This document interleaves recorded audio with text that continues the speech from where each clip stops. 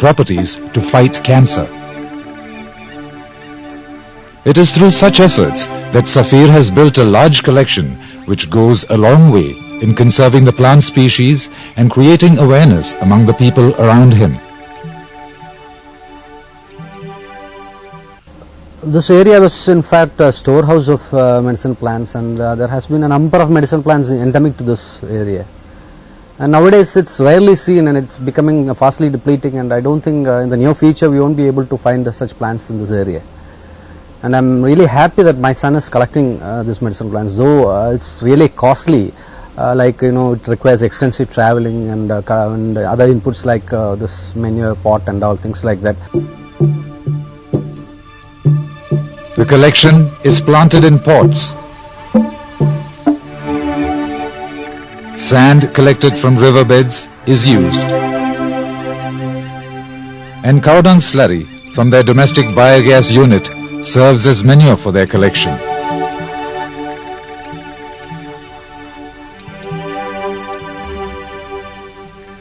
The conservation is on scientific lines, with each plant carrying its local and botanical name.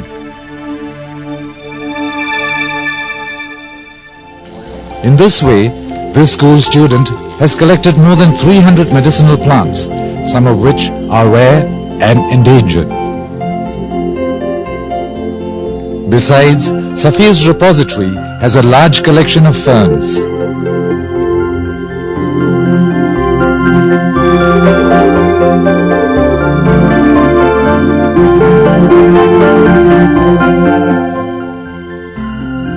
And here is his array of cacti.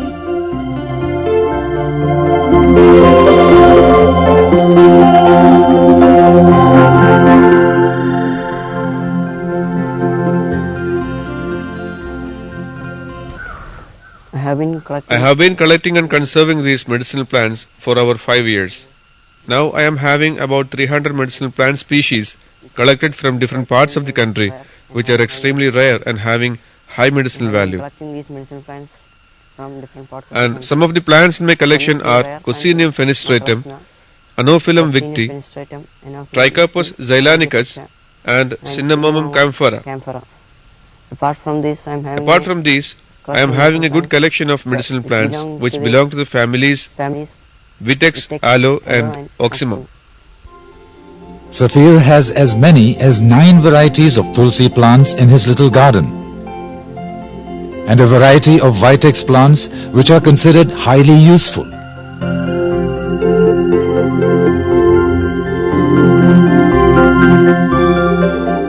The rare plants in his collection include Tricarpus xylanicus, popularly known as Arogyapacha, Cocinium fenestratum, locally called Maramanya,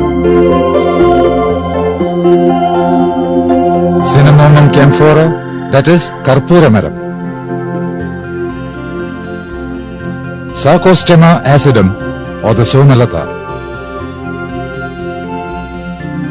and Redia floribunda, locally known as Karinelli.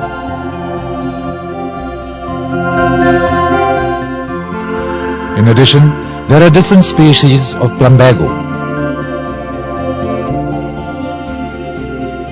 The other valuable members of his collection are the aloe plants.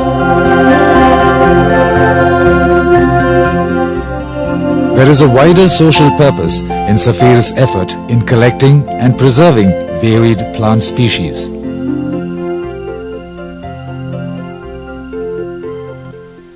When I started my collection for about 5 years back, these plants were abundant in my surroundings. And nowadays, due to human activities and grazing of cattle, medicinal plants are becoming rare. I intend to collect as many medicinal plants as possible and conserve them to make people aware of their value. I would like to help people who are interested in conserving the medicinal plants. Quite a few of my friends are interested in their conservation, and I help them by giving seedlings, and I try to educate them about the value of these medicinal plants. Often his schoolmates approach him for a lesson or two about the plants in his courtyard. He enjoys explaining the various aspects of the plants which he has arranged based on the Ayurvedic treatises. Some such plants in his collection belong to the groups Dashapushpam, Dashamulam, Trifala and Trigadu. As in the case of Dashapushpam, there are 10 plants in the Dashamulam group too. Some of these are Eagle Marmelos,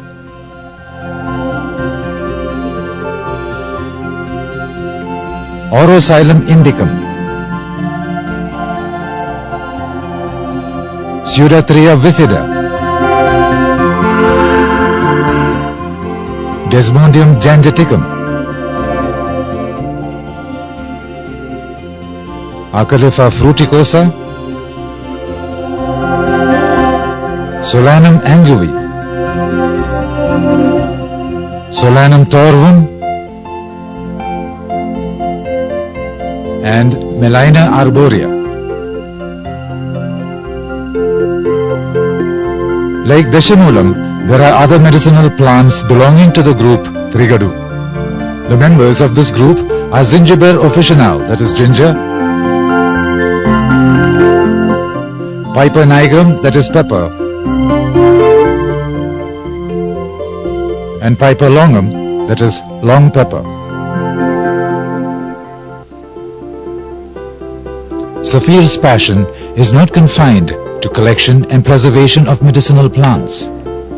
He is now creating a database of such plants, an effort not many schoolboys would dare to undertake.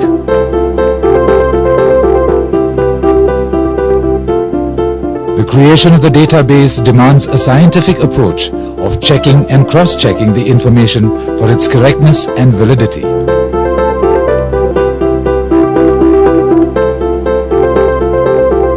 Safir does not seem to falter in this task.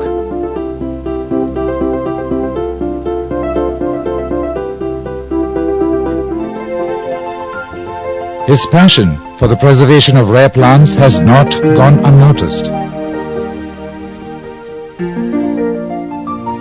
Recently, a local organization honored him with the Vrikshamitra Award.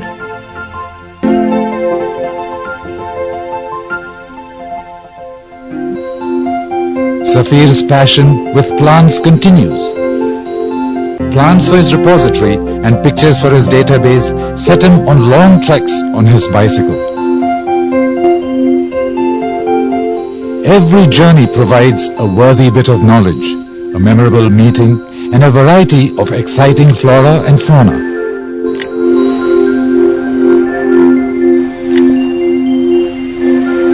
In this schoolboy, there is a naturalist about to spread his reach farther to explore the world of the plant kingdom.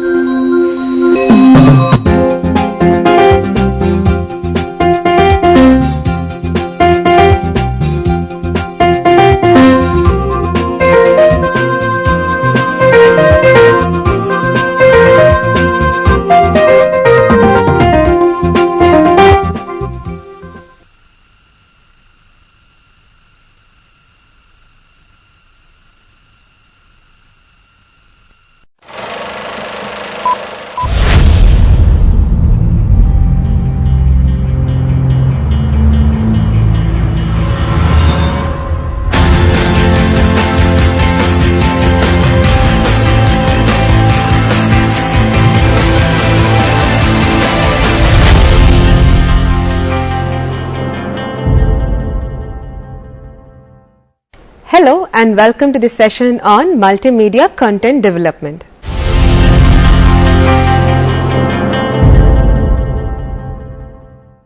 Multimedia technology is becoming increasingly popular in the field of education. Interactive multimedia courseware in particular, developed on a CD, is adding a new and interesting dimension to both teaching and learning. A significant aspect of multimedia in education is related to authoring or developing multimedia. Multimedia authoring as a form of computing has made it possible for students and teachers to construct knowledge and discover worlds which do not exist in conventional methods of learning or teaching. Above all, this new experience has defined a new concept of edutainment, a combination of education and entertainment. Multimedia is a generalized term used to describe the intermixing of different media types to create a presentation. So what we are talking about is mixing text, sound, animation and video. Multimedia development encompasses many different aspects. Interactive multimedia is becoming increasingly popular in education, entertainment and business.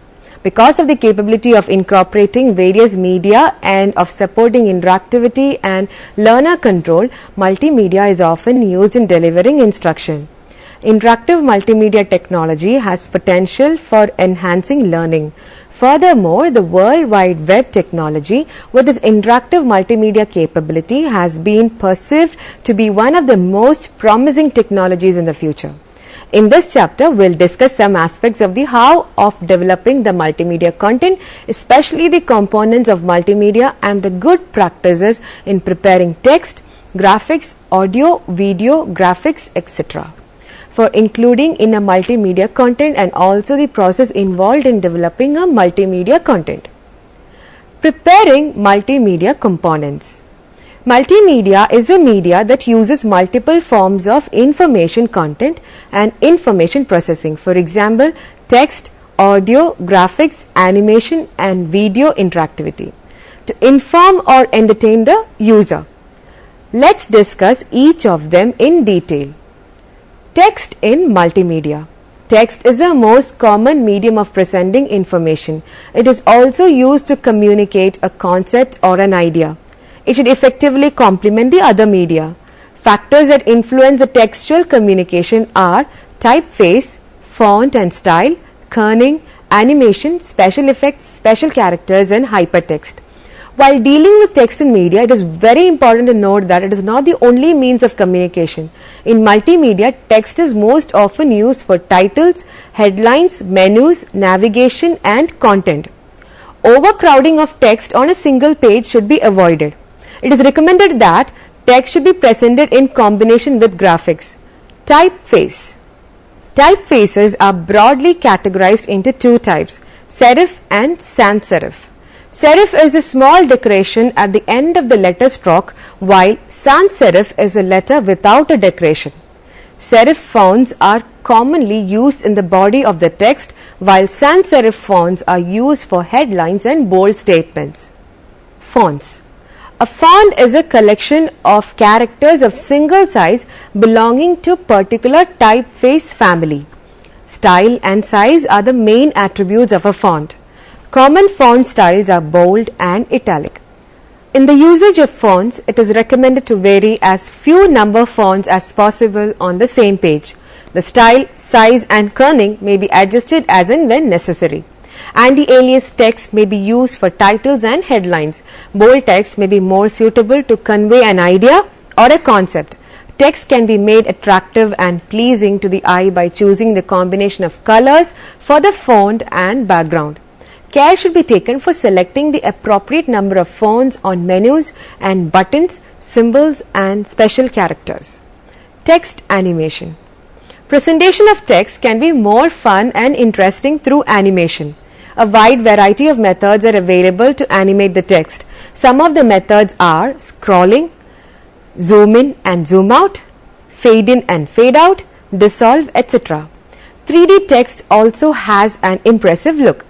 Care should be taken to introduce animation only at selected places where the presentation is most impressive. Kerning. It refers to adjustment of the space between two characters. Kerning makes certain combinations of letters look better.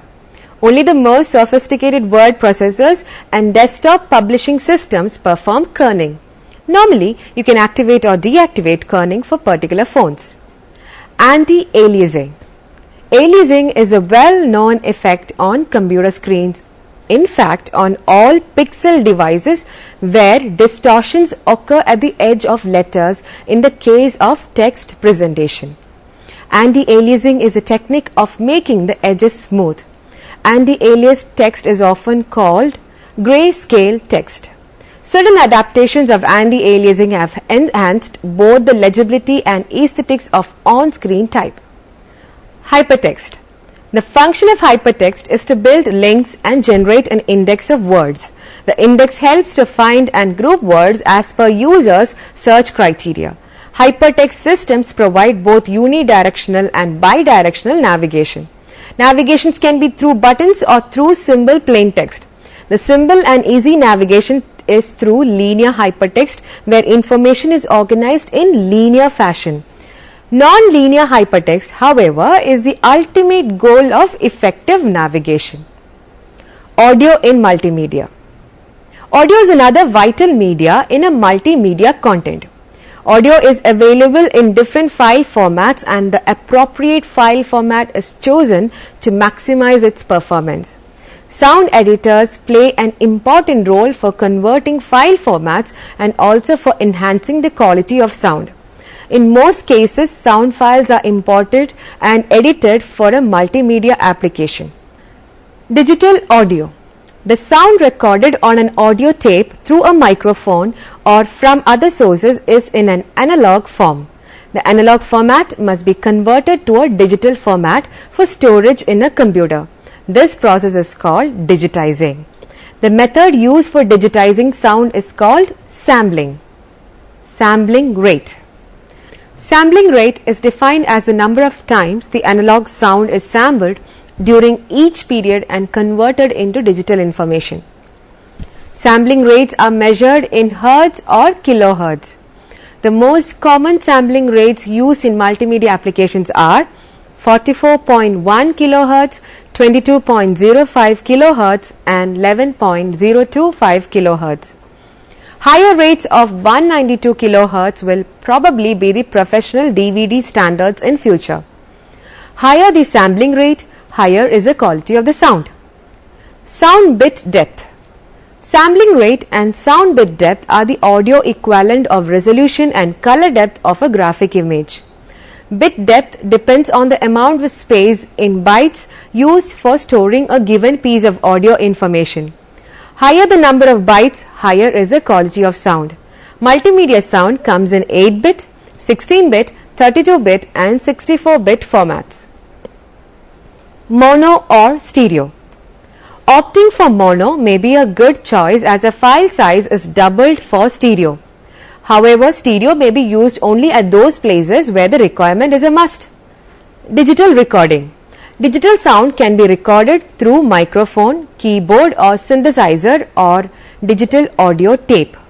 Recording through a microphone connected to a sound card directly is not recommended as it is difficult to control the recording consistency and also to avoid amplification of noise. A better practice would be to record on a tape recorder after making all the changes required and then record it through sound card. Sound editors. Sound editors are very useful in creating sound, transforming file formats and enhancing the quality of sound by cutting the noise.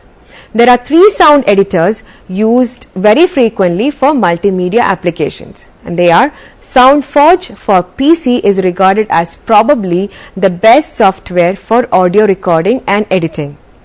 Cool Edit, a low-cost software, is easy to use, giving a fairly good quality for sound. Sound Edit 16 allows you to record, edit and transform digital audio easily and quickly. It can be used to produce a variety of digital speech, sound effects and music clips. Video in multimedia. Video in multimedia is an extremely useful communication tool for presentations. It illustrates ideas and concepts besides capturing real-world events. Video files occupy enormous space, and so there are 2 choices to recommend. Digital video. Digital video provides a superior means of communicating images and sounds of real world. Digital video has many more controls than digital audio, although both of them deal with time-based medium in the midst of a frame-based medium. Video compression. As digital video files occupy a large bandwidth and extremely large space as compared to audio and graphic file formats, reducing the file size is of utmost importance. A number of codec methods are available to meet this requirement. The MPEG format, for example, uses interframe compression to get compression up to 200:1. This large compression is achieved at the expense of the quality of video. Video editors. The popular softwares for video editing are Adobe Premiere 6.0, Pinnacle Systems, Studio DV, Apple's Movie 2.0.1 and Cool Edit. For editing, the analog video is first digitized through a video capture and then the appropriate software is used for editing. If a DV camcorder is used for video shooting, then the video can be transferred to PC directly for editing. Graphics in multimedia. Graphics is the most commonly used element of multimedia. The richness of multimedia and the effective communication are through graphic presentations. The attributes of color, texture, pattern and animation enrich a multimedia presentation. Types of graphics. The two approaches in designing graphics are raster graphics and vector graphics. Raster graphics, commonly known as bitmap images, are based on a grid of pixels, but vector graphics are based on mathematical formulas. Bitmap images are associated with paint or photo. Vector graphics occupy lesser memory and are easily scalable. That is, there is no loss of resolution when the image size is changed. Vector graphics are associated with drawing or illustration. Scanning. The basic purpose of scanning an image is to digitalize it, that is, to convert it from an analog form into a digital form. Images are typically scanned at resolutions between 50 to 1200 dots per inch. Image resolution refers to number of pixels per square inch. This is commonly called dots per inch or DPI. In general, high resolution results in better image quality. While image resolution can always be reduced after scanning, increasing resolution after scanning will not improve image quality. Animation in multimedia. A very popular and a chief element of multimedia is animation. Animation is designed as a simulation of movement created by displaying a series of pictures or frames. Animation strictly is a visual illusion. It builds dynamism, energy and motion to inanimate objects. It also adds a dimension of time to graphics. Computer animation is relevant to multimedia as all the presentations are developed on the computer. The key concepts of animation are keyframes and tweening. Keyframes. Major frames of animation are created first. These frames define the keyframes in which many changes take place. They are the key points of animation. Keyframes are specified to show how the moving objects will behave with time. Tweening.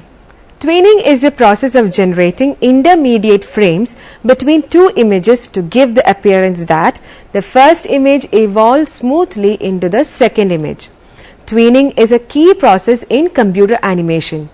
A software program can automatically generate the in-between frames. Interactivity. Interactivity can be understood as interplay between different elements of an environment. In human context, interaction can be between people to people or between people to objects. Multimedia itself is not inherently interactive. It can be made interactive through authoring software. In interactive multimedia, it is a user's interaction with the program that is explored. Multimedia development process. To create multimedia presentations, you need the software which is often called the authoring tool that allows you to build the presentation. Probably the easiest way to create multimedia rich web pages these days is using Flash. Flash files are linked to your HTML page, and though they look to be an integrated part of the web page, Flash movies are actually running in their own little sandbox very much separate from the web page. Because of that, all the work in creating the Flash movies is done in the various Flash authoring tools as mentioned above. There is actually very little in the HTML page itself except for a few lines of code that tells the browser where to get the Flash movie. The poor man's way of transforming your web page into a multimedia extravaganza is by using file types that your browser knows what to do with automatically and doesn't require special multimedia plugins like the Flash player. Phases in multimedia development. The multimedia development process consists of 6 main phases. The first one, funding. The second one, planning. Third one, designing. The fourth one, producing. The fifth one, testing. And the sixth one, marketing. Each phase has a number of activities associated with it and has its own characteristics. These phases represent the process from the inception of an idea to the finished product. Companies very often work on several projects simultaneously. The projects are at different phases for predetermined periods of time. Funding. Obtaining funding is a critical phase for most multimedia companies. There are a number of ways they get funding. Writing proposals to get a grant from public or private sources, responding to requests for proposals, joining competitions, obtaining contracts through personal contacts or referrals, creating a prototype and then finding a company interested in developing it. For most companies, their work is through a contract with a client obtained by one or more of the means mentioned above. The client can be a major publisher, a state or federal agency, or a company.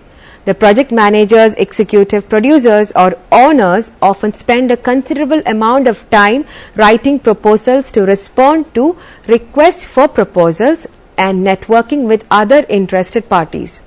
A well-written proposal not only presents a match between the goal of a funding source and the developer, but also outlines a detailed plan and demonstrates a proven track record. Planning.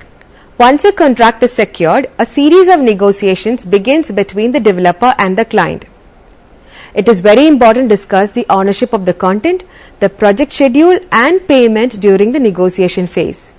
The negotiation phase clearly defines the roles of a client and developer from initial contract. Sometimes the developer will receive the content from the client who owns the copyright of the materials, and other times the developer has to generate new materials from scratch. The developer and the client need to agree on the completion dates or milestones for various phases to ensure the feasibility of the intended amount of work. The budget is discussed at this point. The ultimate goal of a contract is to help maintain a favorable working relationship between the client and the developer and to agree on rules and divisions of responsibilities. Based upon what the client wants, the development team begins to brainstorm, outline the objectives, and decide on the presentation style, the delivery platform, and the approach to turn the content into an interactive multimedia product. Often these ideas are implemented in a prototype which is reviewed by the client to see if it satisfies its needs. Designing. Based upon the client's feedback of the prototype, various specification documents are developed which provide detailed information on content, design, interface, and functions of the product. Terms such as design document, functional specifications, and content script are used to refer to different specification documents depending on the information and format provided by the document. During the design phase, the objectives, presentation style, delivery platform, and the overall approach are finalized. Details such as the design of each screen, the type of navigation to be used, and the interactive characteristics of the interface are worked out. Flowcharts and storyboards are created to reflect these specifications. Detailed timelines are created and major milestones are established for the critical phases of the project. The work is then distributed among various roles such as designers, programmers, graphic artists, animators, videographers, audiographers, and permission specialists. Producing. During the production phase, instructional designers, graphic artists, animators, videographers, Audiographers and permission specialists begin to develop scripts, artwork, animation, video, audio and interface.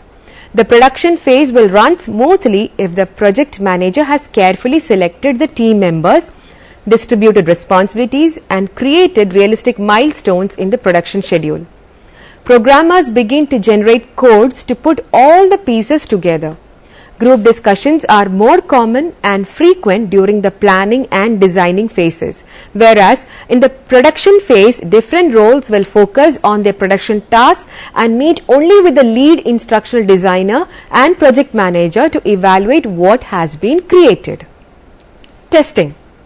Unlike some traditional instructional design models in which evaluation occurs at the end of the process, the phase of testing is usually continuous and repetitive. Formative evaluation occurs at every phase and multiple times. The importance of having such continuous evaluation as a key factor for ensuring the quality of the product is often stresses. Evaluation takes on different forms. Some forms used by developers include informal critiquing by members within and across the teams within the company, ongoing evaluation by the clients, and using focus groups and surveys to get feedback from the end users. Depending on the nature of the product and the type of audience, different forms are used. It is just invaluable to get feedback. Constant evaluation within the company and with the client occurs more often than with the end users. Some companies use a 4-step evaluation to measure major milestones for quality assurance, like prototype, beta, alpha and final testing. Some clients tend to hire developers who know how to test for instructional value and who tend to build testing into their budget in response to a RFP. Because multimedia development is a complex process involving many skills and people, ongoing evaluation and revisions are critical steps that help ensure the success of the product. Although multiple cycles of formative evaluation are used, summative evaluation seldom occurs. A lack of funding and a lack of control over the product once delivered to the client are reasons given for an absence of summative evaluation. Marketing. Marketing and support is important to the success of a product. The survival of a company depends on the product reaching the audience. The elements of marketing include researching the industry, the audience and the competition. Marketing also includes a responsibility for determining the pricing and coordinating the advertising and public relations for the product. Practices for marketing and distributing the products vary from company to company. Most companies are not concerned with marketing because their clients usually hire them to develop a product. When the product is completed, they deliver the product to their clients who are responsible for marketing and distributing the products.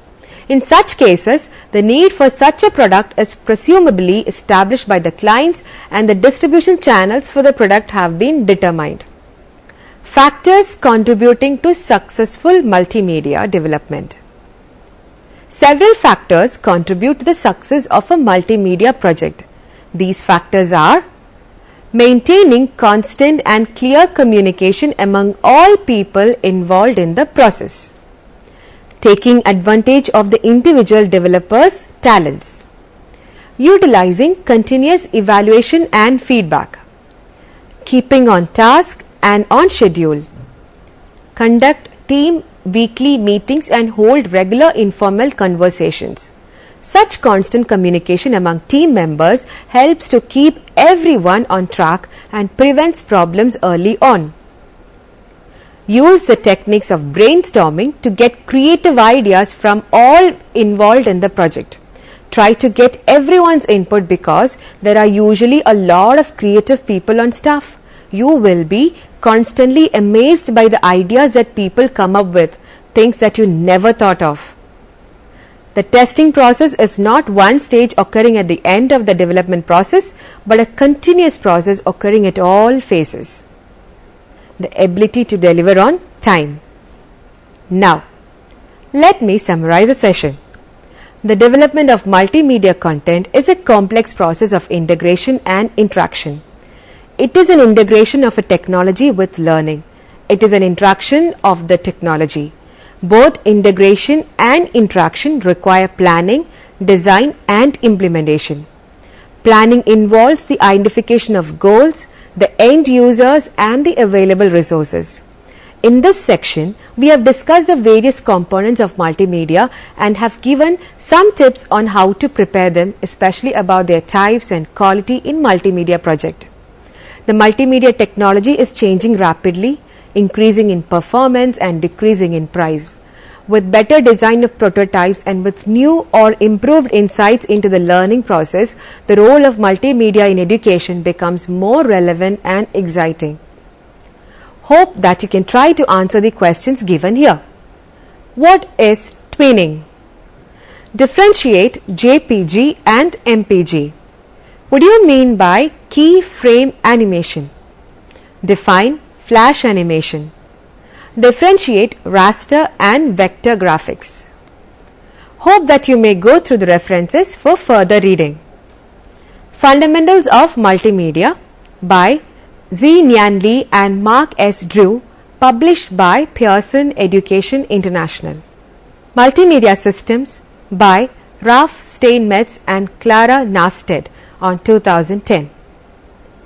Multimedia Fundamentals Volume 1 Media Coding and Content Processing by Steinmetz R. 2003, published by Prentice Hall India Learning Private Limited. Multimedia Communications Directions and Innovations by L. Seaver Gibson, first edition 2009. Hope this program was beneficial for you. We can meet again with another topic. Thank you.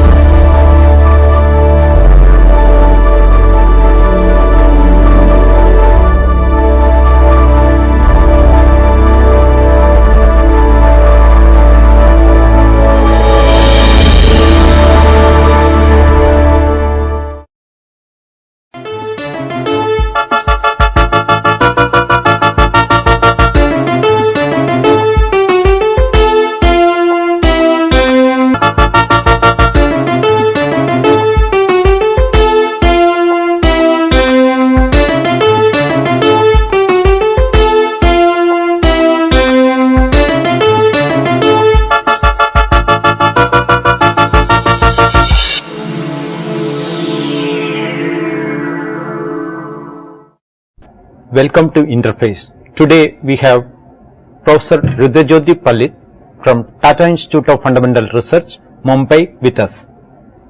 Welcome to this program. Thank you, Vinod.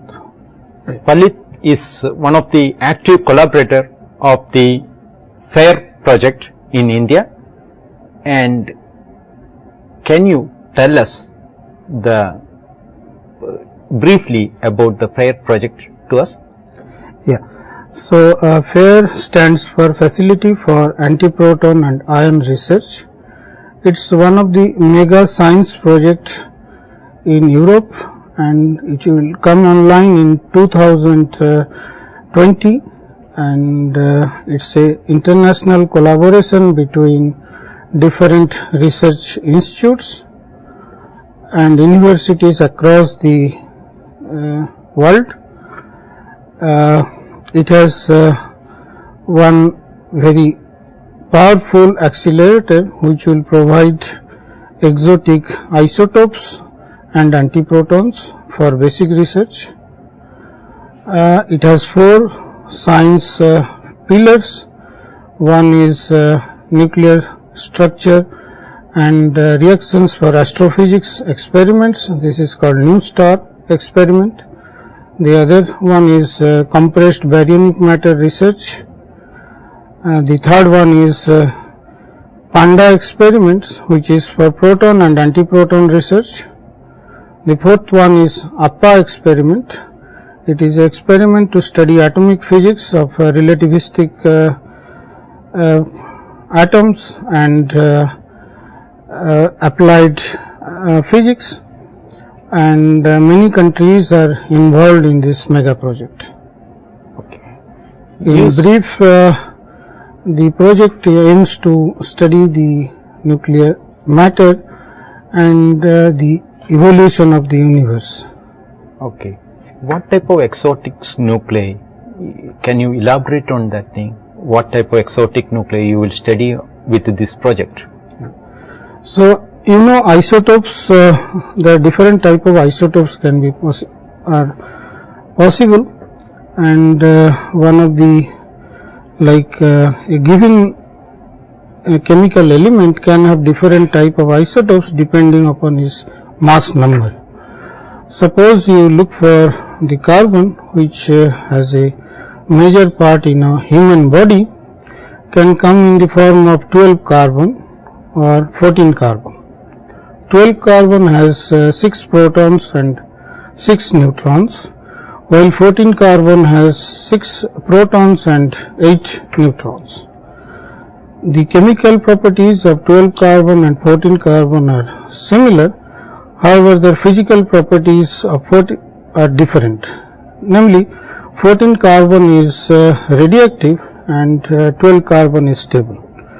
You know, the 14 carbon is used for dating purposes, and which is used to find out the lifetime of organic material, and 12 carbon is stable.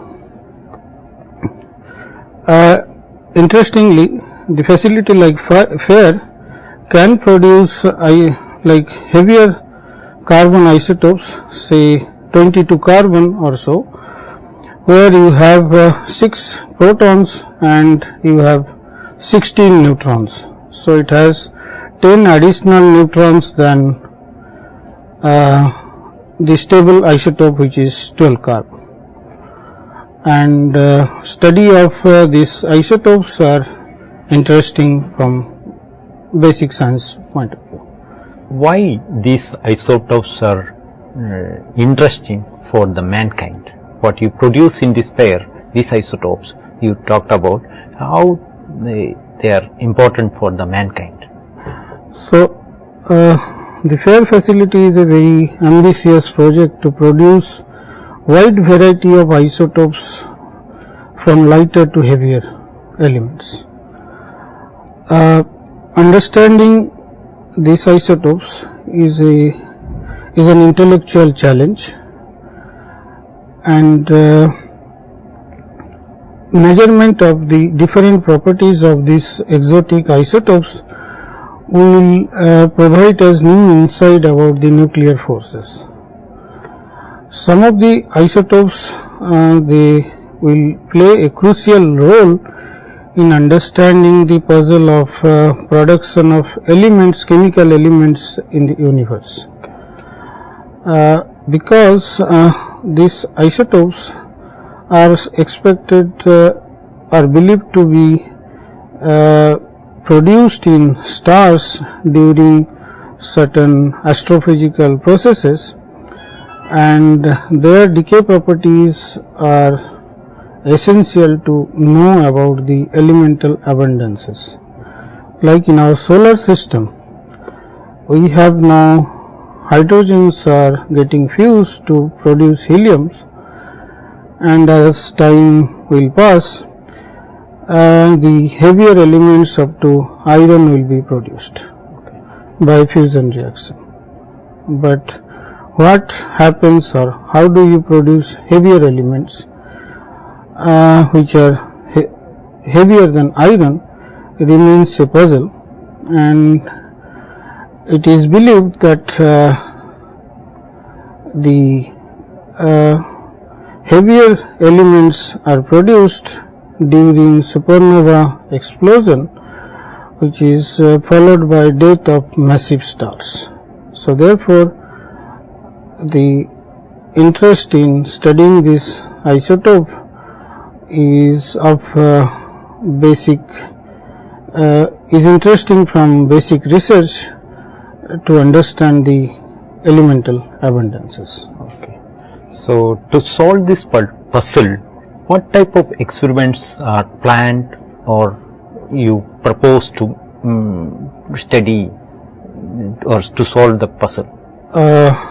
See, the experiments, as I told you, that elements heavier than irons, neutron rich isotopes of these elements, they play a role in understanding the abundance of the element in the solar system. Now you have to measure their decay properties, as well as you have to measure their cross sections, capture cross sections with neutrons, and experimentally you need to produce these isotopes which are short lived and measure their different properties using collision experiments, and then try to understand how these properties they change when you go to more and more heavier neutron rich isotopes. How do you get to measure these properties? So first of all, we need to produce these isotopes in experiment using nuclear reactions involving stable isotopes from the accelerator. Then we need to identify these isotopes. The challenge is that these isotopes, most of the isotopes are very short lived, and during that small time span you need to identify these isotopes. Then we need to do collision experiments or study their decay properties, and in that process we have to measure the light. In case of nucleus, it is the gamma radiations coming from the nucleus, or the other type of radiations like proton or alpha, and neutrons. From there we will be able to study the various properties of these isotopes, and you need sophisticated detection systems and instrumentation to measure the different properties of these isotopes. Do you expect some surprises? Yeah, as like any other basic research project, this project is extremely ambitious and has a lot of potential for new discoveries. One of the aspect of the nuclear system is that it is a very complex quantum system, and understanding in detail its structure and the dynamics, what happens inside the nucleus, remains a challenge. The existing effective nuclear forces are not understood completely, and therefore the state of the art nuclear models have difficulties in explaining very neutron rich or neutron deficient isotopes properties. So nuclear science is mostly a experimental science, where the experimental measurements they guide the theory, and it improves the predictive power of the nuclear theory. So one of the aspects of exotic isotopes is that the nuclear force, the effective force, can become simplified when you go to certain very exotic isotopes, and measuring their properties can help in improving certain aspect of the nuclear force. One of the aspect of the surprising research potential of the field is that you can have very different properties exotic modes of nuclei compared to what you see in case of stable nuclei. One of the example is if you look for an isotope which is stable, say lithium, which is 6 and 7, and then if you keep on adding neutrons to 7 lithium, then you can produce 8 lithium and the heavier lithiums isotopes. And what has been observed that in case of 11 lithium, which is 4 neutrons more than the stable isotope of 7 lithium, has a size which is that of 208 lead. So this type of interesting aspect that suddenly the nucleus can have a very diffuse matter distribution can give rise to new type of interactions, and you can study the nuclear forces in a medium where the density is much smaller, and that can give rise to sometimes a clustering of nuclei, clustering of nucleons, and it can also give rise to a new form of residual interactions, and that can have a different impact on the other properties of nucleus. We can also study the properties of equation of state of nuclear matter at low density.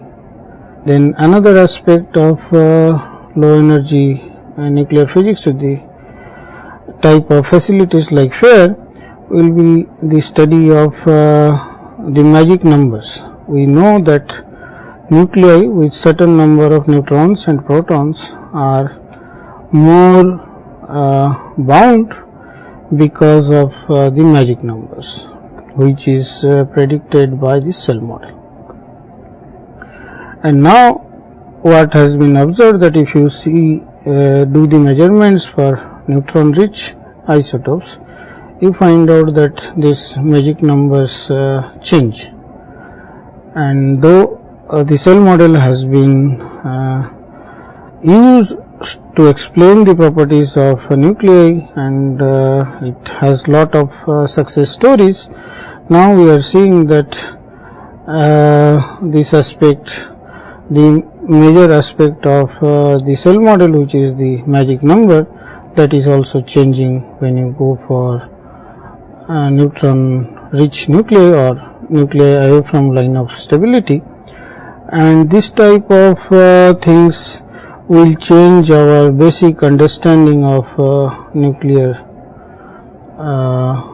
physics.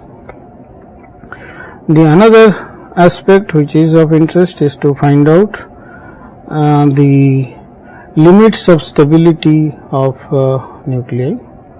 Right now we know the limits for isotopes up to oxygen, mainly the neutron drip line and the proton drip line. However, the heavier isotopes, the drip lines are not understood and we don't know, and facilities like FAIR can give us idea about the drip lines, neutron drip line and proton drip line up to Z equal to 25. So first I should also explain that what is drip line. For neutron drip line is for a given isotope is a limit at which the neutron separation energy becomes 0, and you can have for a given number of proton, you cannot keep on adding the number of neutrons. As you keep on adding the number of neutrons, the binding energy will reduce, and beyond a point the binding energy will become 0, and that defines the limit of stability for the neutron rich isotope. And the FAIR will be able to produce, or will be able to help us identifying this drip line for isotopes up to Z equal to 25. Another aspect which is useful for the basic nuclear physics is the super heavy elements. We know that heavier elements beyond mass Z equal to 110 people are produced, but their lifetimes are much smaller, and theoretical models predicts that at a heavier Z around 126 you can have elements which have more stability compared to the intermediate isotopes. So that is this type of isotopes, if one can produce, will help us understanding the stability of heavy nuclei, and all this type of research will be possible with FAIR. Yeah, can I ask about Indian contribution to this project? Yeah, so India is one of the major partner in the development of this FAIR facility, and India groups have contributed in development of crucial components of the accelerators, and the research groups are involved in performing experiments, designing of detectors, and testing of these detectors for this facility. There are mainly in two experiments where India is heavily involved. One is New Star experiment, the other one is CBM experiment. There are also interest in APPA and PANDA experiments from different groups. Within India, more than 20 institutes and universities are involved in the New Star experiment in studying the properties of exotic isotopes, and the compressed baryonic experiment where people will like to measure the properties at high density, and there around again 20 universities and institutes are involved, and they are developing certain detector systems for the CBM experiment. What about the research group involved, and how many students are involved in India? Or can you tell me more about? So, as I told you that for New Star experiments, around 15 universities are involved, and from 15 universities around 25 faculty members and around 25 PhD students are involved in the R&D required for development of the detectors for the New Star experiments, and planning and simulation of these experiments. To train these students, we recently have organized a school in Calicut University, where we are giving training to the PhD as well as the experimental challenges which we need to tackle while doing this experiment, and different type of detectors which will be used or which we are planning to build. We are discussing all these issues in this school, and in this school there are faculties from Indian universities and institutes, and many students are also involved in the R&D projects which is going on in the Indian institutes related with the FAIR project, and some of them also visit FAIR labs to participate in the R&D aspect of the experiment. They also attend the international FAIR schools and also participate in experiments where the testing of the equipment for the new star is going on. So, what are the impacts of this study for the society? Yeah, actually it's the different type of experimental techniques and the detectors which are used in new star experiments, they can be like fine-tuned for different applications. One of the applications where the detectors can be used readily is for nuclear imaging. As you know that the detectors which are planned at new star experiment, they can find out the position of radioactive sources within half a millimeter resolution. Okay. So we can use this type of high resolution, high sensitive detectors for finding out the radioactive traces which is injected in the nuclear medicine, and one can do a highly improved imaging capability so that the diagnostic tools sensitivity can be improved. The other application of nuclear techniques is the production of different type of isotopes which are used in nuclear medicine. One can try to see for new variety of isotopes, and then the other techniques of accelerator which is used for in medical science is the heavy ion based therapy for cancer treatment.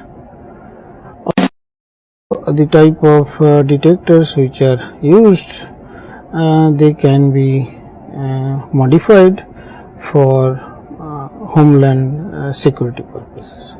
Thank you very much for to be in this interface. Thank you. Thanks.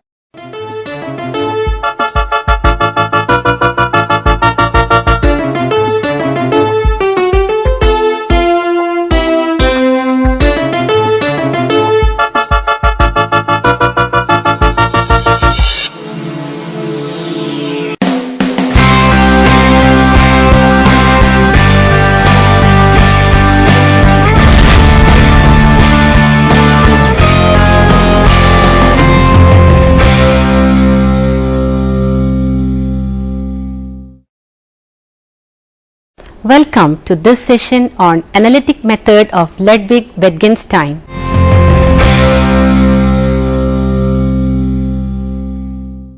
Ludwig-Wittgenstein is one of the most influential philosophers of the 20th century. Wittgenstein's philosophy can be characterized as a systematic questioning of the questions themselves. He himself had said that he didn't solve philosophical problems but dissolved them. His intellectual life is divided into two distinct major periods. The first is represented by Tractatus Logico-Philosophicus and the second by Philosophical Investigations. There is no logical sequence between the two books, but there is a logical gap. The Tractatus is based on the idea that philosophical problems arise from misunderstandings of the logic of language, and it tries to show what this logic is. Wittgenstein's later work, Philosophical Investigations, shares this concern with logic and language, but takes a different approach to philosophical problems. According to J. Hartnack, the thought of his later work is a negation of the thought of the earlier one. The principal job of the Tractatus is to investigate the essence of language, its function and its structure. Wittgenstein assumes that the structure of language is revealed by logic and that the essential function of language is to describe or depict the world. Thus, logic, language and world are the main three issues in Tractatus. His theory of language in the Tractatus has two components, the picture theory and the truth function theory. Wittgenstein assumes that if we can use language talk about the world, there must be some prepositions directly connected with the world so that their truth or falsity are not determined by other preposition but by the world. These are called elementary prepositions. Thus, elementary prepositions are logical pictures of atomic facts. These facts cannot be further analyzed into more basic prepositions. According to Wittgenstein, the world is the totality of facts and not things. A complete description of the world is not a list of all the objects in the world, but a list of all the facts that are true of the world. In other words, facts are metaphysically prior to objects. An object only has being in so far as it is a constituent of a fact. Facts can be logically analyzed into constituent parts. Atomic facts that cannot be further analyzed are called states of affairs, and they are all logically independent of one another. Any given state of affairs can be true or false regardless of the truth or falsity of any other state of affairs. Picture theory of meaning.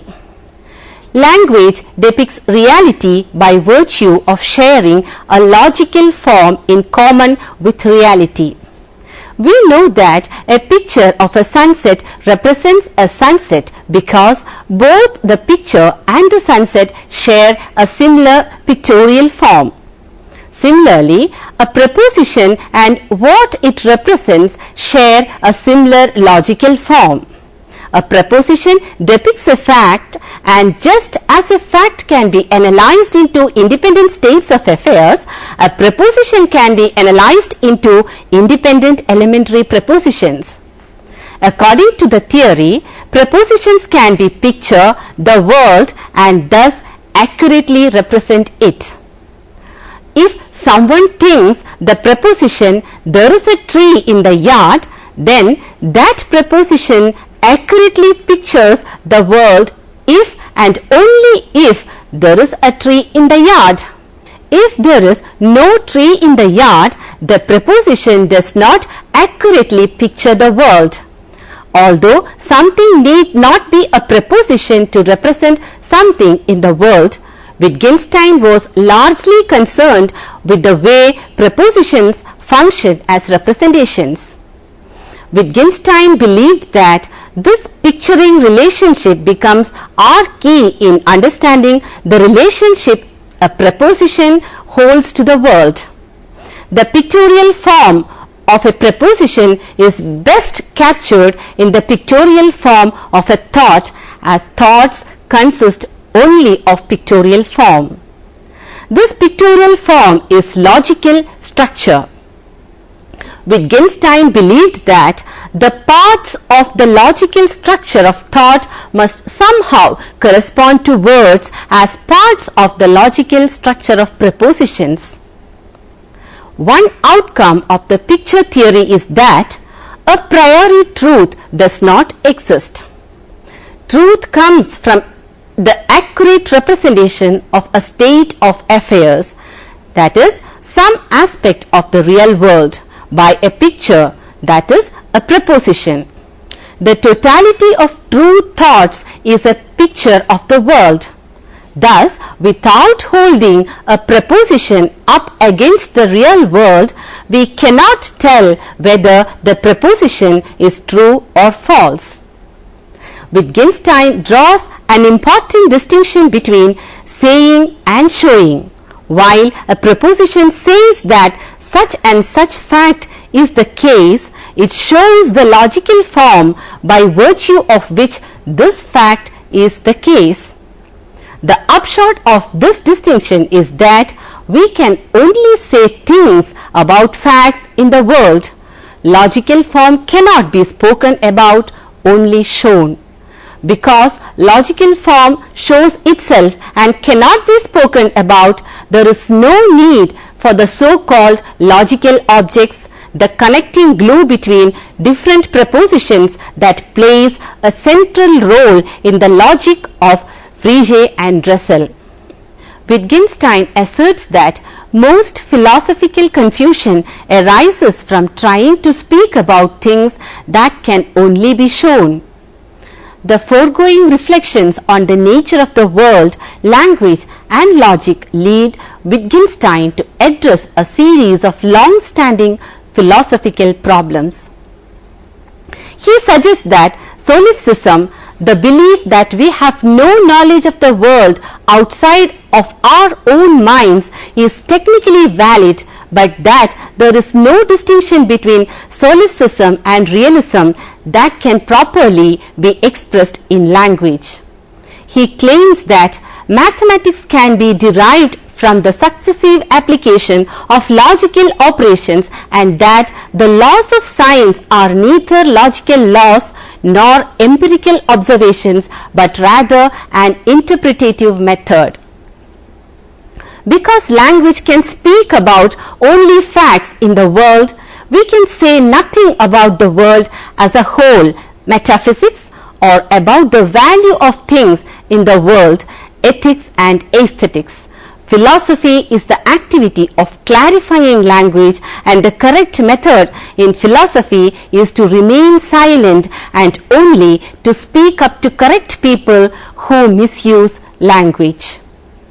Since Wittgenstein has already asserted that only propositions that depict fact in the world have meaning, he concludes that all the propositions in the Tractatus are meaningless. They are like a ladder that one can cast away once one has climbed up it.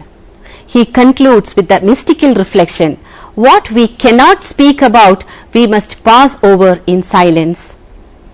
The main argument in Tractatus is that language is suited for describing facts in the world, but we cannot say anything that speaks about the world as a whole, that speaks about value, or that purports to speak from a perspective outside the world.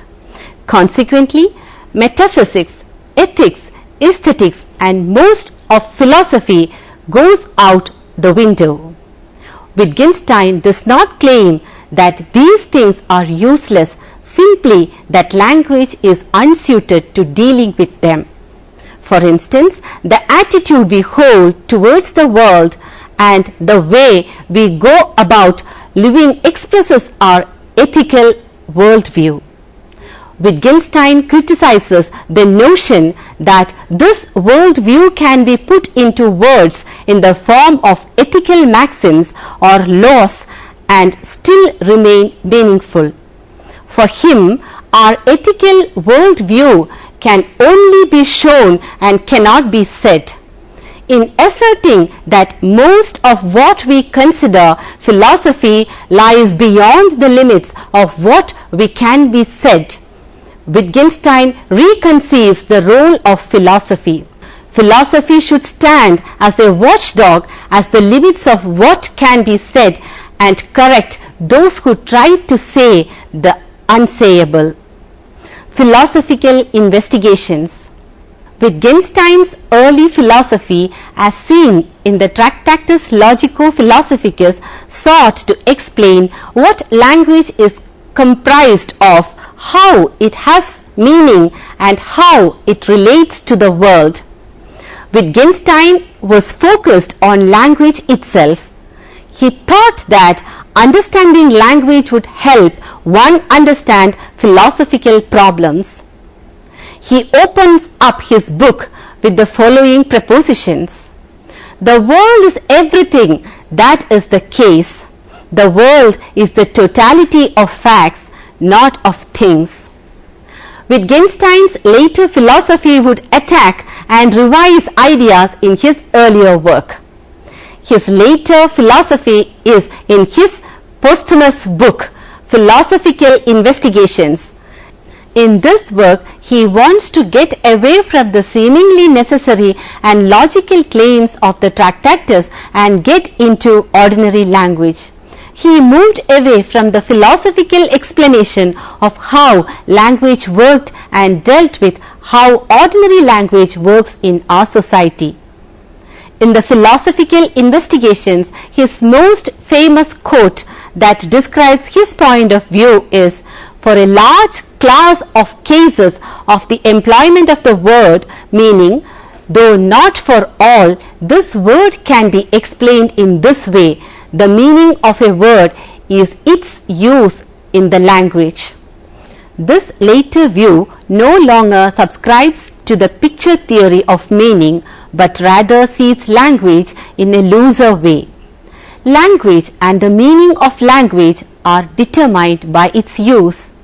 Language becomes a tool that we use to communicate to other people. Societies each have their own language game, and there are language games within broader language games. These games are ways of using certain words. Philosophy uses words differently than psychology. For example, scientific explanations of things use different language from theological language. Wittgenstein says that to imagine a language means to imagine a form of life. Languages are forms of life because they come out of societies and relations among people. There is no precise essence to language games. The boundaries of the game are culturally defined and they are also blurry. They are not absolute but rather are relative to regions. Use theory of meaning. For Wittgenstein, the meaning of a word is its use in the language. He compares words in a language with tools in a toolbox. They are instruments, each characterized by their use. The toolbox carries different tools like a hammer, pliers, a saw, a screwdriver, a rule, a glue pot, glue, nails and screws. The functions of words are as diverse as the functions of these objects. A word is characterized by its use just as a tool is characterized by its functions. There is not one function that all words have in common. Sentences as well as tools may be understood as tools or instruments. To understand a sentence is to be prepared for one of its use. The use of language ordinarily has a point, just as instruments are usually made for some purposes. According to Wittgenstein, language is not one tool serving one purpose but a collection of tools serving a variety of purposes. Language games. The central component of language games is that they are uses of language, and language is used in multifarious ways. For example, in one language game, a word might be used to stand for or refer to an object, but in another, the same word might be used for giving orders or for asking questions, and so on.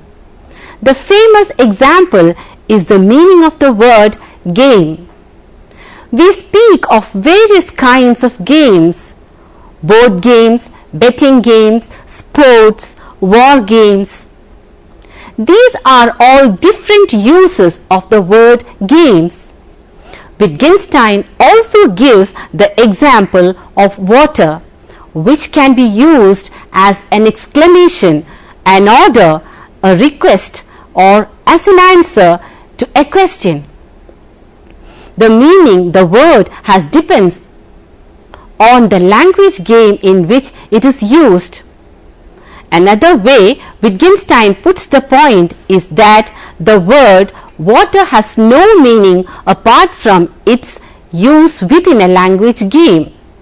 One might use the word as an order to have someone else bring you a glass of water, but it can also be used to warn someone that the water has been poisoned. One might even use the word as code by members of a secret society. Wittgenstein does not limit the application of his concept of language games to word meaning. He also applies it to sentence meaning. For example, the sentence Moses did not exist can mean various things. Wittgenstein argues that independently of use, the sentence does not yet say anything. It is meaningless in the sense of being insignificant for a particular purpose. It only acquires significance if we fix it within some context of use. Thus, it fails to say anything because the sentence as such does not yet determine some particular use. The sentence is only meaningful when it is used to say something. For instance, it can be used so as to say that no person or historical figure fits the set of descriptions attributed to the person that goes by the name of Moses. But it can also mean that the leader of the Israelites was not called Moses, or that there cannot have been anyone who accomplished all that the Bible relates to Moses, etc. What the sentence means thus depends on its context of use. Wittgenstein's concept of a language game, where he develops simpler forms of language to examine more closely the contrasts between different kinds of words. The upshot of these experiments is to show that most attempts to draw general theories of language are misguided, and to draw our attention to the diversity of the uses and functions of words. Wittgenstein also examines the many different uses of such words as compare, recognize, and understand, showing that they have a variety of uses, all of which are related but not in any definite way. He calls the relations between the various uses of a word family resemblance because, like the members of a family, the uses of a word share a certain resemblance, but that resemblance is not based in any single feature. A comparison for early and later Wittgenstein. Early Wittgenstein and later Wittgenstein are radically different, but they do have something in common with one another. Both want to analyze language as a whole and its meaning. They want to discover what language actually is and how it works. Both views think that philosophy cannot add anything new to our knowledge, but philosophy can help clarify our concepts. Philosophy refines our disciplines such as science or mathematics. It is not its own discipline, but acts as a handmaiden for others. The Tractarian concepts try to understand the metaphysical framework of the world and our language. The later philosophy wants to make philosophy normal. Philosophy, as done in the Tractatus, gets nowhere and muddles our thinking and our language. This kind of philosophy seeks to find the essence of words and our relation or connection to the respective objects. Wittgenstein says that the correct philosophy is one that explains the usage of our terms. For him, philosophy should be seen as a therapy rather than a systematic explanation of lofty ideas. Our language is ordinary, common, and does not need further confusion. In philosophical investigations, he says that philosophical problems arise when language goes on holiday. What he means by this is that philosophical problems are more abundant when philosophers try to think of the word and how it is related to the object itself. They do not focus on how the word is used, but rather its essence with the object it names. They focus on the mental connection of the word with the object.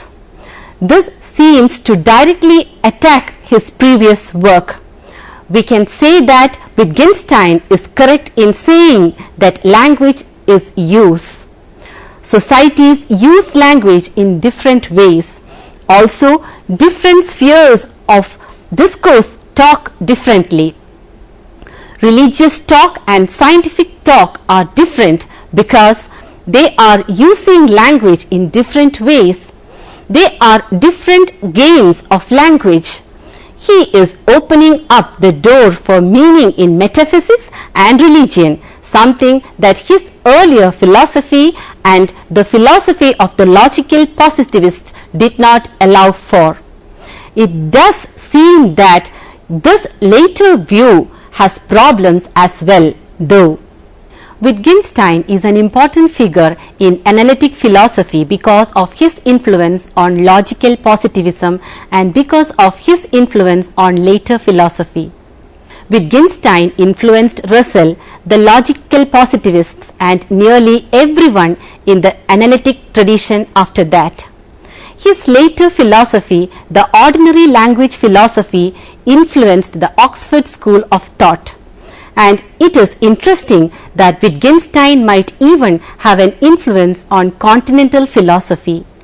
If every philosopher accepted Wittgenstein's views, then there would be no more problems in philosophy. Whatever the case may be, Ludwig Wittgenstein's impact on analytic philosophy and philosophy as a whole will forever remain. Now, let us try to answer the following questions. Compare the main philosophical ideas presented by early and later Wittgenstein. Mention the drawbacks in early Wittgensteinian theory. Explain the role of language games in a meaning theory. Wittgenstein is an important figure in analytic philosophy because of his influence on logical positivism and because of his influential later philosophy. Comment. Here are some books for your further studies. Wittgenstein, a very short introduction by A.C. Grayling, Oxford University Press, 2001. Language learning in Wittgenstein's later philosophy. Charles S. Hardwick, The Hague, Mountain, 1971.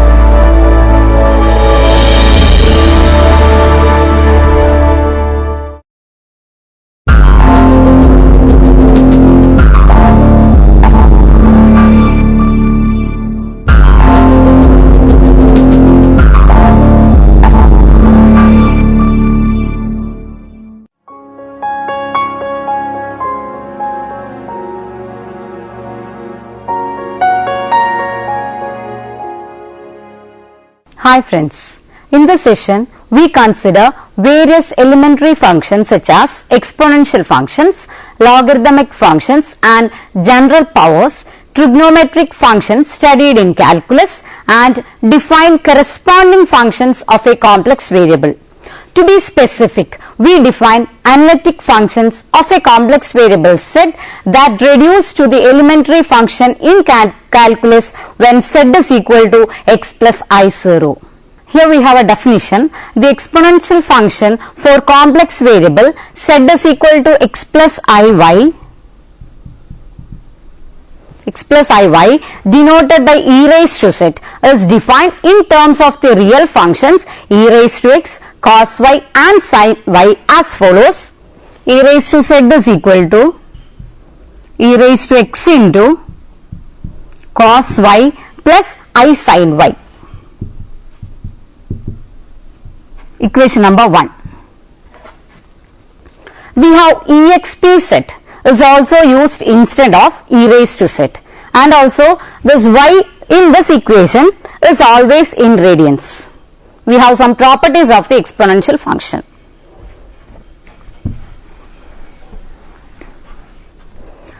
That is, the first one is e raised to z is equal to e raised to x plus iy, which we can write as e raised to x into e raised to iy, which is equal to e raised to x into cos y plus I sin y, and the proof is obvious. The second one is e raised to z is analytic for all z, and d by dz of e raised to z is equal to e raised to z. The function, we have the function e raised to x into cos y plus I sin y is differentiable at every z is equal to x plus iy, where y is taken in radians. When cos y and sin y are evaluated, we have a reference example in Cauchy-Riemann equation. Hence, e raised to z is analytic for all z. Also, since e raised to z is differentiable using the formula f dash of z is equal to, which is equal to uxxy plus ivx xy. For derivative with u is equal to e raised to x cos y and v is equal to e raised to x sin y, we obtain e raised to z dash is equal to, which is equal to e raised to x cos y plus I e raised to x sin y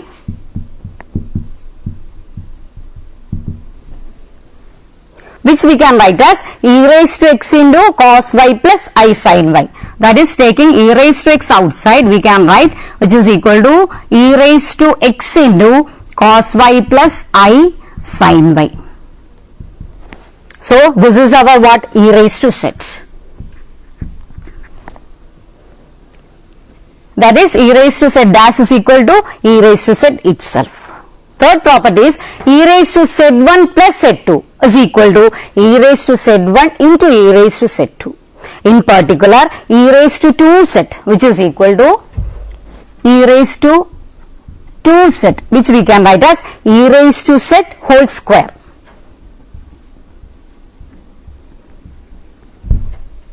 Also, by mathematical induction, we can write e raised to z whole raised to n is equal to, here we have to, that is e raised to z whole raised to n is equal to e raised to nz. That is, e raised to z1 into e raised to z2 we can write as e raised to x1 into cos y1 plus I sin y2, like that. That is, e raised to z1 into e raised to z2. This on expansion we can write e raised to x into, here we have x1, here we have z1, so here we have x1, e raised to x1 into cos y1 plus I sin y1 into, here we have a bracket, this is e raised to z1, here we have e raised to z2, that is e raised to x2 into cos y2 plus I sin y2, e raised to x2 cos y2 plus I sin y2 using definition 1. This we can write as e raised to x1 x2 into we can take e raised to x1 e raised to x2 into what we have, cos y1 cos y2 minus cos y1 into cos y2 minus sin y1 into sin y2. That is, here we are multiplying cos y1 into cos y2 minus sin y1 into sin y2 plus, here we have I terms. What we have, in plus 1 I into sin y1 into cos y2. That is, we are taking I terms together, plus cos y1 into sin y2. So, this is actually, here we have an expansion, that is, here we have cos y1 plus y2 and here it is sin y1 plus y2. So, this we can write as e raised to, here we have e raised to x into e raised to x2, we can write as e raised to x1 plus x2. So, what we have, the remaining we have cos of y1 plus y2, the next term is plus I into sin y1 plus y2. This is the expansion of sin y1, sin a plus b form. So, here we have cos y1 plus y2 plus I into sin y1 plus y2. This I can write as, which is equal to e raised to x1 plus x2. So, this is actually what, this is equal to e raised to y1 plus y2. Here we have I also, y1 plus e raised to I into y1 plus y2. So, altogether this we can write as e raised to x1 plus x2 plus I into y1 plus y2. So, this is what e raised to z1 plus z2 using our definition 1. Next we have modulus of e raised to iy is equal to square root of cos square y plus sin square y, which is equal to 1. Next property.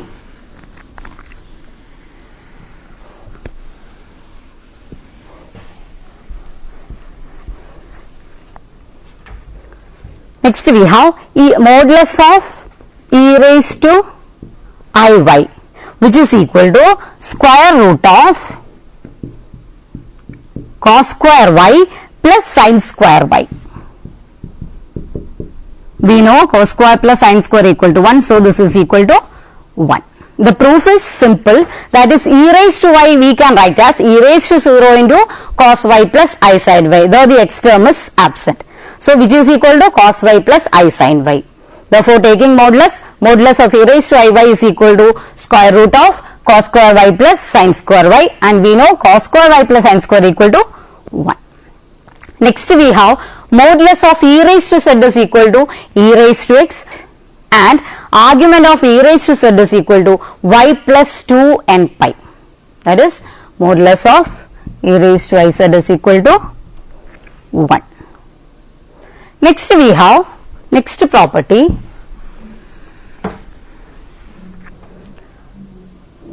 e raised to 2 pi I, which is equal to 1. E raised to 2 pi I is equal to 1. Next property.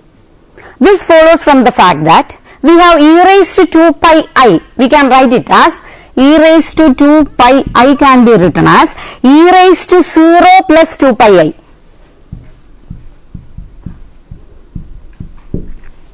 Here the real part is zeros, that is e raised to 0 plus 2 pi I. This I can write as what, e raised to 0, that is here our x is equal to 0. So, e raised to 0, what we have, cos 2 pi plus I sin 2 pi.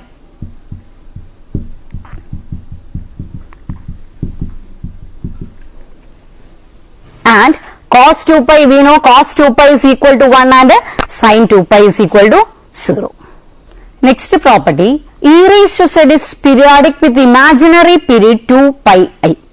This follows from e raised to z plus 2 pi I is equal to e raised to z into e raised to 2 pi I, which is equal to what? E raised to z, that is e raised to 2 pi I is equal to 1. Applying mathematical induction, e raised to z plus 2 n pi I is equal to e raised to z itself, for n is equal to 0, 1, 2, etc. Next property we have e raised to z not equal to 0 for any value of z. This follows from the fact that e raised to z into e raised to minus z, which is equal to e raised to 0, that we know, which is equal to 1. That is e raised to z not equal to 0. Since by 5 above we have modulus of e raised to z is equal to e raised to z. And since the real valued exponential function e raised to x not equal to 0. Since fz is equal to e raised to z is a periodic function with imaginary period 2 pi I. All the values which fz is equal to e raised to z can assume are already assumed in the strip minus pi less than y less than or equal to pi. This infinite strip is called a fundamental region of e raised to z. That is,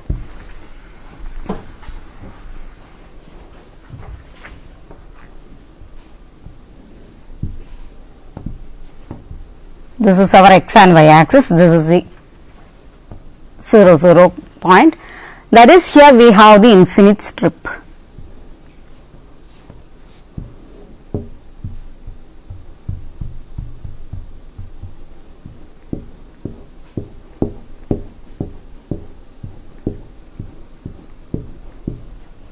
This is the fundamental region of e raised to z.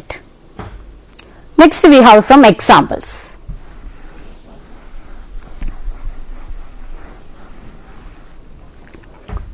First one is simple, very simple, e raised to 1 plus I. E raised to 1 plus I is equal to, this we can write it as e raised to 1 into e raised to I. That is, which is equal to what? E raised to 1 into, that we can write as e into cos 1 plus I sin 1.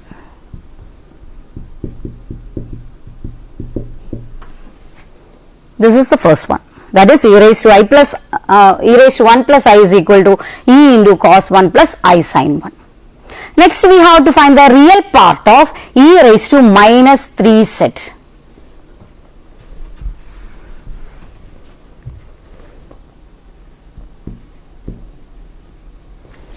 E raised to minus 3z. We have to find the real part.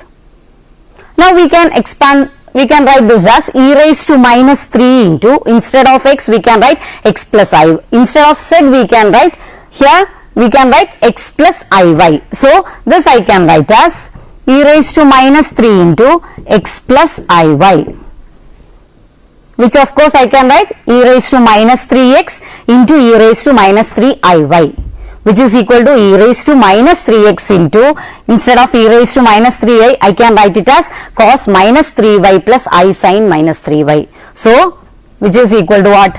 E raised to minus 3x into cos 3y minus I sin 3y.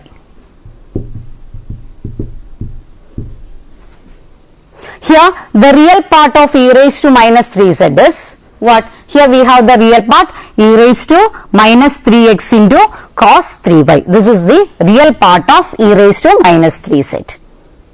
Next example, we have to find the solution of the equations e raised to z is equal to 3. That is, e raised to z is equal to 3. Here first you take z is equal to x plus iy. Then what we have, e raised to z is equal to 3 implies what? E raised to x plus iy is equal to 3. That is, e raised to x into cos y plus I sin y is equal to 3. That is, we are taking z is equal to x plus iy. That is, e raised to x into cos y plus I sin y is equal to 3. Which implies what? E raised to x into cos y is equal to 3.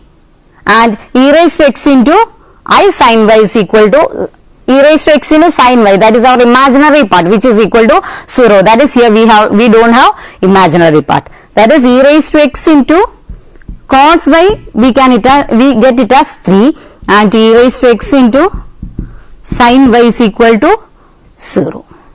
Which implies e raised to x is equal to modulus of e raised to z, which is equal to 3, and y is equal to tan inverse 0, which is equal to plus or minus 2 and pi. y is tan inverse 0, which is equal to what? Plus or minus 2n pi, which implies x is equal to what? Ln 3, and y is equal to plus or minus 2n pi. Here ln 3 is the natural logarithm of 3 used in real calculus, which implies z is equal to x plus iy is equal to ln 3 plus or minus 2n pi. Hence, the solution of e raised to z is equal to 3 are obtained as z is equal to, here we have z is equal to ln 3 plus or minus 2n pi. Where here also we have I also, 2n pi I, where this n varies from 0, 1, 2, 3, etc. Next we have to solve e raised to z is equal to 1 plus I. E raised to z is equal to 1 plus I.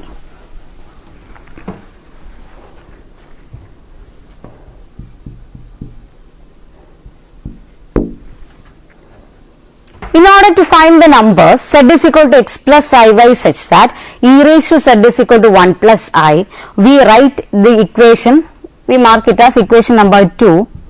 This equation as noting that 1 plus I is equal to, we have square root of 1 square plus 1 square into e raised to tan inverse 1 by 1.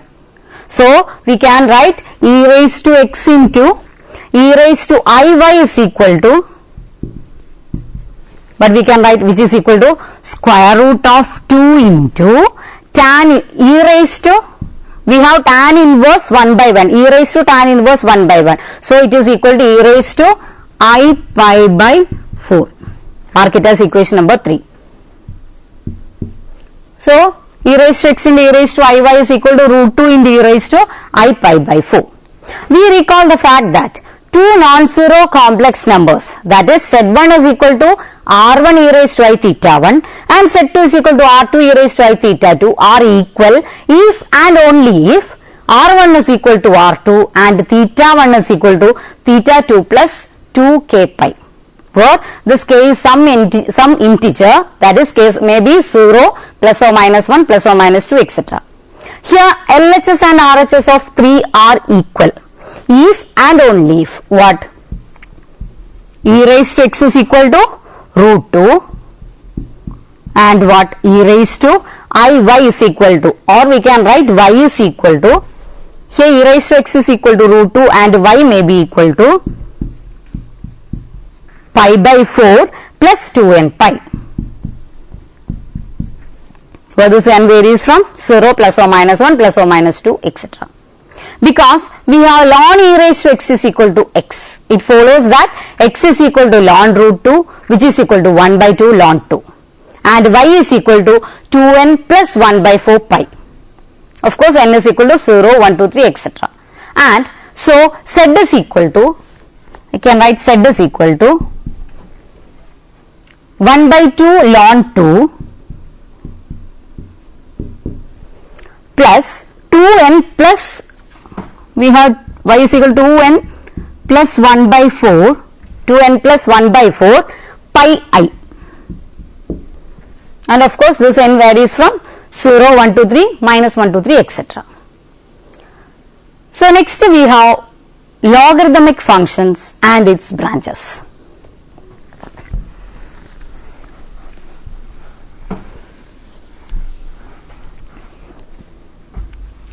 The definition, the logarithmic function of a complex variable is motivated by the requirement of solving the equation e raised to w is equal to z. For w, where z is any non-zero complex number, we have some reference in the above equation examples 3 and 4. Let ln r denotes the natural logarithm of a positive real number r as used in calculus.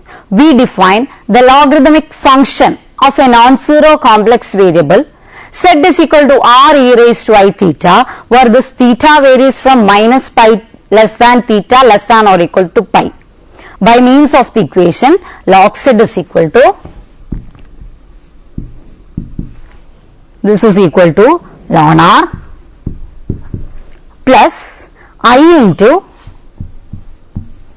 theta plus 2n pi. This n varies from 0 plus or minus 1 plus or minus 2 etc. We have some remarks. That is, log z is also denoted by ln z. From equation 1, it follows that log z is multiple valued with infinitely many values. All those values have the same real part, but their imaginary parts differ by integral multiples of 2 pi. If z is a non-zero complex number with exponential form z is equal to r e raised to I theta, then theta has any one of the values, that is theta is equal to theta plus 2n pi, where n is equal to 0 plus or minus 1 plus or minus 2 etc. Where theta is equal to argument of z, that is the principal value of arg z. Hence, we have the equation 1 can be written as we can write it as log z is equal to ln r plus I theta, equation number 2. That is, log z is equal to ln mod z plus, that is log z is equal to ln mod z, that is r is mod z plus I argument of z. We have this theta is the argument of z, where here of course z not equal to 0, equation number 3. We note that if z is equal to x plus iy is a non-zero complex number, argument of z is equal to tan inverse y by x is multiple valued. However, there is one and only one value for theta lying between minus pi and pi, satisfying x equal to r cos theta and y is equal to r sin theta. This unique value of argument of z such that minus pi less than argument of z less than or equal to pi is called principal value of arg z and is denoted by arg z, capital R A, arg z. Next we have some examples.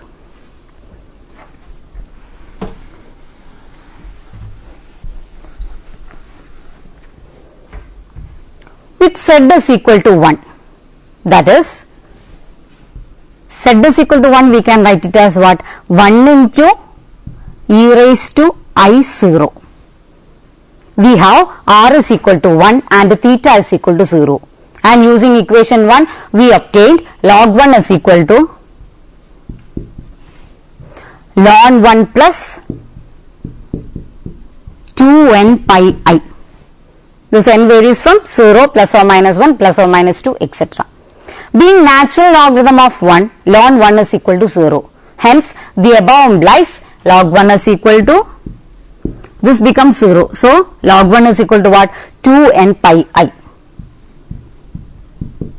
Of course, we have the n is equal to 0 plus or minus 1 plus or minus 2 etc. Next example, that is minus 1 is a negative real number. We write it in the form minus 1 is equal to r into e raised to I theta, where r is a positive real number. That is,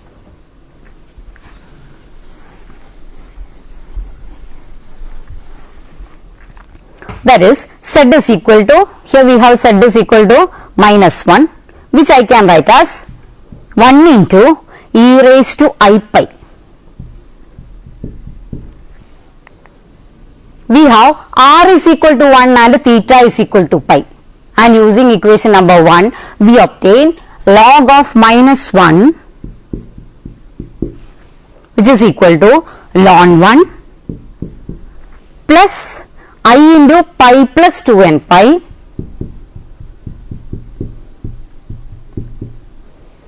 Of course, here we have n varies from 0, 1, 2, 3, etc. That is, we can write log minus 1 is equal to 2n plus 1 pi I.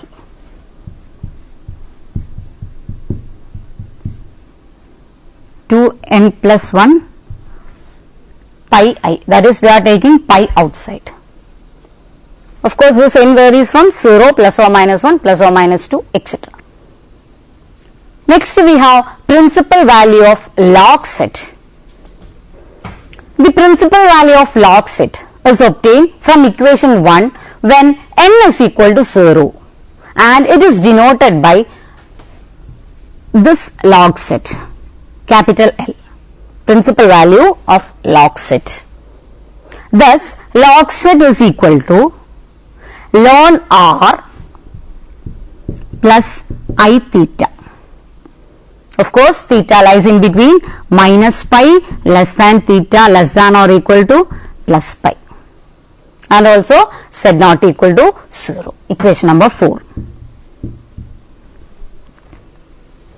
That is, we can write log z is equal to ln mod z plus I argument of z. Here we have capital A, argument of z. Of course, here z not equal to 0. This is equation number 5. The function log z is well defined and single valued when z not equal to 0. Log z is also denoted by what? We can also denote it by this ln z, that is capital N. This ln z is equal to, or we can write ln z is equal to what? This capital ln z plus 2 plus or minus 2n pi I. This n varies from, here n varies from 1, 2, 3 etc. up to infinity. Mark it as equation number 6. So, next we have this log z defined above reduces to the usual natural logarithm in calculus when z is a positive real number r. That is,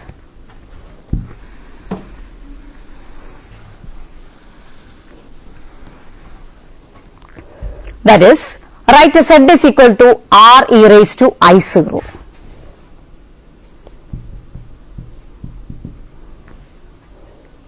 Then with the theta is equal to 0, equation number 4 gives log r is equal to, here theta is equal to 0. Here we have 0. So, we have log r is equal to ln r. So, this is the proof. That is, theta is equal to 0. Our equation number 4 reduces to log r is equal to ln r. Next, we have general powers, complex exponents. That is, when z not equal to 0 and the exponent c is a complex number, z raised to c, it is defined by means of the equation z raised to c is equal to e raised to c into log z. Log z is power to e. Mark it as equation number 1. Where this log z denotes the multiple valued logarithmic function. Powers of z are in general multiple valued. Next we have branch, principal value and derivative of z raised to c. If z is equal to r e raised to I theta and alpha is any real number, the branch log z is equal to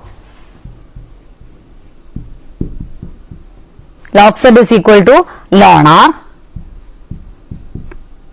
This is ln r plus I theta, and here r greater than 0 and alpha less than theta less than alpha plus 2 pi.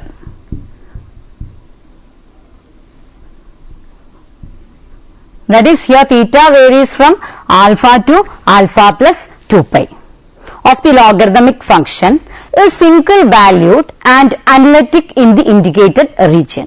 That is, here it is x axis, y axis,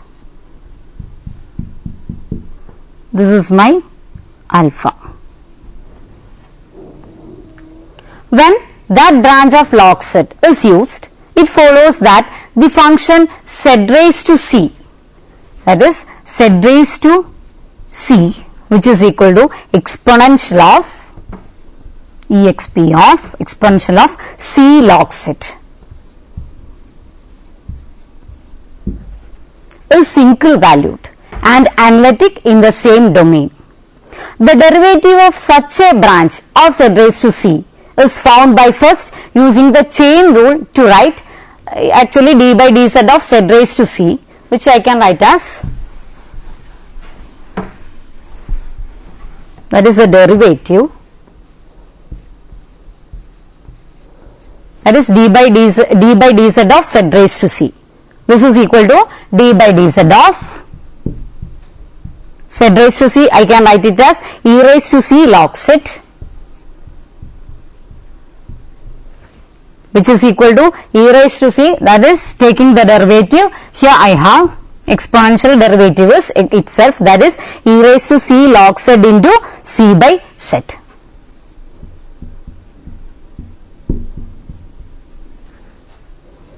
This is equal to c into e raised to c log z by e raised to log z.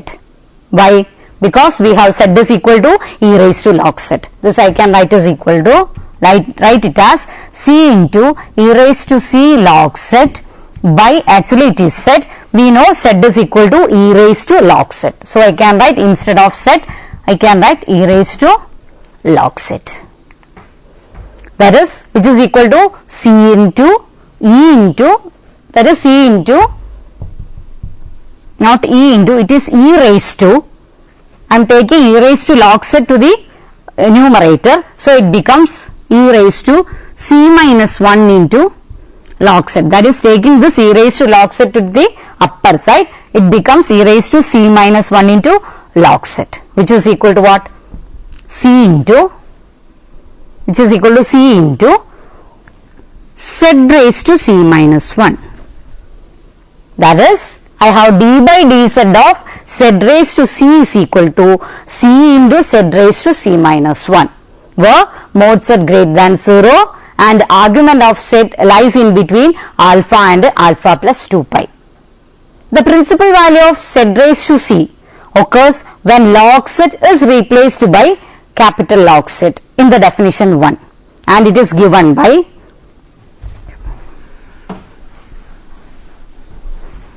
that is principal value of z raised to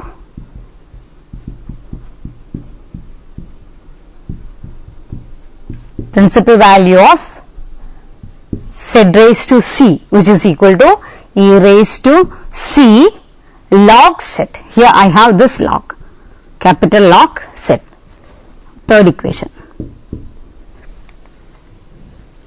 Next we have to find I raised to I, and also you have to find its principal value.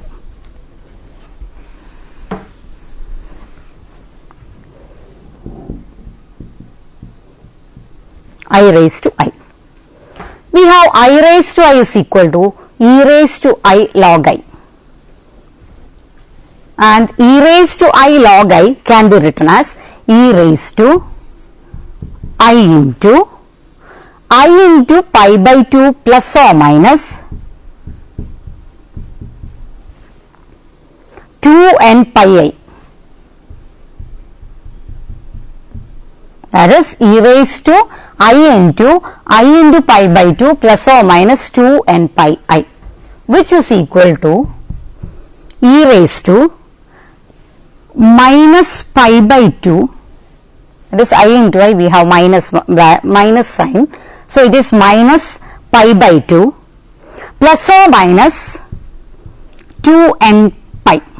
Here also we have I into I is minus 1, which is equal to plus or minus 2n pi, or this I can write as e raised to, I am taking minus outside, minus into 4n plus or minus 1 into pi by 2.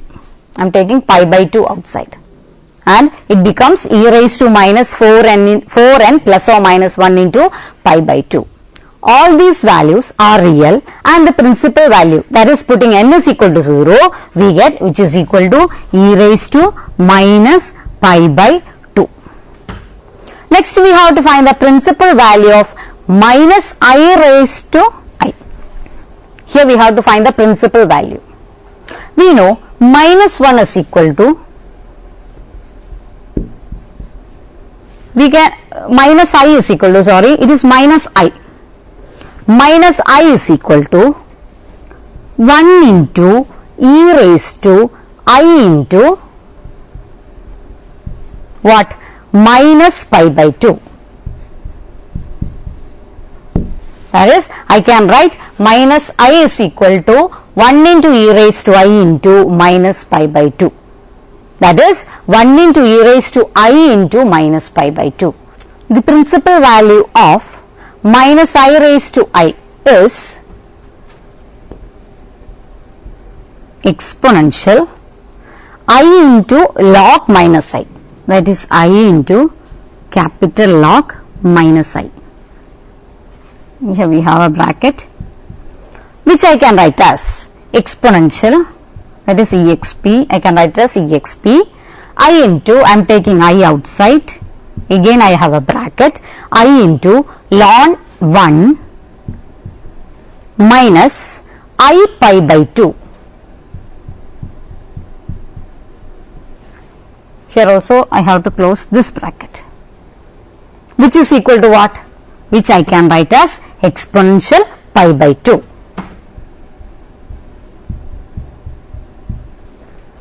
So minus I raised to I can write it as which is equal to exponential pi by 2. That is the principal value. Here we have a minus I raised to I, exponential principal value of minus I raised to I is equal to exponential pi by 2. Next we have an example, that is also to find the principal value of 3 raised to 3 minus I.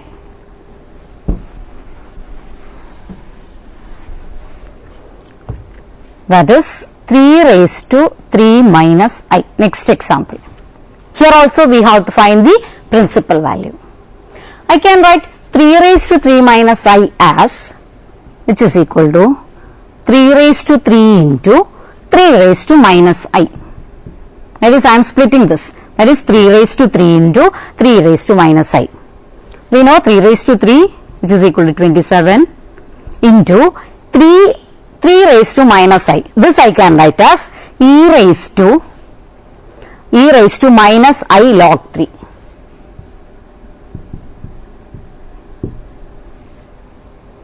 Which is equal to what? E raised to minus I log 3, I can write it as cos log 3 minus the next term I sin log 3.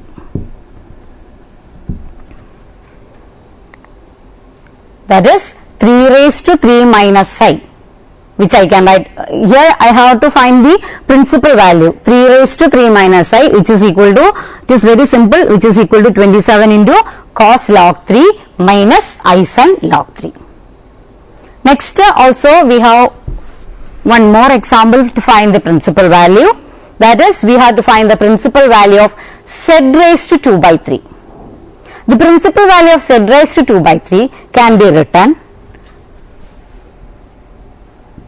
exponential, that is exp 2 by 3 log z, which is equal to exp what? 2 by 3 ln r plus 2 by 3 I theta.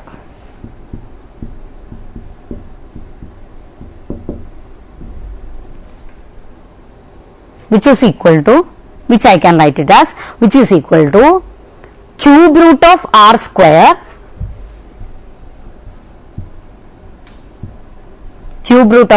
into exponential what? I into 2 theta by 3.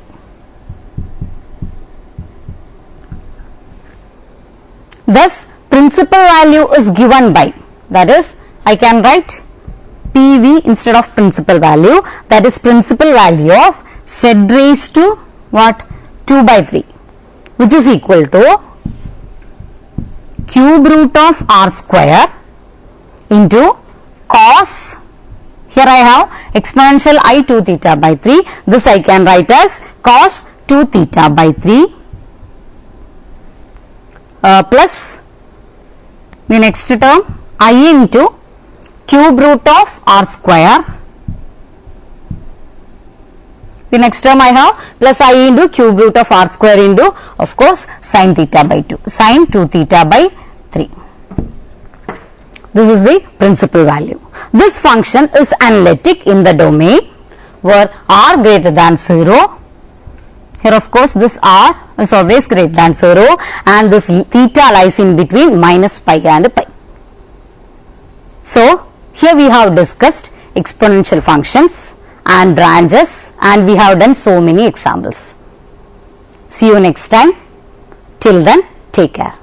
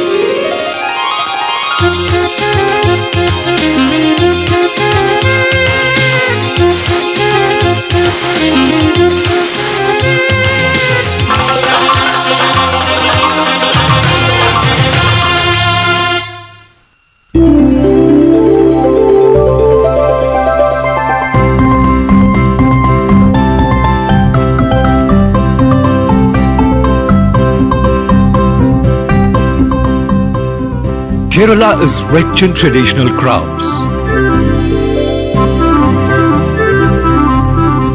and villages are their workplaces.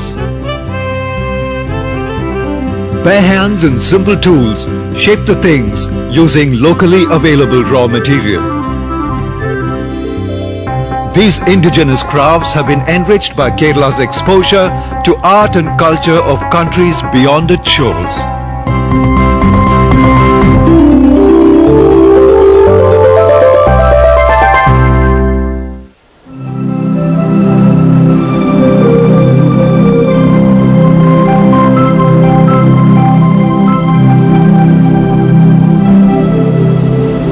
The coasts of Kerala have been a prime destination for traders from lands across the oceans.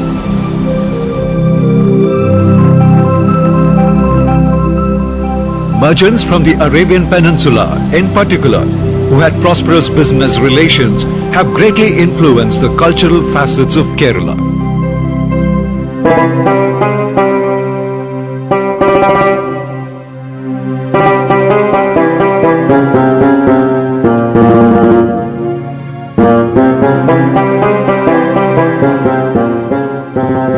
They not only bought Kerala's produce, but also commissioned local craftsmen to make things of their culture. The hookah is one such object of Oriental culture.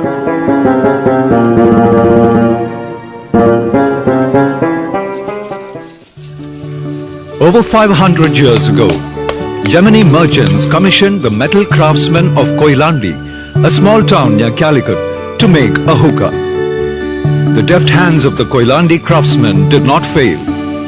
They produced an exquisite hookah and established themselves as makers of the Koilandi hookah.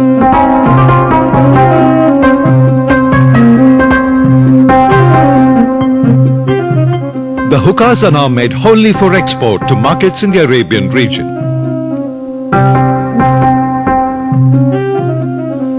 The forefathers of Bafaki Tangal came from Yemen centuries ago.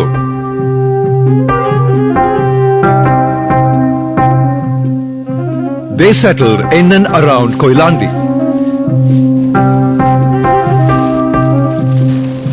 Over time, they have popularized the Koilandi hookah in West Asian countries. ഇതിന്റെ അധികം ഉപയോഗിക്കുന്ന സ്ഥലം Arab രാജ്യങ്ങൾ യമനിലാണ് ഇതിന്റെ അധികം ഉപയോഗമുള്ള സ്ഥലം. പക്ഷെ 1960-ൽ ഞങ്ങൾ തന്നെ സൗദി അറേബ്യയിൽ മാർക്കറ്റ് കണ്ടുപിടിച്ച് അവിടെ മാർക്കറ്റ് ഉണ്ടാക്കി.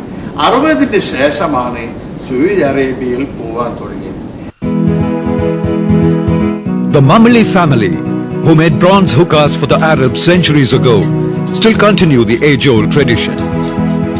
Since those times, the structure of the hookah has not changed, except for some modifications in its appearance. The hookah of Koilandi has 5 parts. The base of the hookah is called iripar. It holds the body known as thunda. Thunda, the wooden stem, connects the body to a metal holder.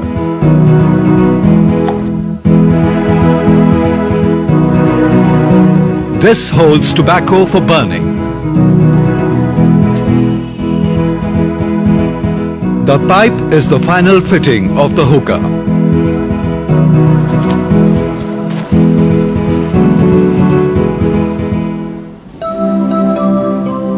The making of a hookah is a long-drawn process. Preparation of wax molds is the first step. Gum and wax in 1:2 proportion are melted.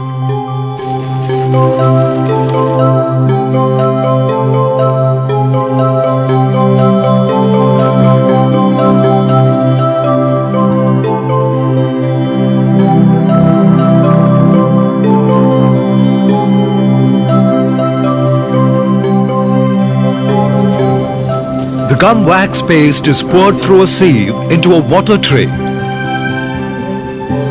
Water helps the molten paste to condense.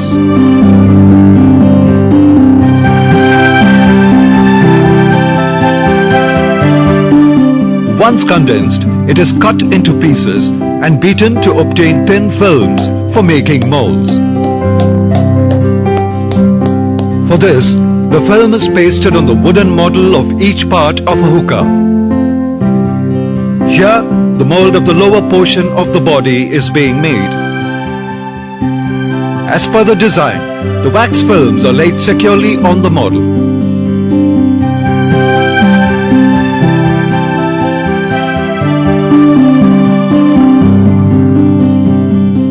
Various pleasing patterns to adorn the body of the hookah are obtained by pressing wax film on metal blocks having the required decorative patterns.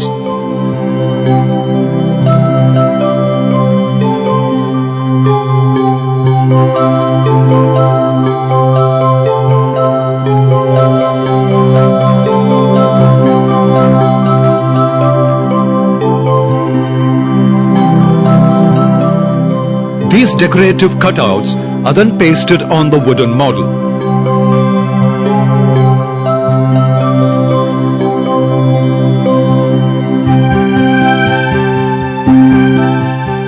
The gaps, if any, are carefully filled with molten wax.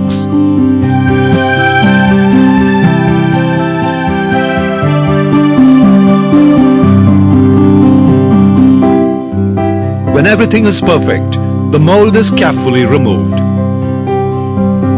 The mold to prepare the lower portion of the body is now ready. The mold of the upper part of the body and also other parts are similarly prepared.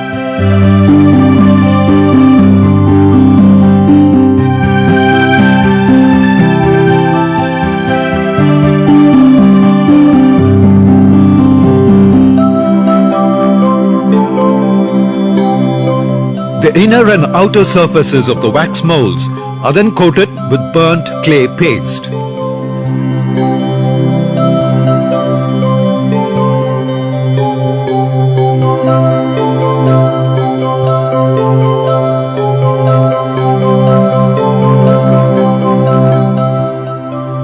These are then immersed in a clay slurry and are kept for drying.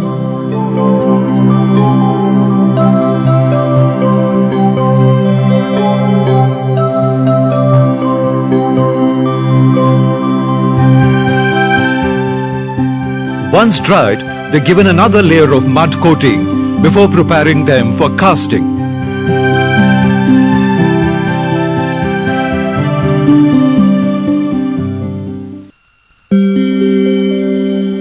Hookahs are made of bronze, an alloy of copper and tin.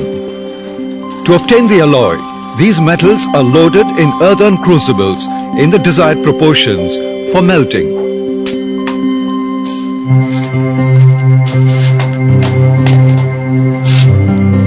One of the furnaces is filled with the molds of the body parts of the hookah.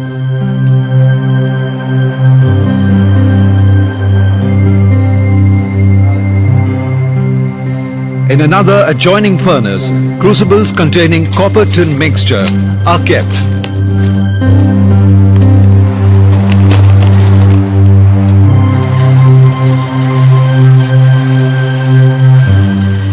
The furnaces are then kept charged for about 2 hours.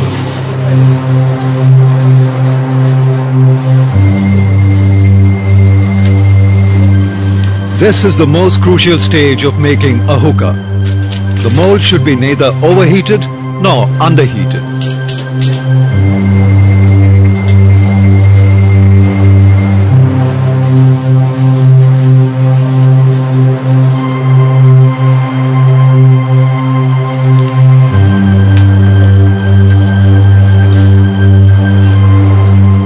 Indeed, hookah making is a hot business.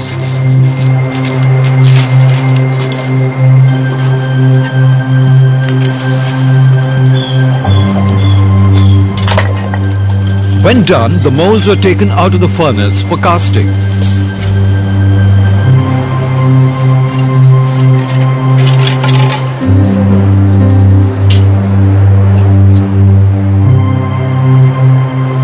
One by one, the alloy is carefully poured into the molds. The artisans take utmost care while handling the hot bronze alloy.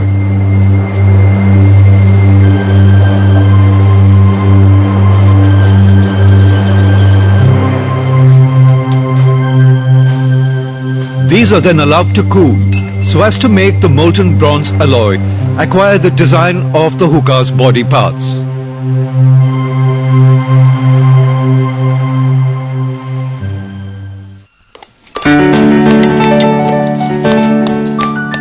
Now the mud covering has to be broken to take out the bronze body parts.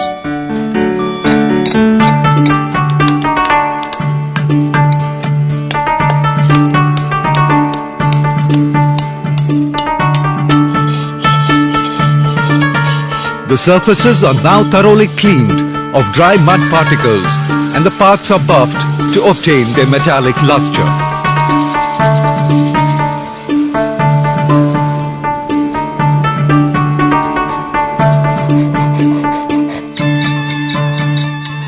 A variety of floral cutouts in bronze are fixed onto the body to enhance its aesthetic appeal.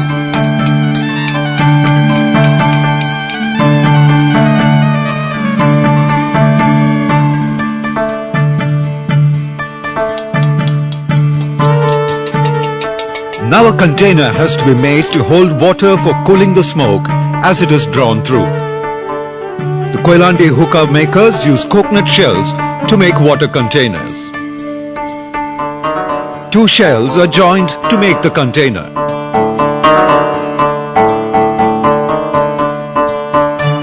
The hole on the top shell serves both as the inlet and the outlet for the smoke. The shell container is fixed inside the hookah's lower part. The upper and lower parts are now joined together.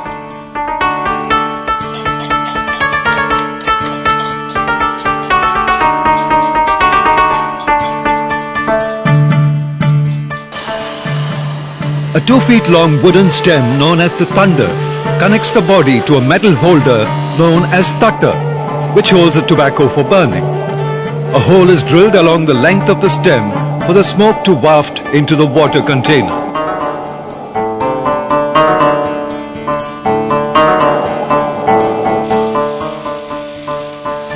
Now the artisan's job is to polish the bronze body parts of the hookah. Repeated polishing gives the hookah a resplendent look, a characteristic feature of the Koilandi hookah. With tobacco holder and a pipe in place, the hookah is ready for use now.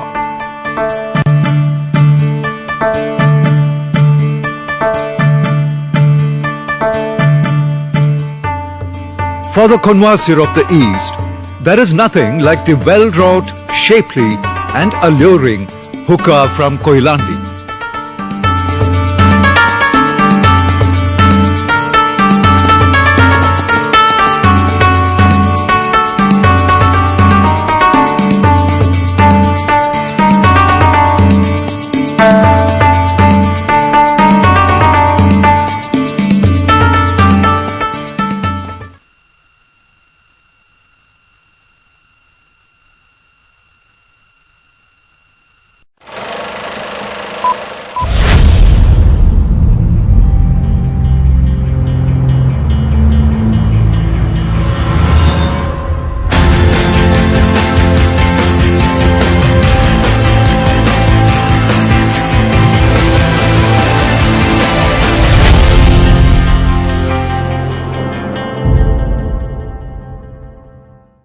Hello and welcome to the session on search engine optimization.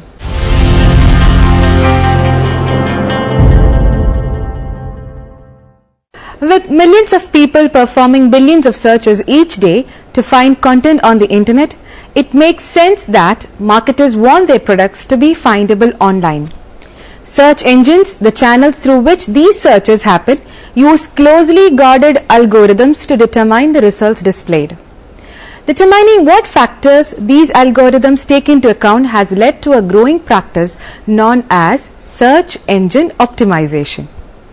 Search engines have one objective: to provide you with the most relevant results possible in relation to your search query. If the search engine is successful in providing you with the information that meets your needs, then you are a happy searcher. and happy searchers are more likely to come back to the same search engine time and again because they are getting the results they need. Search engine optimization, commonly abbreviated to SEO, is the process whereby a website, or more specifically a web page or document, is constructed or amended in such a way as to improve its placement in the search engine results pages. Someone who practices SEO professionally is also known as an SEO, which means search engine optimizer. As an internet marketing strategy, SEO considers how search engines work, what people search for, the actual search terms or keywords typed into search engines, and which search engines are preferred by their targeted audience. Optimizing a website may involve editing its content, HTML and associated coding to both increase its relevance to specific keywords and to remove barriers to the indexing activities of search engines. Promoting a site to increase the number of backlinks or inbound links is another SEO tactic. Historical background. The early days of search engine optimization go back to mid-1990s when the internet first began to attract significant numbers of websites users. In those days, emphasis was on the submission stage, where getting your site placed into as many search engines as possible.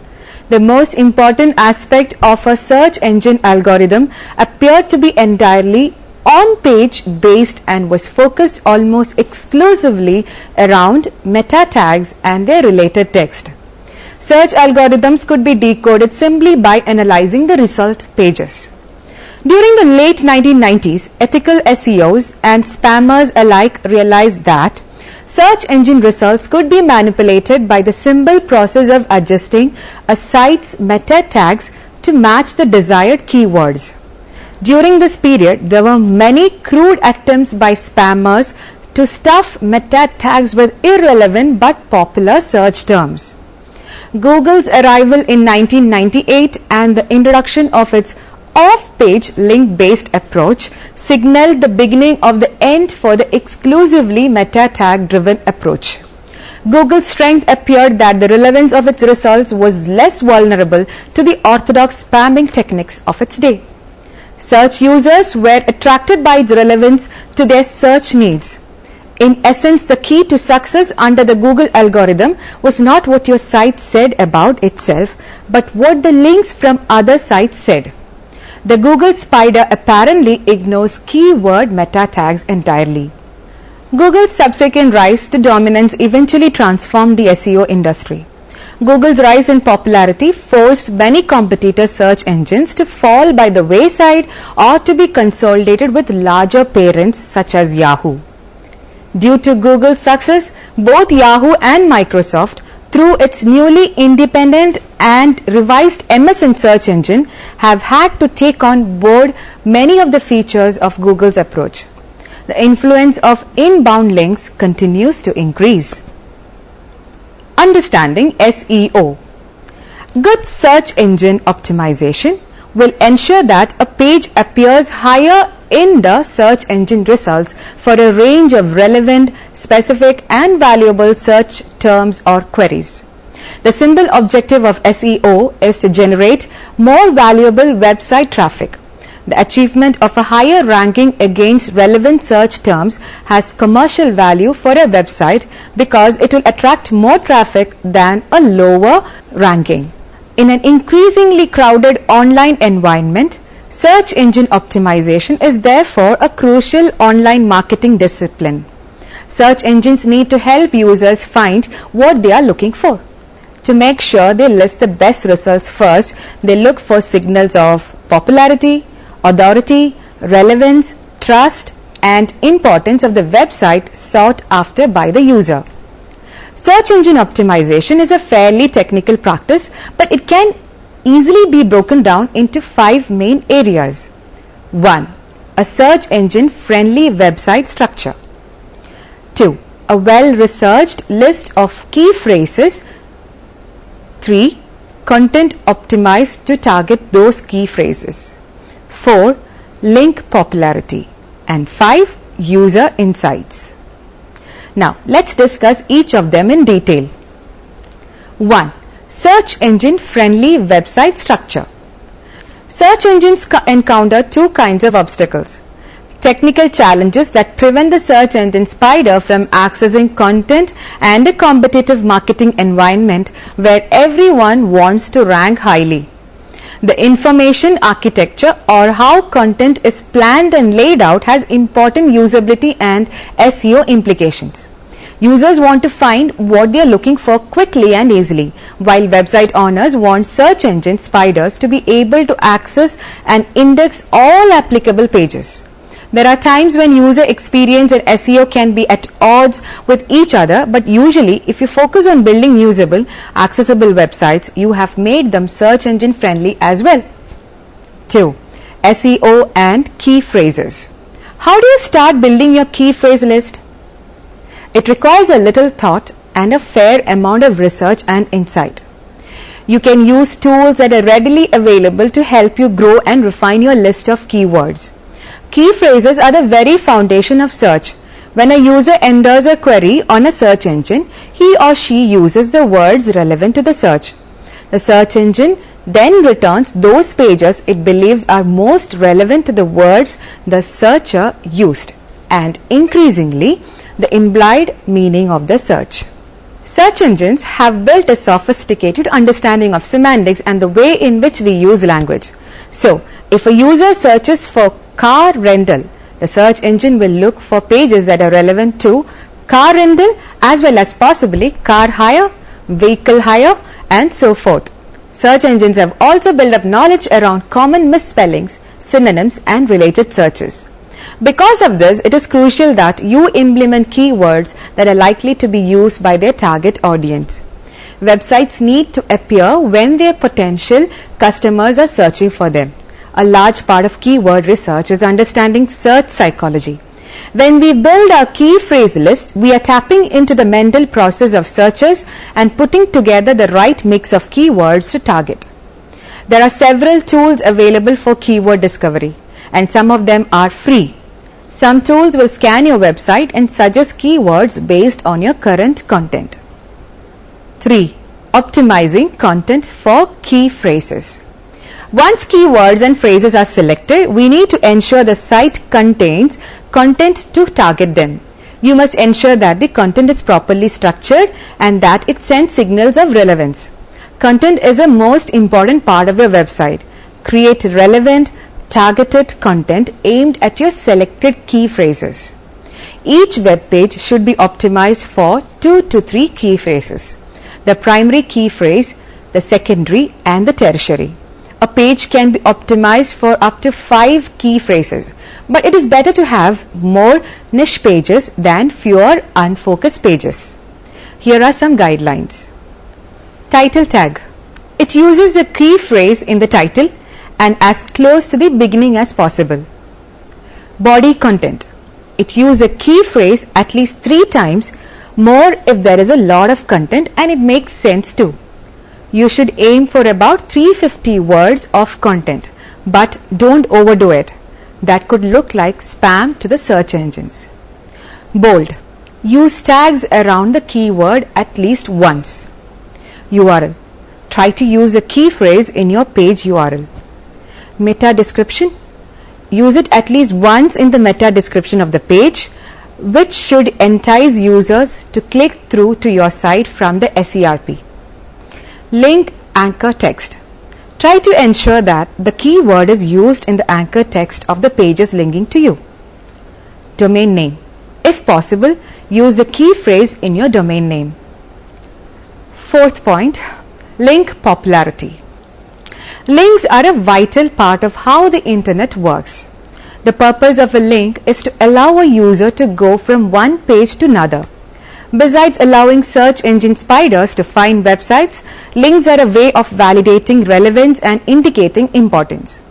When one page links to another, it is as if that page is voting or vouching from the destination page.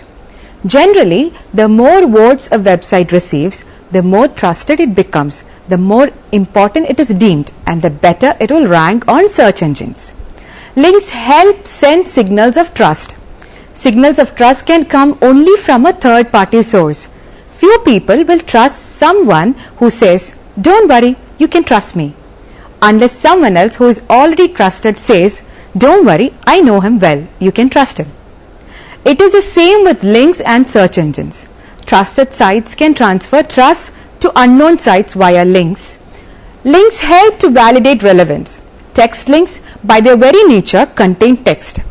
A link such as Cape Town Hotel sends the message that you can trust that the destination site is relevant to the term Cape Town Hotel. If the destination web page has already used content to send a signal of relevance, the link simply validates that signal. With all link building tactics, make sure that you use your key phrases when communicating. You will be telling people how to link to you and ensuring that search engines notice your authority over your site. Point number 5, user insights.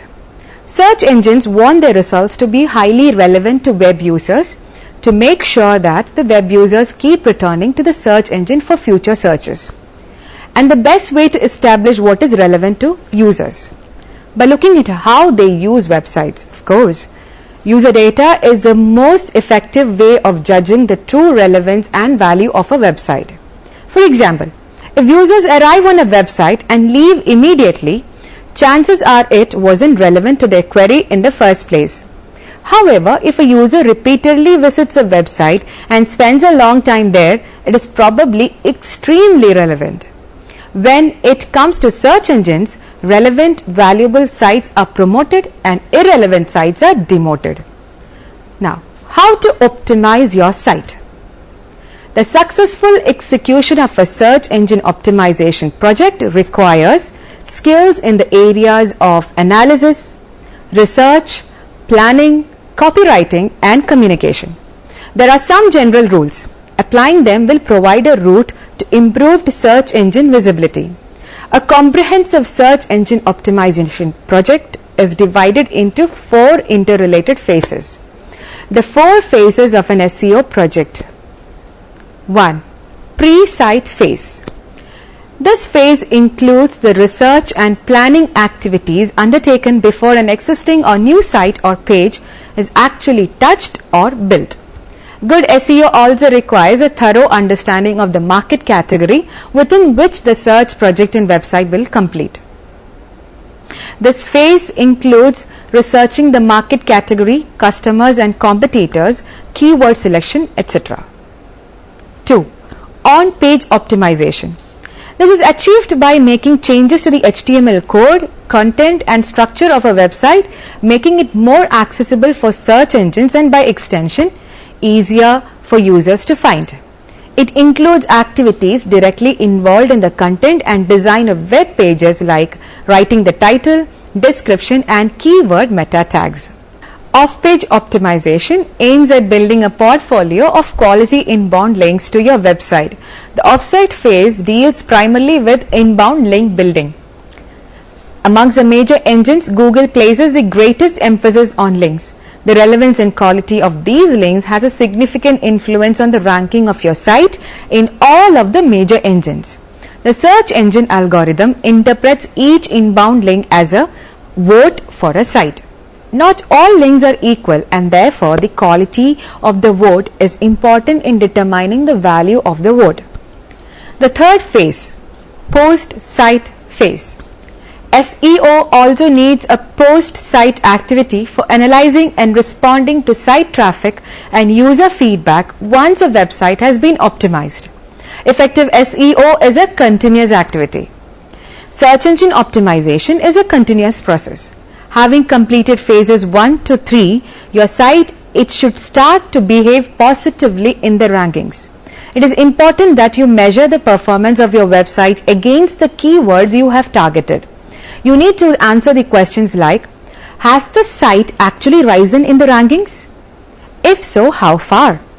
Is ranking performance satisfactory against all targeted keywords and phrases or against just 1 or 2? Has the improvement in rankings led to an increase in site traffic and business? What to avoid in SEO? In recent years, a number of illicit techniques have grown up to artificially manipulate a website's ranking.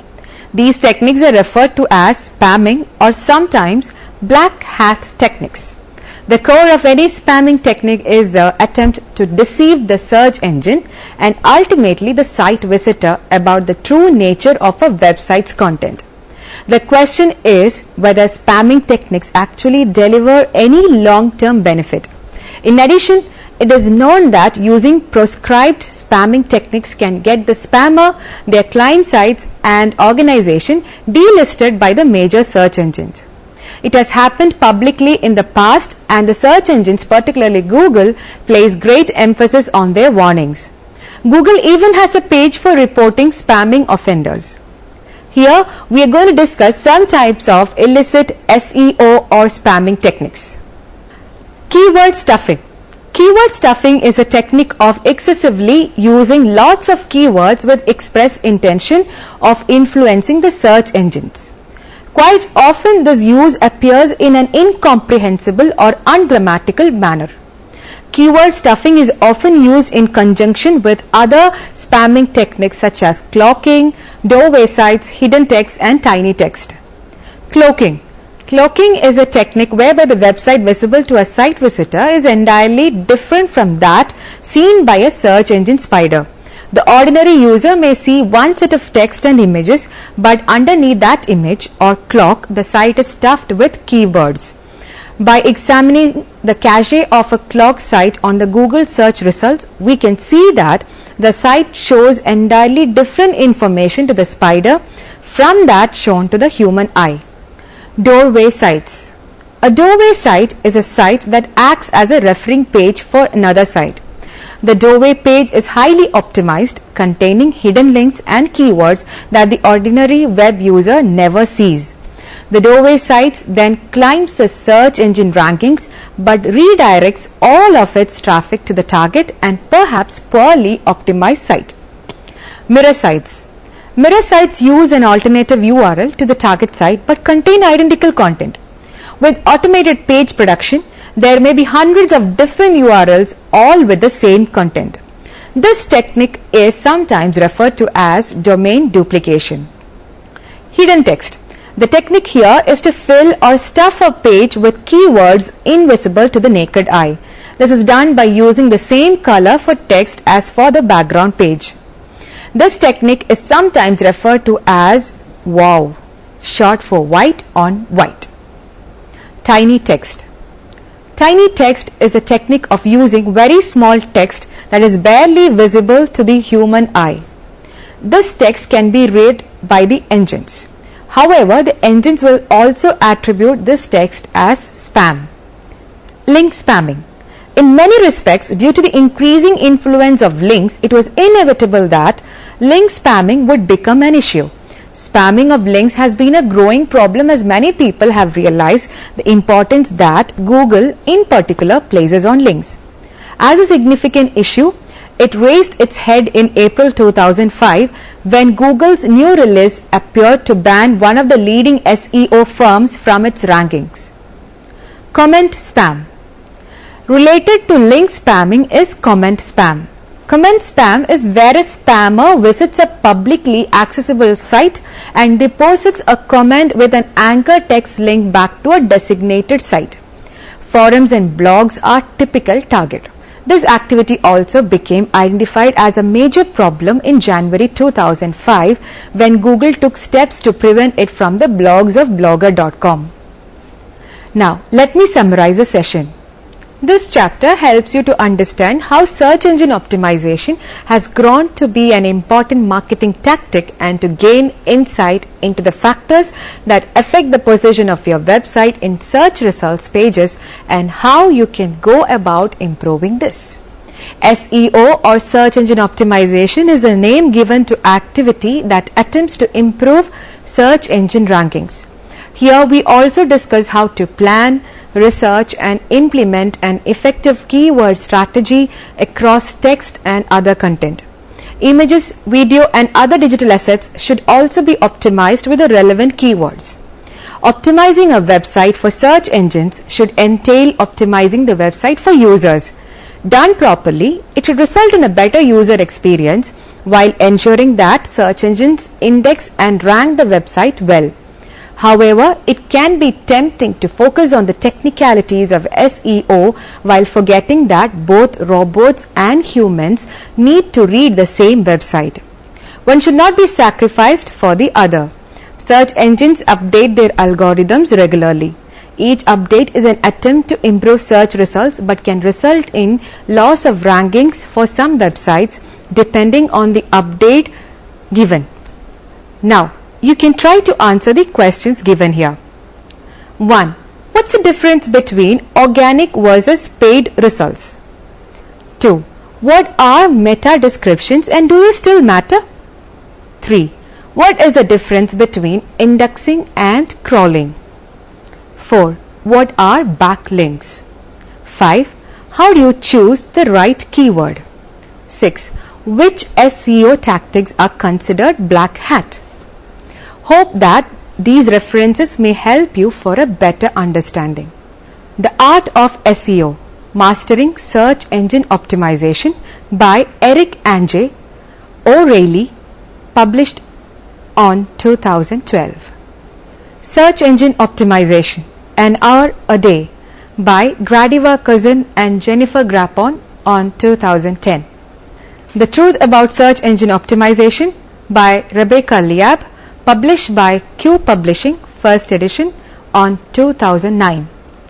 Search Engine Optimization, All in One for Dummies by Berus Clay and Susan Esparza on 2010. Hope that this session was useful to you. We can meet again with another topic soon. Thank you.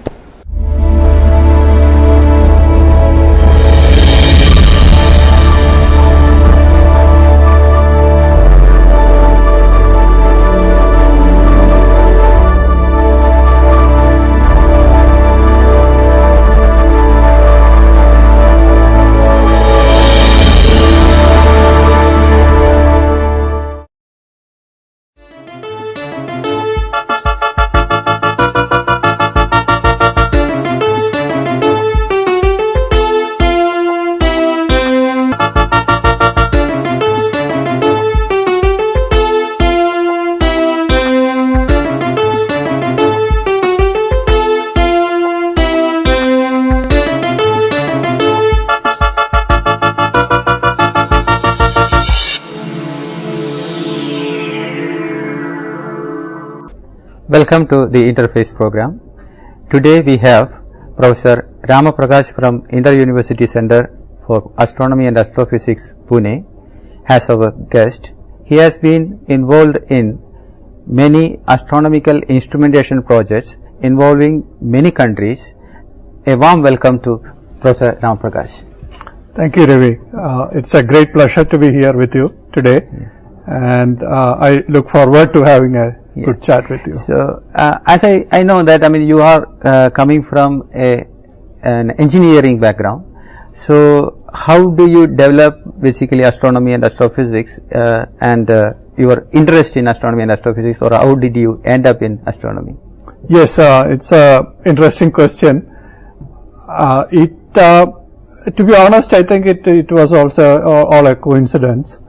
Once I did my electronics engineering from College of Engineering, Trivandrum, in 1992, and the only decision I had made at that point was that I am not going to be an executive in a company or working for an industrial job. I wanted to continue in academics, but I was not clear at that point what area I would like to work on. I was exploring various options, and it so happened that I ended up in astronomy. And astronomy is always a fascinating field, and anybody who has any interest in science, technology, will immediately get attracted to astronomy. The moment you go by anywhere near it, the attraction of astronomy pulls you in, and I fell into it and I fell in love with it, and now I am an astronomer. And second thing, actually, the area you are working is astronomical instrumentation. That also is not too popular, or I mean, I should say it was a courageous decision to get into it. Can you elaborate the activities that you are doing at IUCAA?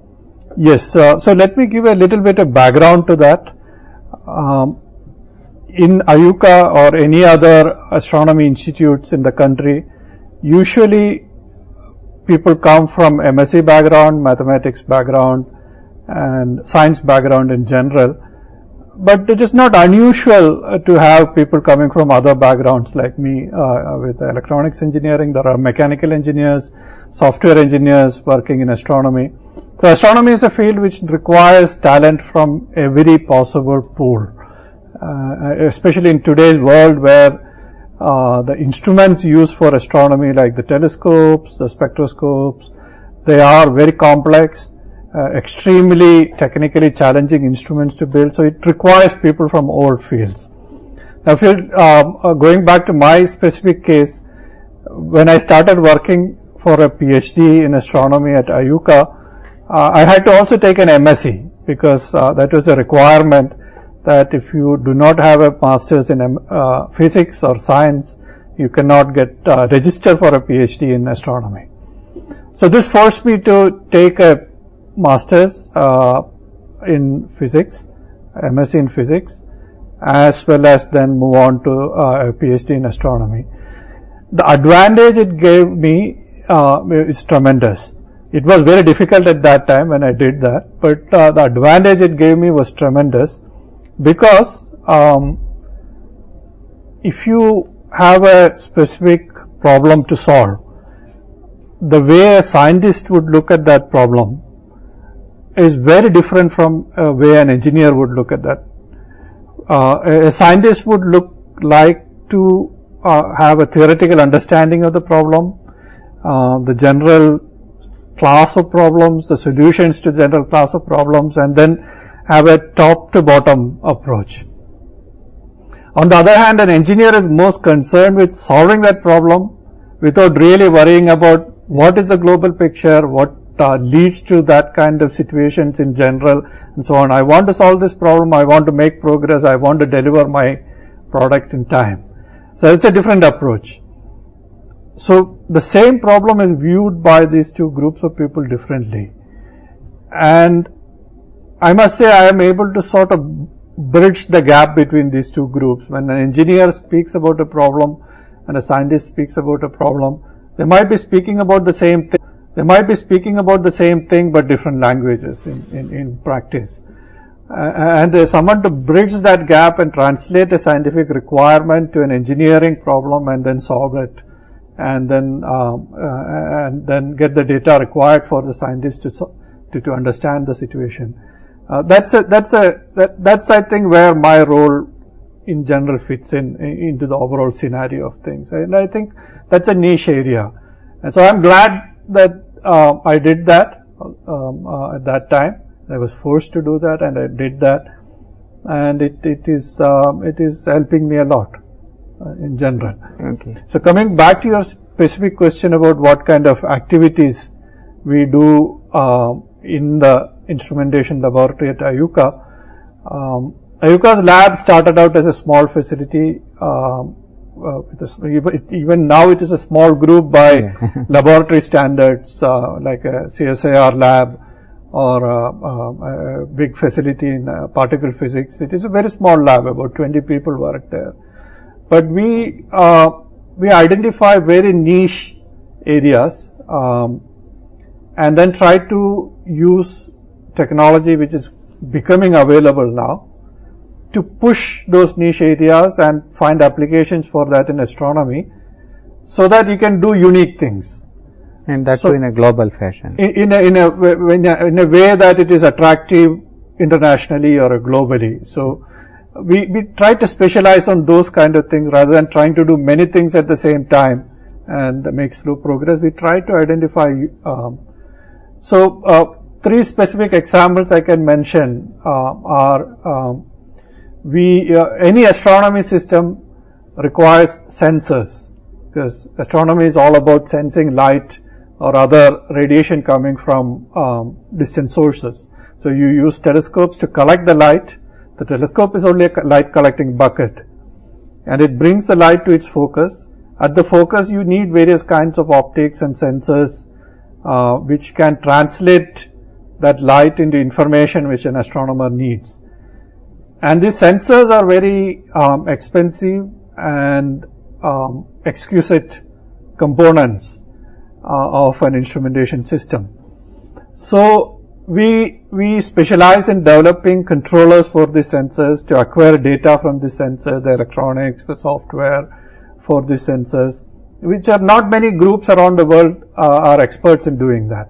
And we specialize in that, and our controllers, our sensor controllers are used in almost all big facilities around the world, big observatory facilities around the world.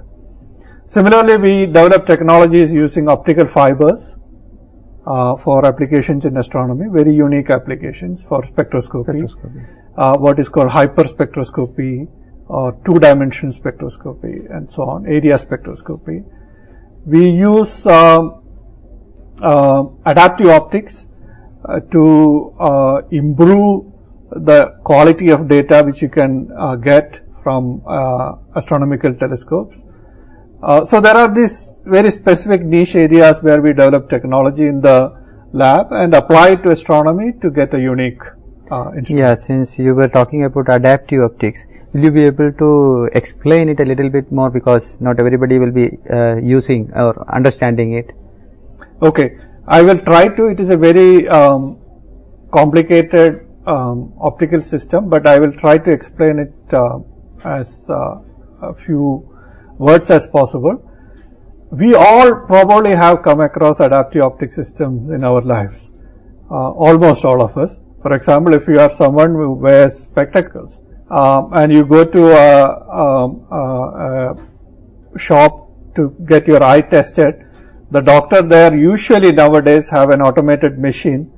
He will ask you to look through the machine, and in the machine you will see some things going back and forward and then coming to focus and adjusting. So that equipment is measuring the eye's response to certain signals coming in and reacting to it and adjusting, and then in that process trying to measure the performance of your eye, and then trying to figure out what compensation you need using spectacles.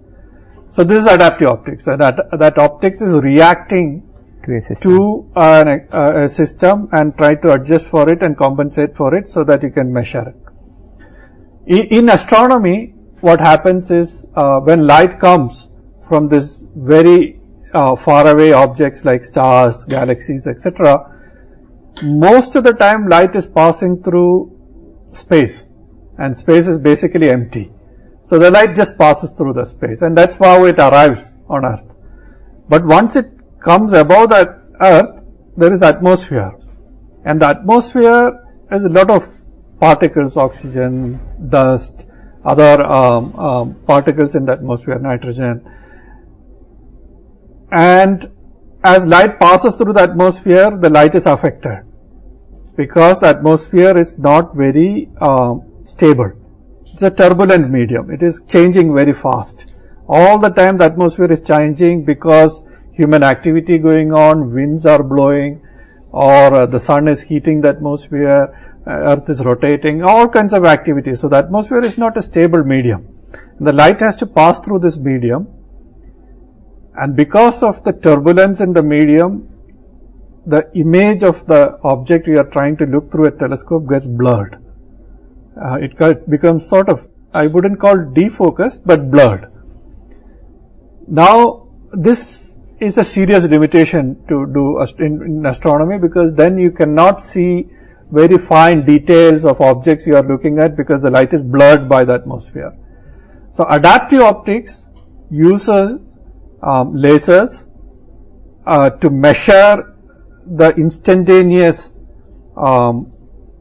effect an atmosphere has in the light as it passes through from your target, and then use some optics to compensate for it, so that the effect of atmosphere is nullified as much as possible in real time. So it's a continuous process in real time, and that is of tremendous application in astronomy, because all major telescopes observatory facilities will have adaptive optics to compensate for it, for the atmosphere. The only other option is to go to space above the atmosphere, which is very expensive.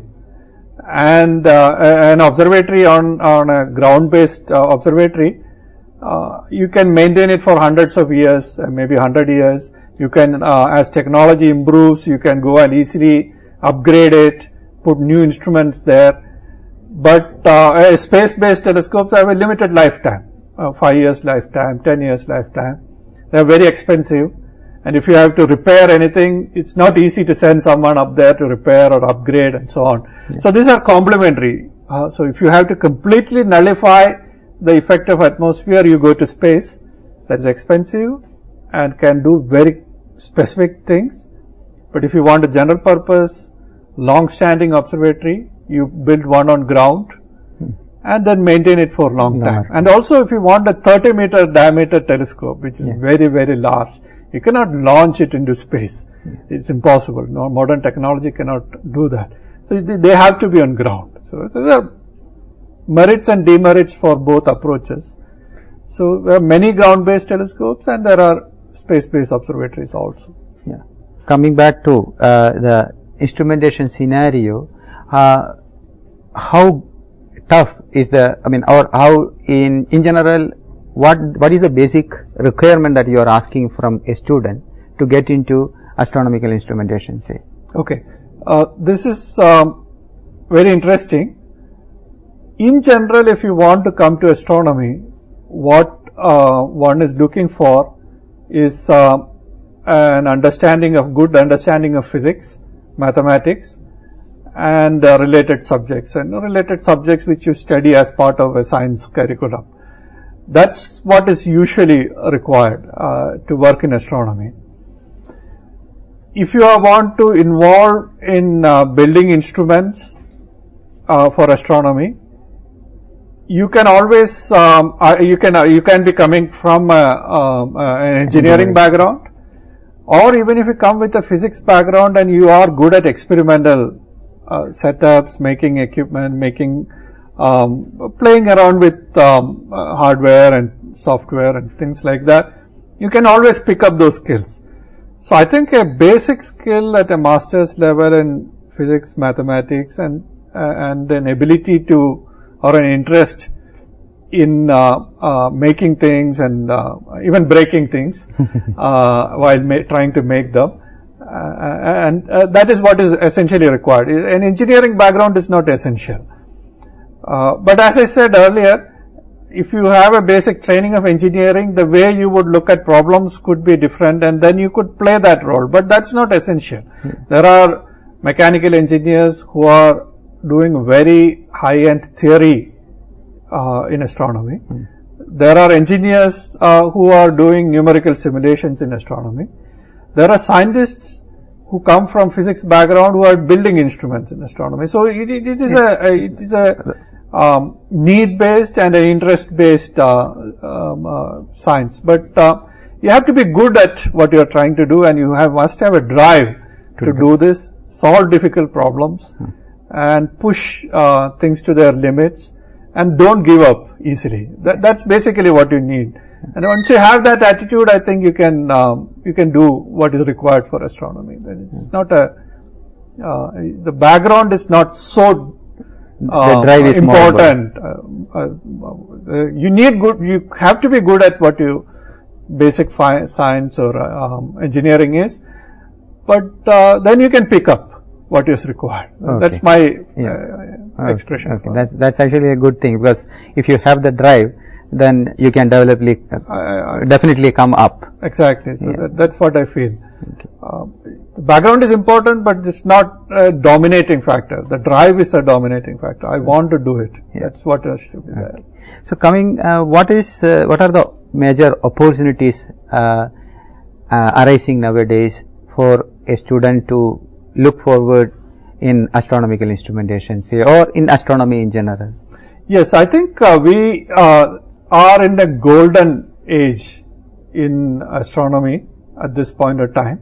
So all those people out there who are doing their bachelor's or master's, this is the right time to get interested in astronomy and see if you can contribute to it, because around the world there are many massive new facilities coming up in astronomy. Like the 30-meter telescope is an example where India is participating. There is a square kilometer array, which is a radio telescope. Again, India is participating. And recently, many of you would have heard about the gravitational waves and the first detection of gravitational waves.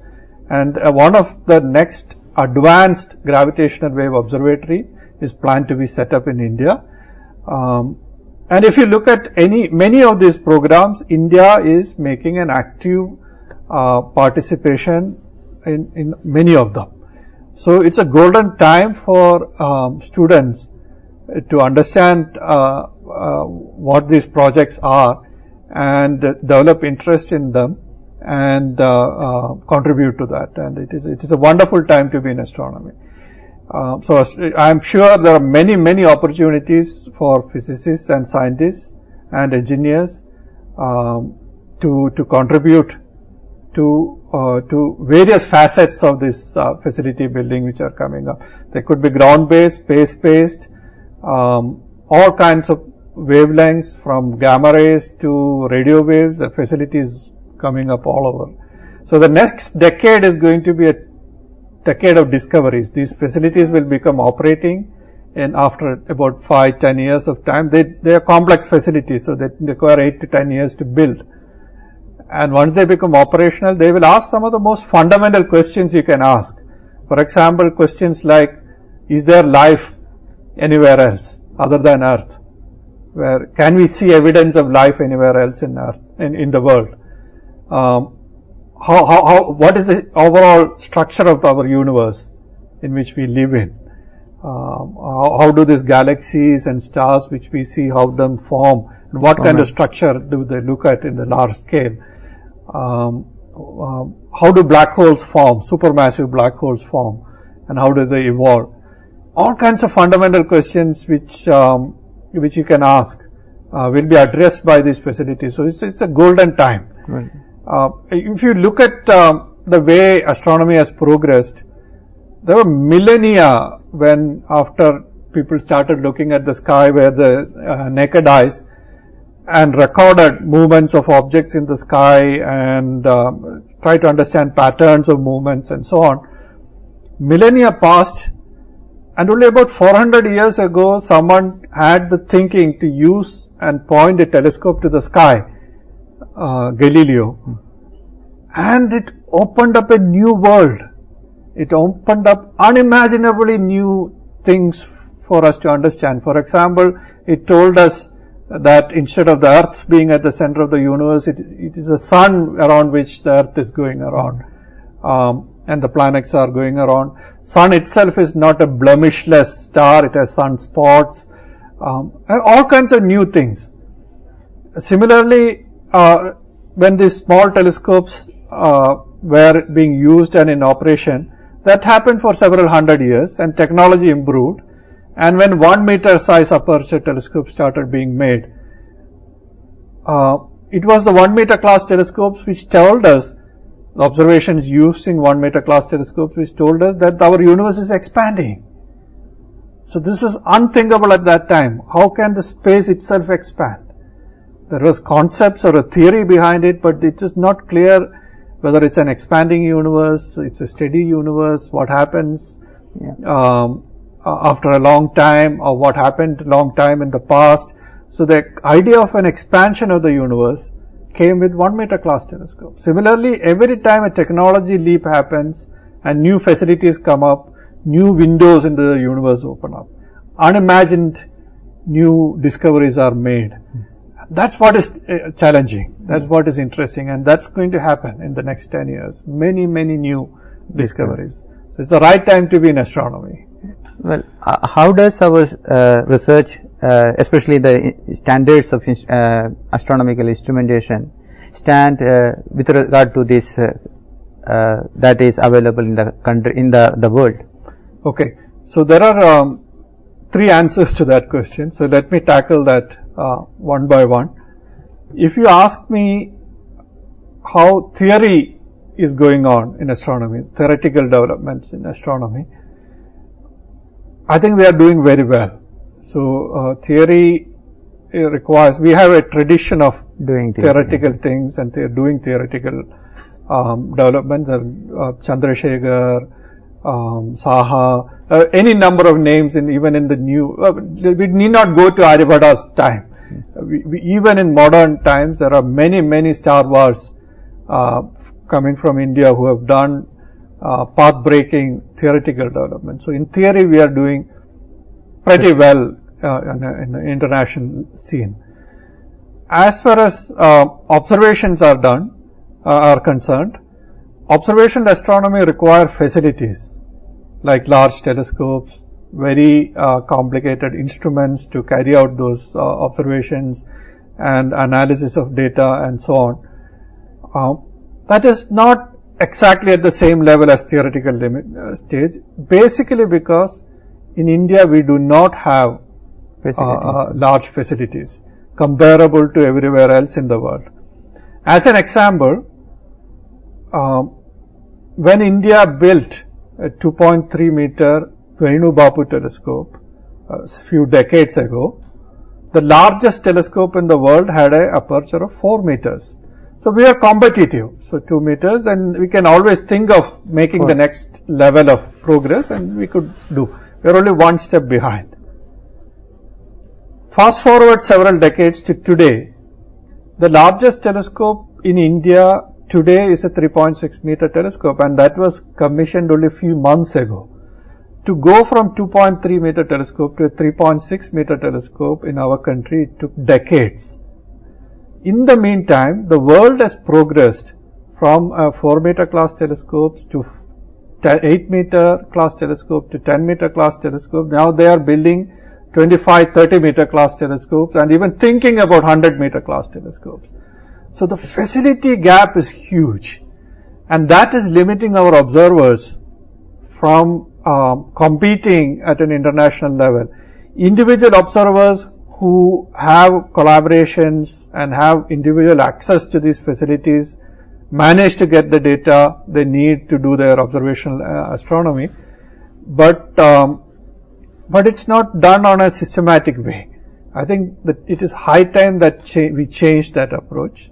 We put in place a systematic process by which institutes and astronomers in this country can have access to the best facilities in the world, and only then can we compete meaningfully on a global scale.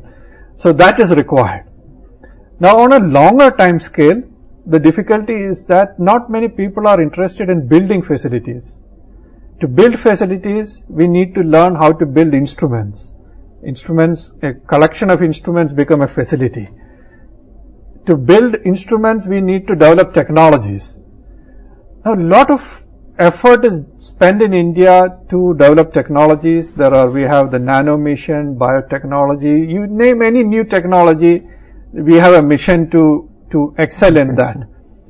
But very often these technological developments which happen in our labs are not translated into applications which are usable in different fields. That gap is not getting bridged very easily. So we do develop technologies, we do develop the theory for those technologies, but we don't convert those technologies into applications in real situations, and that is something which we need to address. In astronomy specifically, we find it very difficult to attract students who want to build facilities and make instruments and build facilities, and that is something which we need to address very rapidly, because we cannot go on observing time on facilities which somebody else has built. We need our own observing time. Yeah. We need to build our own facilities so that our own astronomers can use the telescopes and the facilities the way we would like to use it. So that require building our own facilities, and for that we need to have a set of people who are willing to spend their time to convert the technologies into new applications and instruments, and then those applications and instruments to facilities. That is a long-term requirement, and that also we need to start now. So both aspects, in the intermediate time scale, we need to get immediately time in existing large facilities for the current crop of astronomers to push their science forward. And in the long run, we should invest heavily in building facilities in the country or at the best places in the world, but the facilities have to be conceived and developed by people in the country, or at least led by groups in the country in collaboration on an international scene. That, unless that is done, it would be very difficult to sustain a competitive scale of activity in the country. The theory may continue.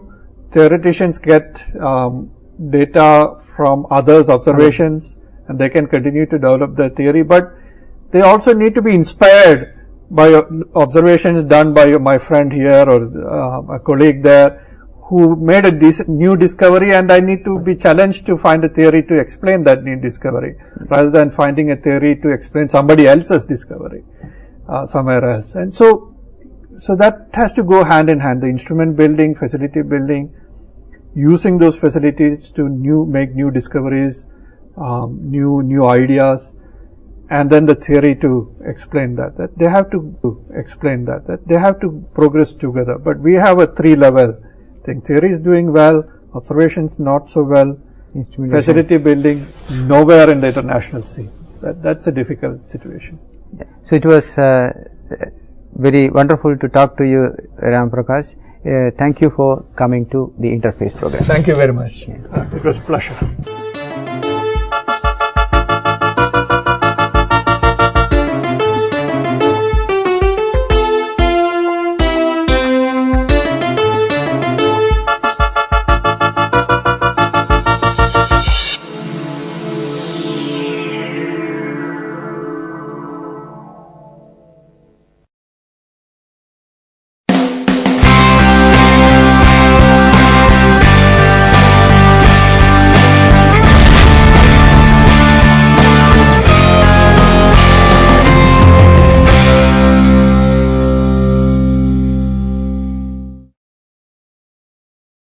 Welcome back.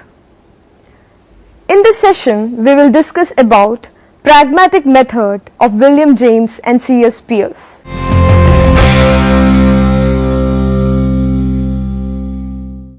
Pragmatism represents a number of different but elite tendencies in modern thought. It originated in America. It was C.S. Peirce who applied the term pragmatism for the first time in 1878.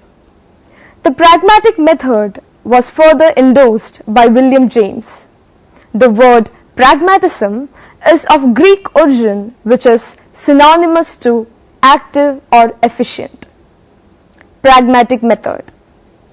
Pragmatism, a new method of approach to philosophical problems, is distinctly hailed as the philosophy of life. Pragmatism, sometimes called as humanism, is a philosophy of action, doing, experimenting, achieving, and overcoming. It looks upon the world as a place which has to be remodeled in accordance to man's desire. They do not treat the world as ready-made, perfect, beautiful, something to be enjoyed, contemplated, or worshipped. The human world, that is, the social world, the world of human affairs, holds its attention. For pragmatists, the world is in the making, and the attempt is to know how to make it better, that it may subserve its interests and its welfare. Pragmatism looks upon the mind, ideas, and intelligence as instrumental for attaining certain ends. This view has been later developed as instrumentalism by John Dewey. Pragmatism consists in the method which interprets our idea of an object as what conceivable effects of a practical kind the object may involve, what sensation we are to expect from it, and what reaction we must prepare. The truth of an idea consists in the satisfaction which it affords, either through the fulfillment of the sensory expectation or the success of the reaction. The truth as a whole indicates the utility or working of ideas. Pragmatism is a movement rather than a philosophy. It is like a corridor through which one may enter upon philosophic studies. It is a habit of looking forward to results rather than backward to the first principles. Everything is judged by its consequences. Any idea, theory, or dispute which does not make a difference in its practical consequences ceases to have significance. They cannot be tested. Hence, a great number of ancient philosophical controversies, theories, hypotheses, and systems just fade away under rigid pragmatic test. They do not make an impact or difference. For pragmatists, workability is the criterion of truth. If they will not work, they are not true. Pragmatism unstiffens all theories, limbers them up, and sets each one at work. The pragmatic theory of truth. The pragmatists make use of their method for clarifying and testing ideas and theories. Theories are true if they work. They have their meaning in terms of their practical consequences in actual experience. They are true when they work satisfactorily to achieve the desired results. Theories are verified in experience by testing and applying them to actual situations. When they are found workable, they are true. A theory predicts that certain features will occur in a future experience. The process by which the prediction is verified establishes whether the theory works and hence whether the theory is true. Pragmatism refuses to accept the view that truth is a static, fixed property which belongs to some theories and ideas and not to other. According to William James, within quotes, the truth of an idea is not a stagnant property. Truth happens to an idea. It becomes true, made true by events. Its verity is in fact an event, a process, the process namely its verification. Now coming to the historical background of pragmatism. The history of pragmatism can be traced back to the earliest beginning of philosophical activity in the Western Europe. Pragmatism arose as a reaction to the types of philosophy which reflected a Hegelian metaphysical bias. The new scientific ideas played an important role in setting the stage for the emergence of pragmatism. The evolutionary theory of Charles Darwin, with its implication for religion and society, caused intense intellectual activity. Some religiously minded American thinkers tried to find a way of reconciling the Darwinian conception of a world evolving through the struggle for the survival of the fittest with the theological view of the universe. The early pragmatists found in the Darwin's method and in the theory of evolution the basis for a new approach to the understanding of the universe in which we live. Charles Sanders Peirce. In the intellectual ferment that developed after the Civil War, a group of Harvard students and teachers met to form what they call the Metaphysical Club. The members of the club discussed various problems and attempted to work out new solutions to them.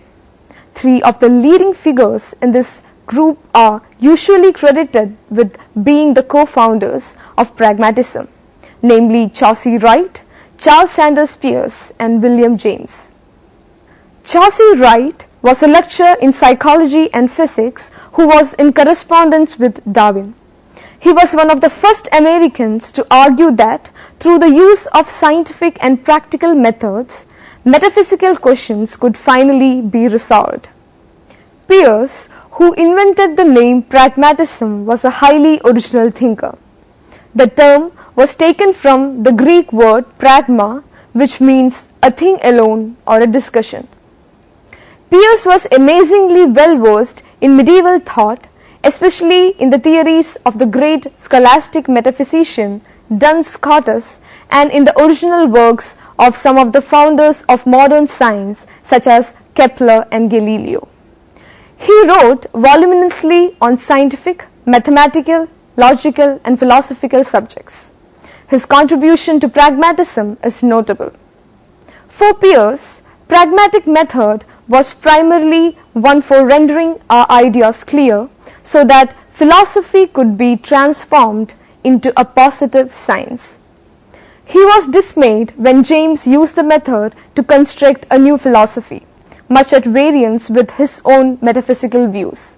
So Peirce called himself a pragmaticist to differentiate his position from that of other pragmatic philosophers.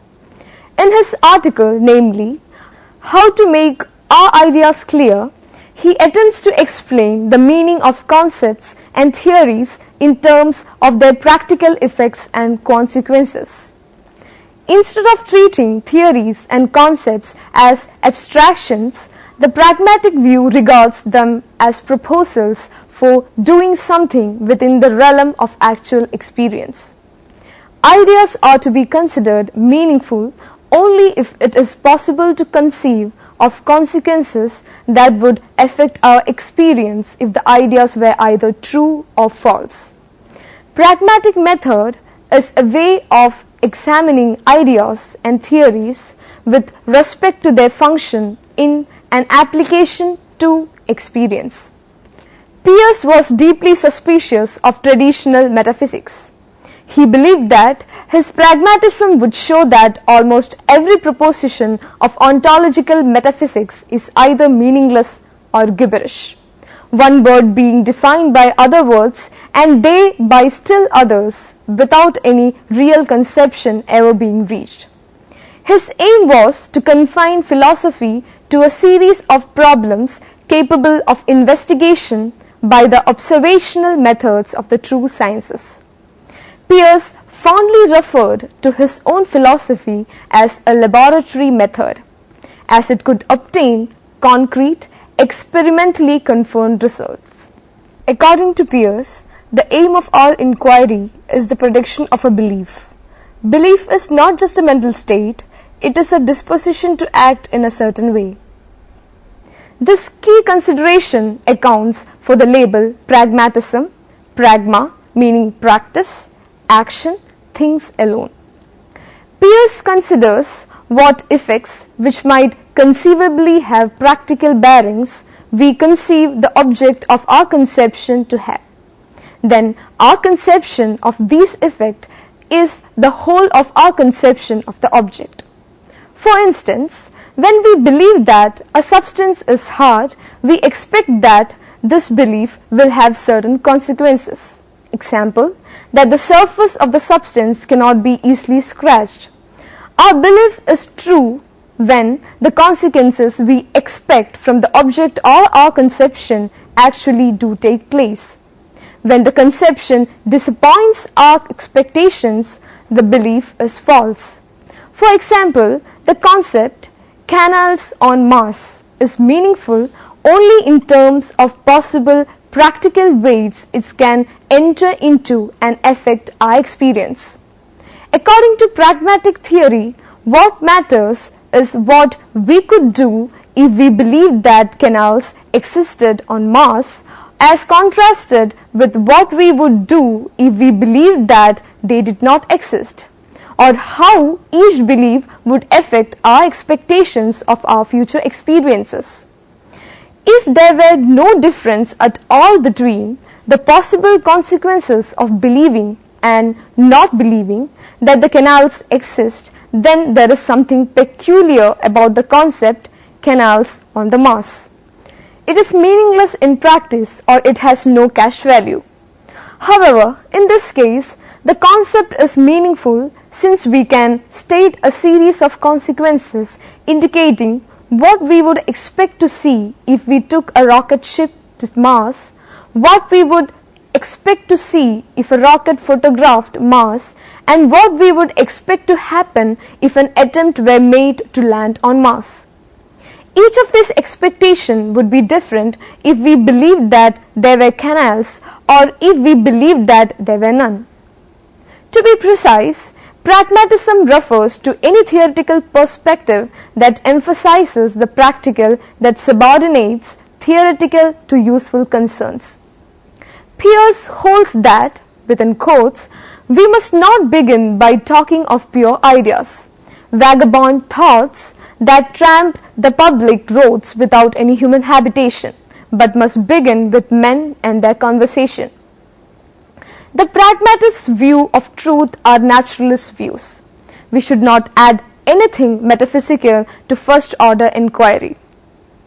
The concept of truth has to be extracted from our practices of inquiry, reason, giving and deliberation. Peirce conceives pragmatism as a method of reflection having for its purpose to render ideas clear. It belongs to methodology, to what is called methodoetic. It is method or rule for making ideas clear, for determining the meaning of ideas. But the ideas are of different types.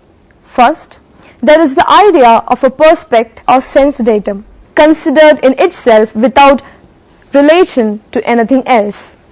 Peirce calls this as the idea of firstness. Secondly, there is the idea of acting which involves two objects, namely the agent and the patient or that which is acted upon. This is the idea of secondness. Thirdly, there is the idea of a sign relation, of a sign signifying to an interpreter that a certain property belongs to a certain object, or rather to a certain kind of object. This is the idea of thirdness. Such ideas, which can be thought of as universal ideas, are called by Peirce intellectual concepts. In practice, pragmatism is a method or rule for determining their meaning.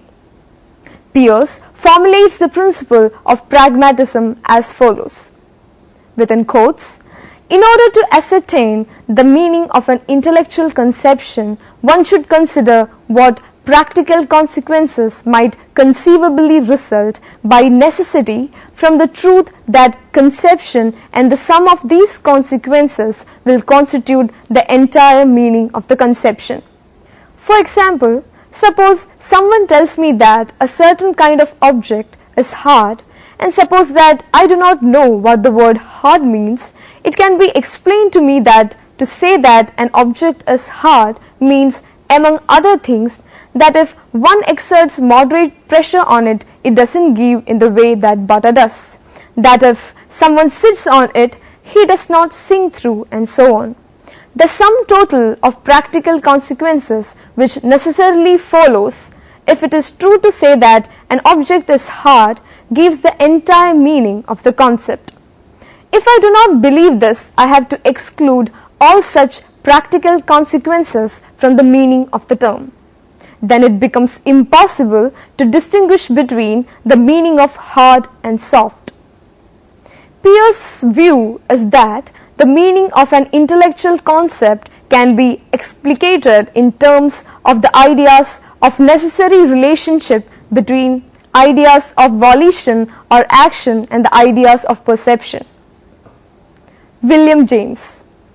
William James is creditor for the development of contemporary pragmatism. He took his lead from the earlier formulations of C.S. Peirce and molded it in his own terms. In a treatise entitled Pragmatism, James explains his theory and brings out two sides to it. On the one hand, pragmatism is a method which is identified with the empirist attitude. He insists that as a method, it does not prescribe any particular results, but merely a way of dealing with the world. What this method amounts to us roughly that distinctions carrying no practical differences are meaningless. Along with this goes a refusal to regard any issue as ever finally closed. The pragmatic method leads him to the view that scientific theories are instruments for future action rather than acceptable answers to questions about nature. His prominent work include The Principle of Psychology, published in 1890, and Pragmatism, published in 1907, along with The Will to Believe, published in 1897, and Essays in Radical Empiricism, published in 1912. Apart from pragmatism, James is known for his doctrine of radical empirism, which held that pure experience is the stud all things are made of. He suggested abandoning the notion of self-consciousness as an entity set over against the objects of the material world. There is nothing to go beyond what James calls pure experience. In his work titled Pragmatism, William James says, within quotes, "A pragmatist turns his back resolutely and once for all upon a lot of invertebrate habits dear to professional philosophers. He turns away from abstraction and insufficiency, from verbal solutions, from bad a priori reasons, from fixed principles, closed systems, and pretended absolutes and origins. He turned towards concreteness and adequacy, towards facts, towards action and power. That means the empirist temper regnant and the rationalist temper sincerely given up. It means the open air and possibilities of nature as against dogma, artificiality, and a pretense of finality in truth." James insists that the only real world is the world of real experience. In actual life, definite, concrete situations are there, and these are to be met and solved. Answers which solved previous situations may not solve the present or future problems. Everything changes, grows, and develops. Nothing is fixed, static, and final. The world is not moving towards predetermined end. What happens next is not determined, but is contingent upon what has happened. Life is a succession of real struggles with real difficulties. William James suggests three connected views of his pragmatic method. Firstly, it may help to clarify obscure or ambiguous concepts. Secondly, it may enable us to differentiate or to identify hypotheses, according to whether we can find any conceivable differences in their consequences. And thirdly, it may enable us to reject as spurious hypotheses which have no practical consequences for us.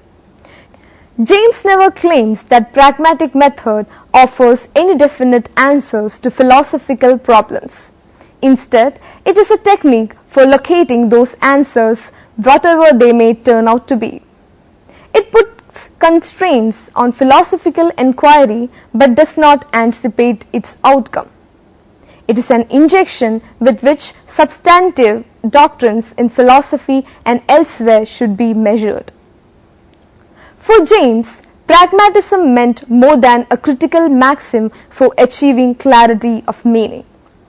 It provided a method for resolving moral, religious, and metaphysical problems, thereby freeing us from abstraction, insufficiency, from fixed principles, closed systems, and pretended absolutes and origins, and directing us to concreteness and adequacy, towards facts, towards action, and towards power. Pragmatism is a method of inquiry and a theory of meaning and truth derived from the natural sciences.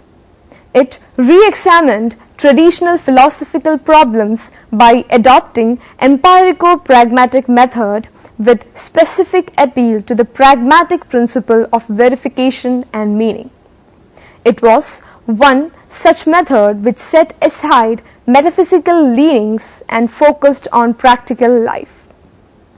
Pragmatists were opposed to the notion of truth as fixed and absolute. Truth is relative and varies in accordance with time, place, and purpose. Pragmatism, popularly known as American pragmatism, was popularized by C.S. Peirce, William James, and John Dewey. They held that truth is ever changing in the light of new data. Pragmatism represents the spirit of youth, adventure, and experimentation. No philosophic ideas are true which cannot be put to some practical use. Pragmatism instills hope and promise. Before we move on to the next session, please try to answer the following questions. First one, examine how pragmatic method is utilized in philosophic inquiry of truth. Second, differentiate the pragmatic approaches adopted by William James and C.S. Peirce. Third, give an account of William James' pragmatism. Fourth, bring out the contributions of C.S. Peirce to the development of pragmatic method. Fifth, analyze the scope of pragmatism as a philosophic method. Books for your reference are Introduction of Modern Philosophy by C.E.M. Jodh, published by Oxford Clarendon Press in 1953. A Critical History of Western Philosophy by Connor O., Macmillan Publishers, published in 1985. The Oxford Handbook of American Philosophy, published by Oxford University Press, written by Cheryl Missack. William James, published by Routledge, edited by Ted Honrich, published in 1986. The Philosophy of Peace, Selected Writings, Routledge and Cahill Paul Limited Publishers, written by Justus Butler, published in 1950. Hope this session was helpful to you. Hope to see you in yet another session. Thank you.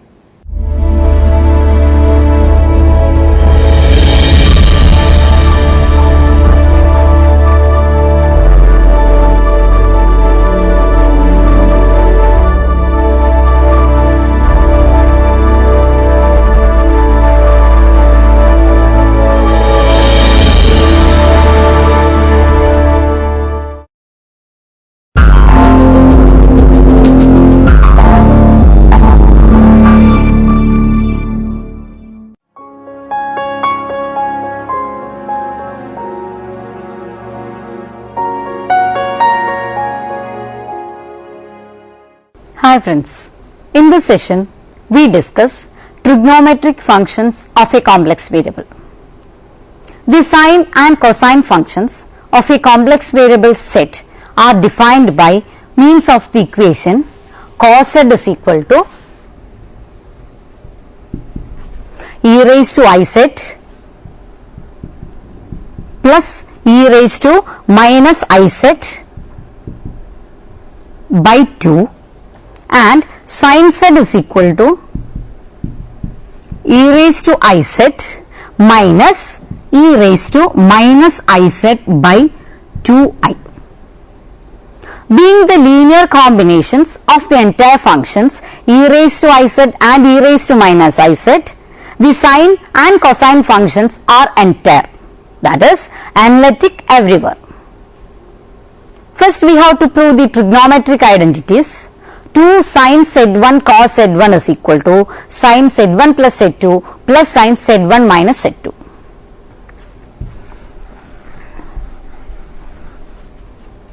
That is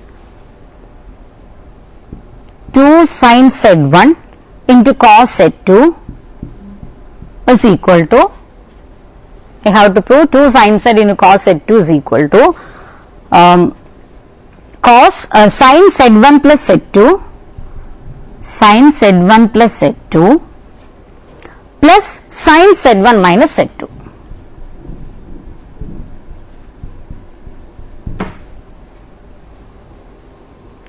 Here I have a solution, that is 2 sin z1 cos z2 is equal to, it is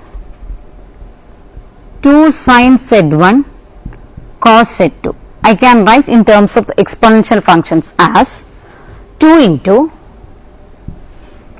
we know sin z1, that is e raised to I z1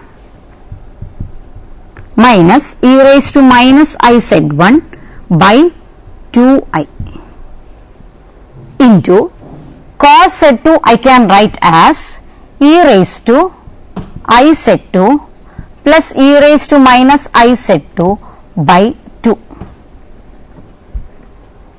This is in terms of exponential functions.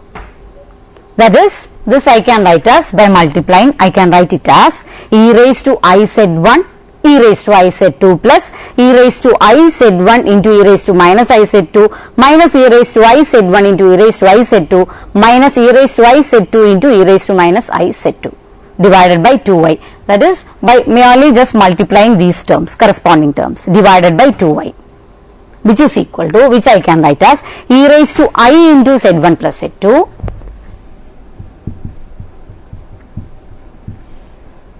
I have to prove this is equal to sin z1 plus z2 plus sin z1 minus z2. So, by multiplying this I can write it is equal to e raised to I into z1 plus z2 minus e raised to minus I into z1 plus z2 divided by 2i.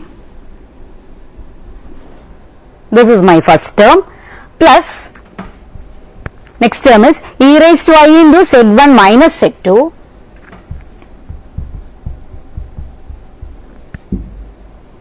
e raised to I into z1 minus z2 minus e raised to minus I into z1 minus z2 divided by 2i. So, actually e raised to I into z1 plus z2 minus e raised to minus I into z1 plus z2 by 2i is nothing but what? Sin z1 plus z2. Thus, I can write as sin z1 plus z2. Also, this is of course what? E raised to I into z1 minus, only difference here it is z1 plus z2, here it is z1 minus z2. So, this is equal to sin z1 plus z2 plus I plus sin, here it is z1 minus z2. So, we got what? Sin z1 plus z2 plus sin z1 minus z2. This is the first example. Next, we have some trigonometric identities, that is sin minus z is equal to minus sin z, cos minus z is equal to cos z, sin z1 plus z2 is equal to sin z1 cos z2 plus cos z1 sin z2, cos z1 plus z2 is equal to cos z1 cos z2 minus sin z1 sin z2, and cos square z plus sin square z is equal to 1. Sin 2z is equal to 2 sin z cos z, cos 2z is equal to cos square z minus sin square z, and sin z plus pi by 2 is equal to cos z. Here we have proved some of the properties above and the other leaving as an exercise. That is, first one,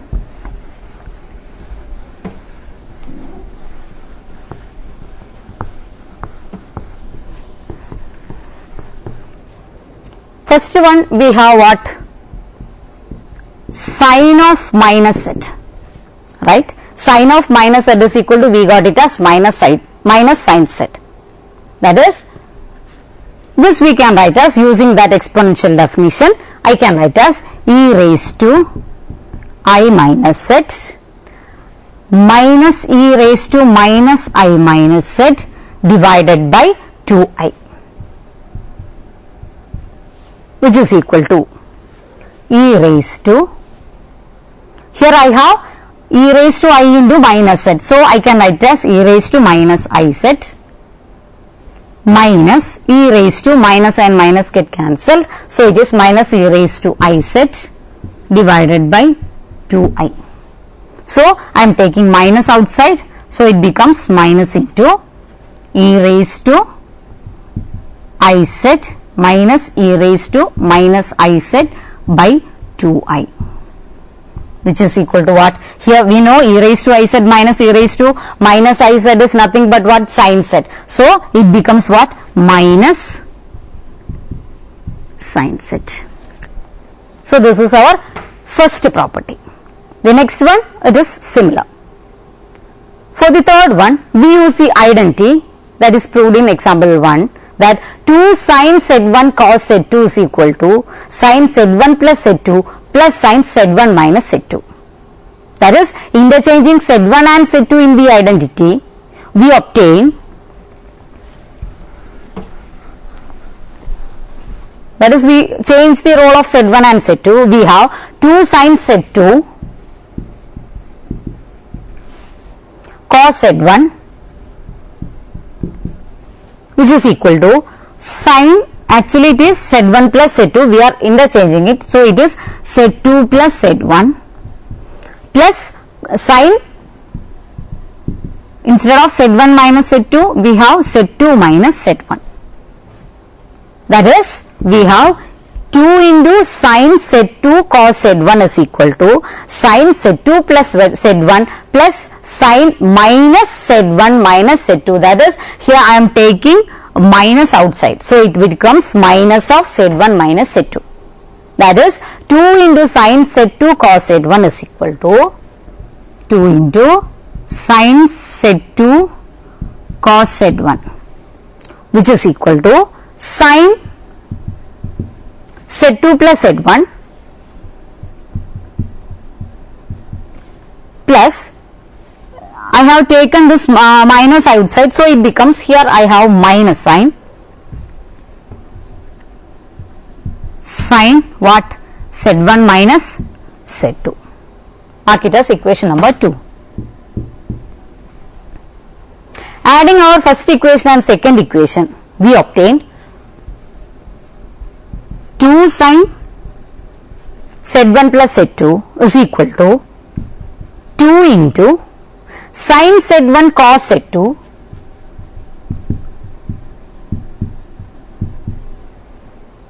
plus cos z1 sin z2.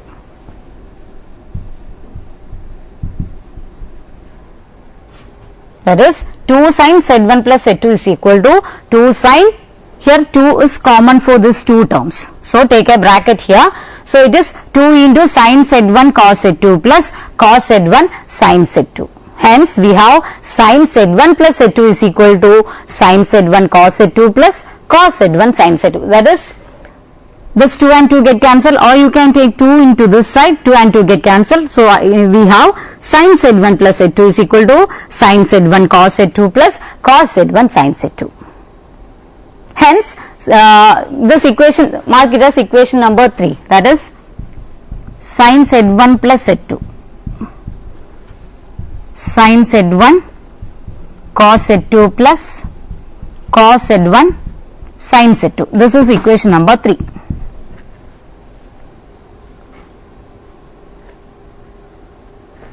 So this is our next identity. Next we have the identity differentiation identity 3 with respect to z1. We obtain cos z1 plus z2 is equal to cos z1 cos z2 minus sin z1 sin z2.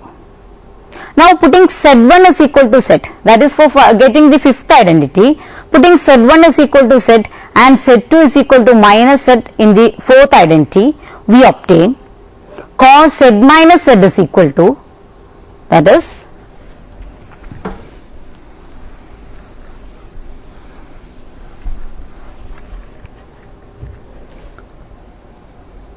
cos z minus z, which is equal to cos z into cos minus z minus sin z into sin minus z. That is, here we have cos 0 z minus z, it is 0, cos 0 is equal to cos z into cos z.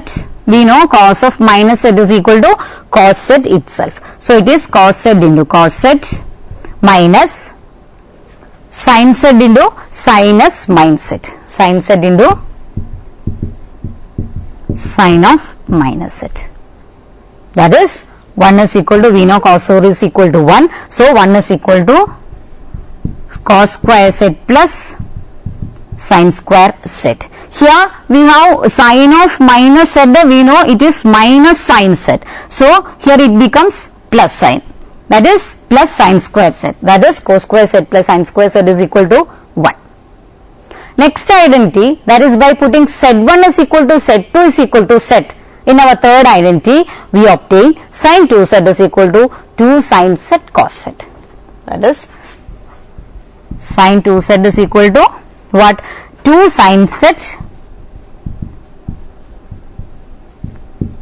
2 sine z cos z. That is by putting z1 and z2 both is equal to z in identity number 3. Next we have expansions for sin ix and cos ix.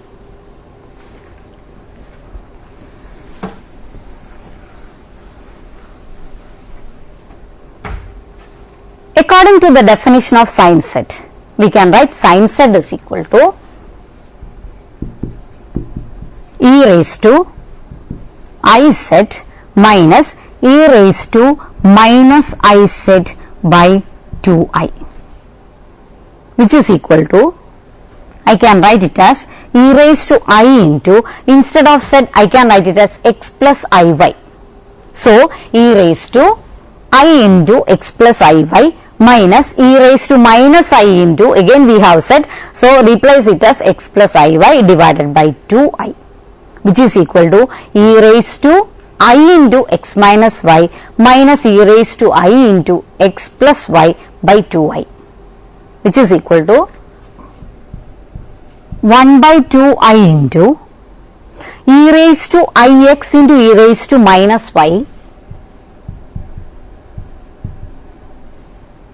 minus e raised to minus ix into e raised to minus y. No, e raised to y itself. Here we have e raised to minus y. So it is, which is equal to e raised to ix into e raised to minus y minus e raised to minus ix into e raised to y, which is equal to 1 by 2i e raised to minus y into, I am expanding e raised to ix, which is equal to cos x plus I sin x minus, this is my e raised to ix. So e raised to minus y into cos x plus I sin x minus, next term e raised to y into, here I have e raised to minus ix, which is equal to cos x minus I sin x.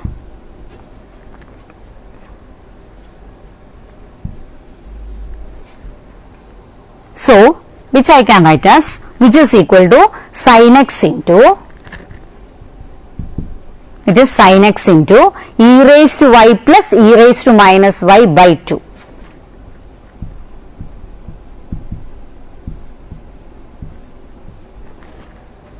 Plus I into cos x into, what remains, e raised to y minus e raised to minus y by 2. That is what, which is equal to sin x into, this is what, this is our cos hy. So I can write this is equal to sin x into cos hy, that is hyperbolic function, plus I into cos x into sin hy, using definition of the hyperbolic sine and hyperbolic cosine of real values. That is sin z is equal to sin x cos hy plus I into cos x sin hy, equation number 1.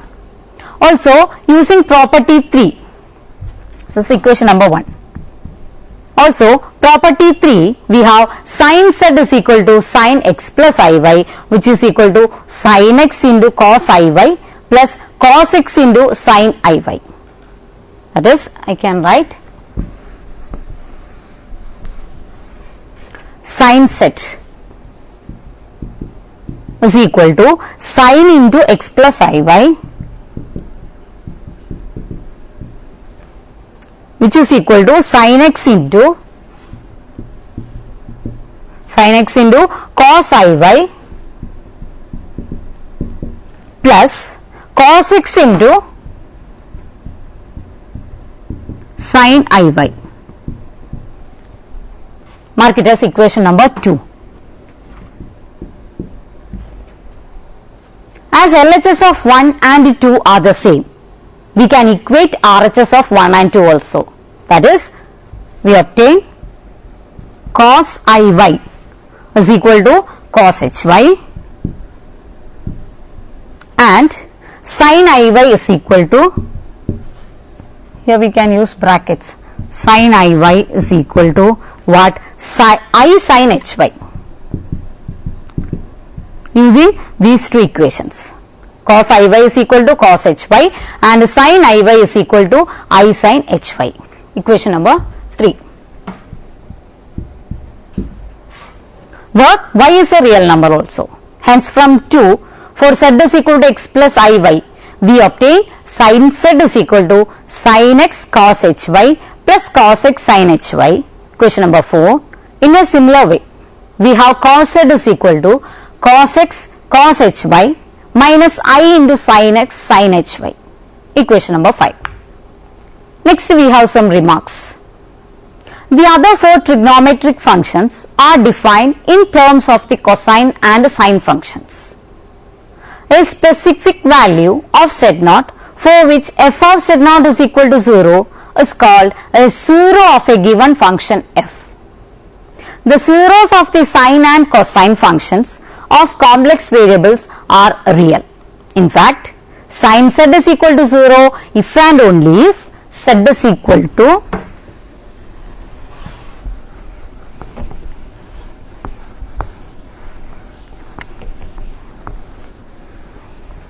that is sin z is equal to 0 when if and only if z is equal to n pi. This n varies from 0 plus or minus 1 plus or minus 2 etc. Similarly, we have cos z is equal to 0 if and only if z is equal to n plus 1 by 2 pi.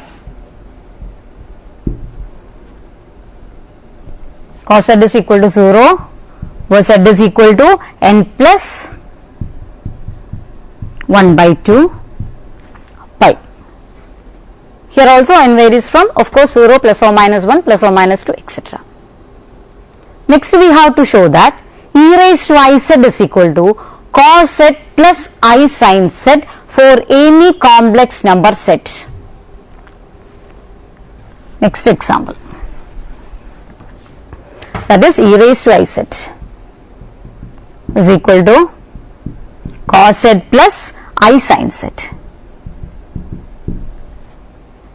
We know that for any complex number set, I can write cos z is equal to e raised to I z plus e raised to minus I z by 2 and sin z is equal to e raised to I z minus e raised to minus I z by 2i. Hence, I have cos z plus I sin z is equal to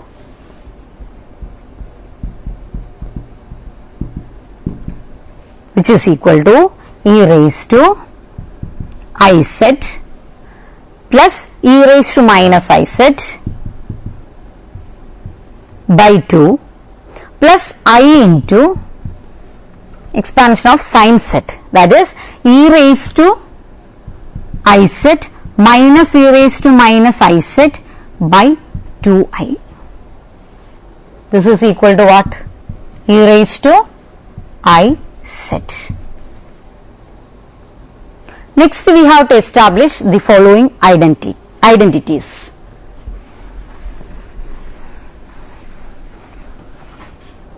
First identity is 2 into sin z1 plus z2 into sin z1 minus z2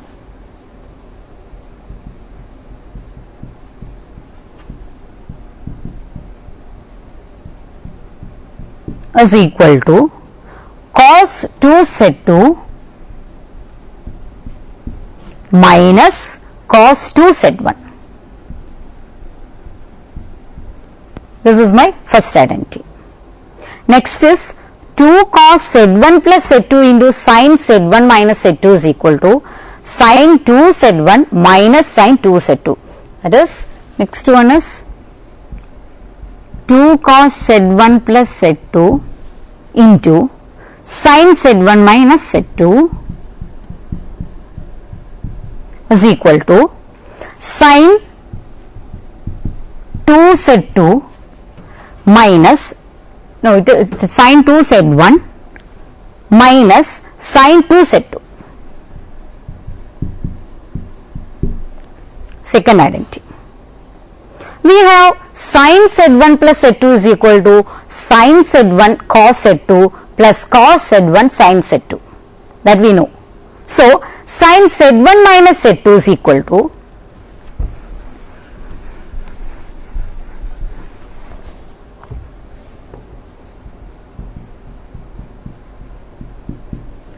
sin Z1 minus Z2 can be written as sin Z1 cos Z2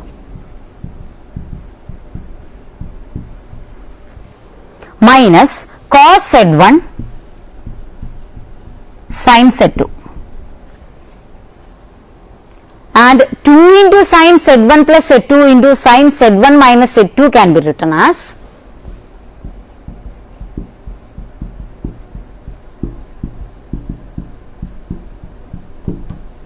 which is equal to 2 into sin square Z1 into cos square Z2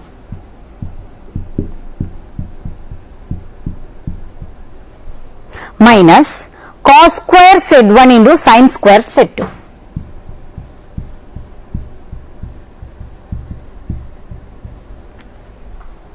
Which is equal to, which I can write as 2 into 1 minus cos square Z1,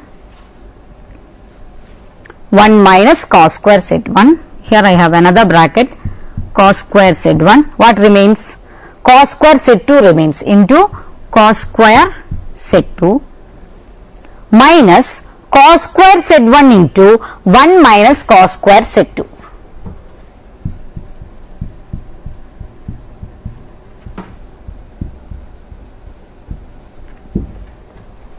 Which is equal to 2 times what we get, cos square Z2 minus cos square Z1.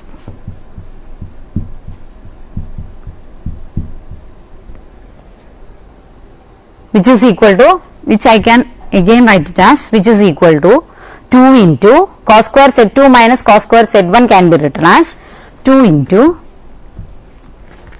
1 plus cos 2 Z2 by 2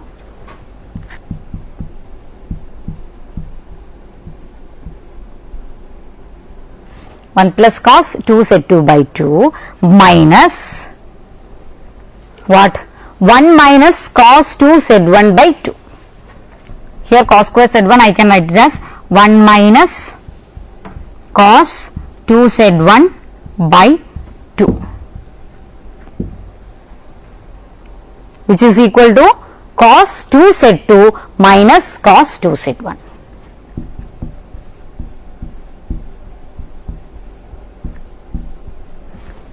That is cos 2 Z2 minus cos 2 Z1.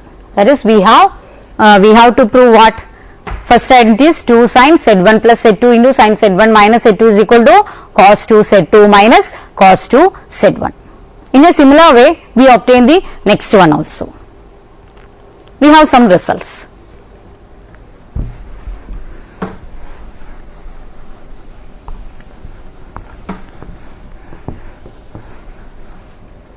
First result is sin modulus of sin AZ whole square, not whole square, sin AZ square, modulus of sin AZ square, which is equal to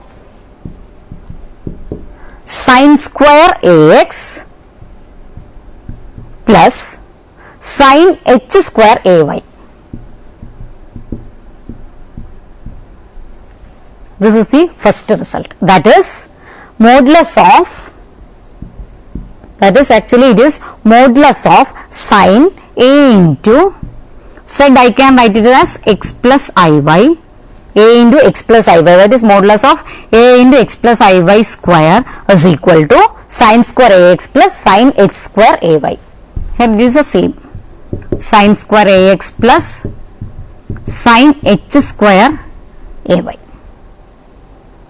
Next, of course, modulus of cos az whole square, which is equal to cos square ax plus sin h square ay.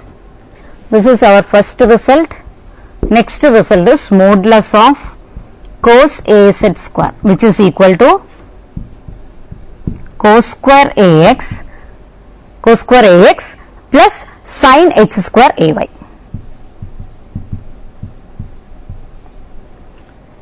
That is, here like this, here we can write cos a into, instead of z, x plus iy, so it is cos a into x plus iy square is equal to cos square ax plus sin h square ay. Next result is sin z plus 2 pi.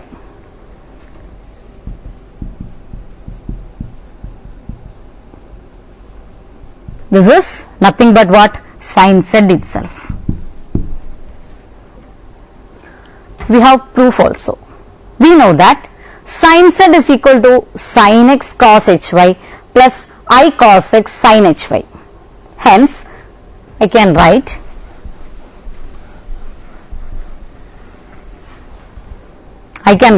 modulus of sin z square, which is equal to sin z into conjugate of sin z, that is sin z bar, which is equal to, we know sin z and sin z bar, that is sin x cos hy plus I into cos x sin hy, that is our sin z, and sin z bar is equal to sin x cos hy minus I into cos x sin hy, which is equal to on expanding this we have, which is equal to sin square x cos h square y plus cos square x sin h square y, which is equal to sin square x into 1 plus sin h square y. I can write cos h square y as 1 plus sin h square y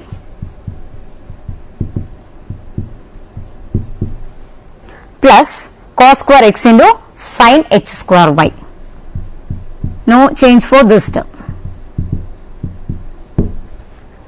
That is cos h square y, I can write it as 1 plus sin h square y. This is equal to sin square x plus sin square x into sin h square y plus cos square x into sin h square y. That is multiplying, that is I am taking this sin square x into this bracket. So it becomes sin square x plus sin square x into sin h square y plus cos square x into sin h square y, which is equal to sin square x plus sin square x plus sin square x into sin h square y plus cos square x into sin h square y. Noting that az is equal to ax plus iay, the above yields modulus of sin az square, which is equal to sin square ax plus sin h square ay. Next we have derivatives, that is d by dz of sin z.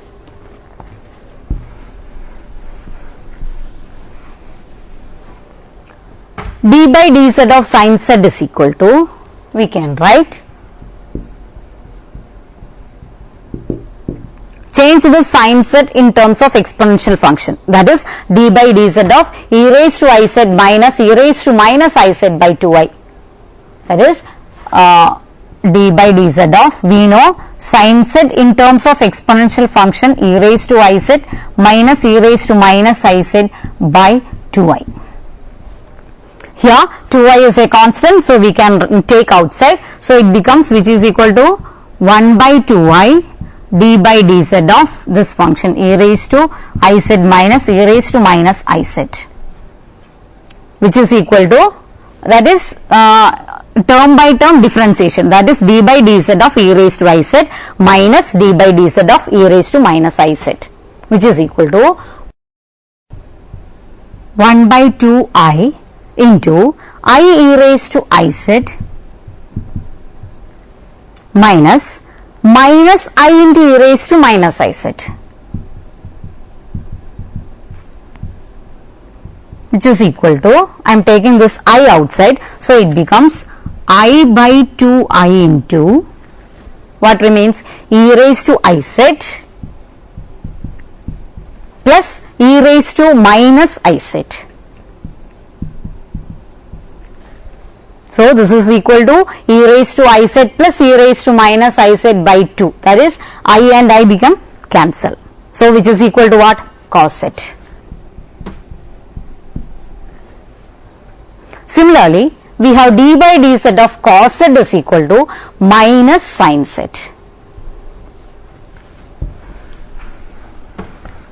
That is d by dz, derivative of sin z is equal to cos z and the derivative of cos z is equal to minus sin z.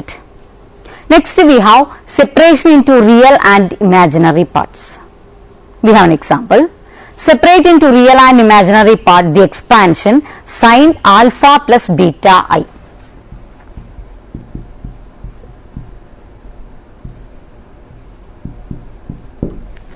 We have to separate the real and imaginary part. We have sin alpha plus beta I. This is equal to sin alpha, expanding sin a plus b form, that is sin alpha cos beta I plus cos alpha sin beta I,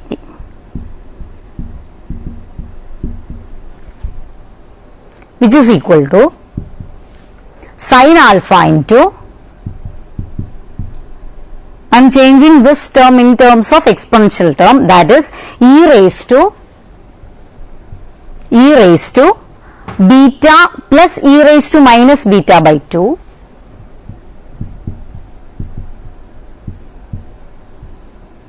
plus cos alpha into, of course I am changing this also, sin beta I terms as e raised to minus beta minus e raised to beta by 2i. Here I have, in the denominator it is 2i. This is equal to sin alpha, that is, which is equal to sin alpha into e raised to beta plus e raised to minus beta by 2 plus I into cos alpha into e raised to beta minus e raised to minus beta by 2. That is what? This is equal to sin alpha into cos h beta plus I into cos alpha into sin h beta. So I have separated a real and imaginary part of the expression sin alpha plus beta I. Next we have to separate tan alpha plus beta I into its real and imaginary parts.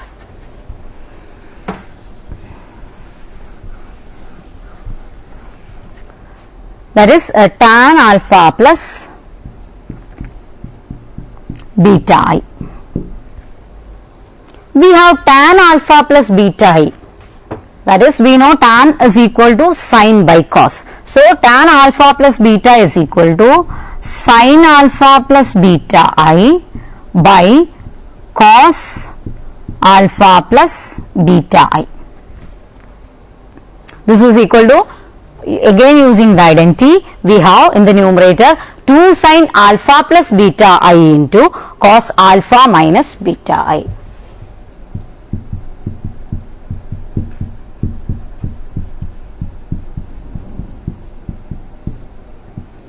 Divided by 2 into cos alpha plus beta I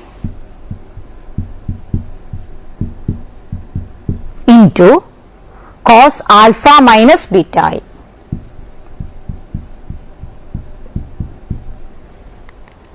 This is equal to sin 2 alpha plus sin 2 beta I by cos 2 alpha plus cos 2 beta I, which is equal to sin 2 alpha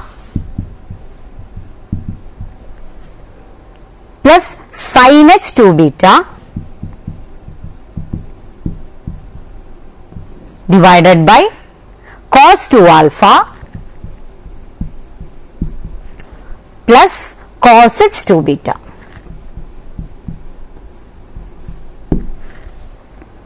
That is, let tan alpha plus beta is equal to x plus yi, so that tan alpha minus beta I is equal to x minus iy. That is, x is equal to 1 by 2 times tan alpha plus beta I plus tan alpha minus beta I. This we can write as sin alpha plus beta I into cos alpha minus beta I plus cos alpha plus beta I into sin alpha minus beta I divided by 2 cos alpha plus beta I into cos alpha minus beta I, which is equal to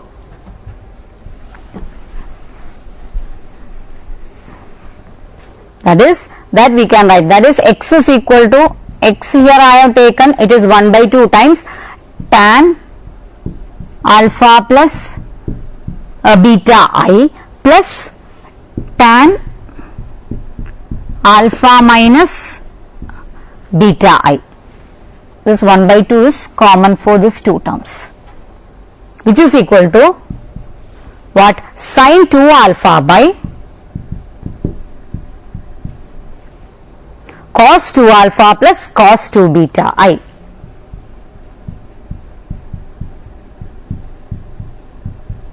On simplification, we get sin 2 alpha by cos 2 alpha plus cos 2 beta I, which is again, which is equal to what? Sin h 2 alpha divided by cos 2 alpha plus cos h 2 beta.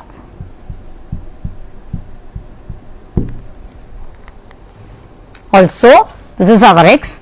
Also, y is equal to 1 by 2 I times, here it is 1 by 2 times real part, y is equal to 1 by 2 I times tan alpha plus beta I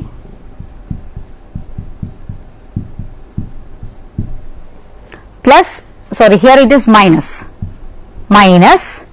tan alpha minus beta I.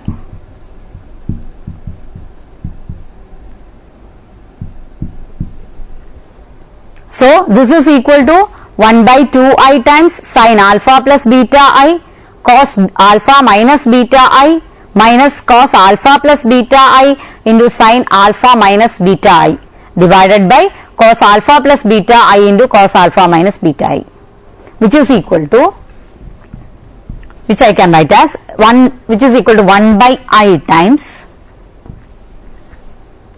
sin 2 beta I by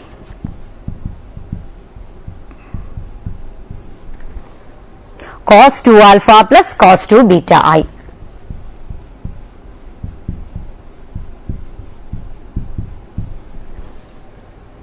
Actually, here no need of brackets, we can write directly it as 1 by I into sin 2 beta I by cos 2 alpha plus cos 2 beta I, which is equal to, again this I can write as, which is equal to what? Sin h 2 beta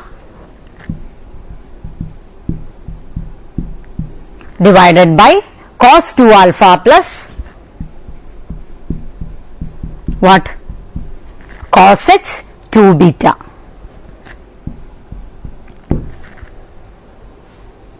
Hence, tan alpha plus beta I is equal to sin 2 alpha plus I sin 2h 2 beta divided by cos 2 alpha plus cos h 2 beta.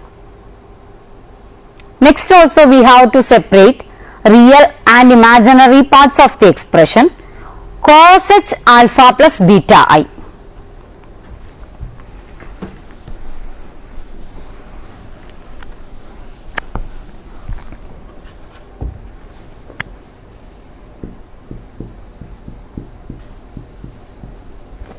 is cos h alpha plus beta I. We have cos h alpha plus beta I can be written as e raised to alpha plus beta I plus e raised to minus alpha minus beta I by 2. That is, we are taking hyperbolic functions into exponential functions, which I can write as, which is equal to e raised to alpha into e raised to I beta plus e raised to minus alpha into e raised to minus beta I. This is equal to, here we have divided by 2. Okay, this is equal to e raised to, no, it is whole divided by 2, which is equal to e raised to alpha into, I am expanding e raised to I beta as cos beta plus I sin beta plus e raised to minus alpha into cos beta minus I sin beta divided by 2, which is equal to cos beta into e raised to alpha plus e raised to minus alpha plus next term sin term plus I sin beta into, what's in the bracket, e raised to alpha minus e raised to minus alpha, e raised to alpha minus e raised to minus alpha whole divided by 2. That is, which is equal to what, cos beta into cos h alpha plus I sin beta into sin h alpha. That is cos beta into sin cos h alpha.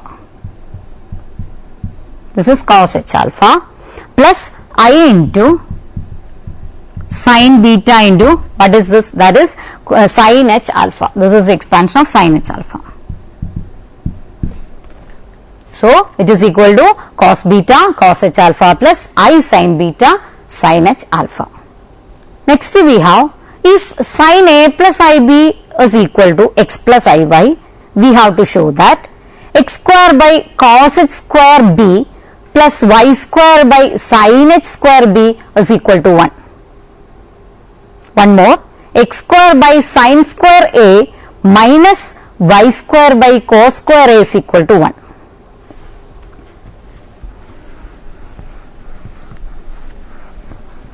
That is, first one is what, x square by cos h square b plus y square by sin h square b is equal to 1. This is our first question. Next one, x square by, here we have hyperbolic functions, x square by sin square a minus y square by cos square a is equal to again 1. This we have to prove. It is given that sin a plus ib is equal to x plus iy. That is sin a cos ib plus cos a sin ib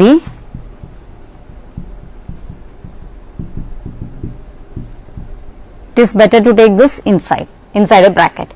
So sin a cos ib plus cos a sin ib is equal to, I can write it as x plus iy.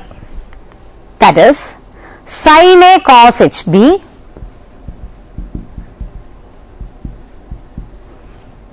plus I into cos a sin hb is equal to x plus iy. Equating real and imaginary part, we get x is equal to that is the real part sin A cos HB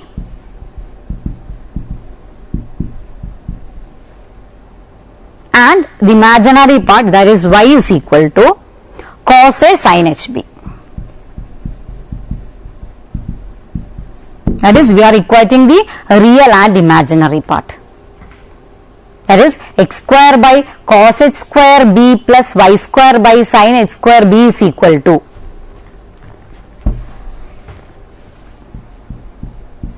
that is x square by cos h square b plus y square by sin h square b, which is equal to sin square A cos h square b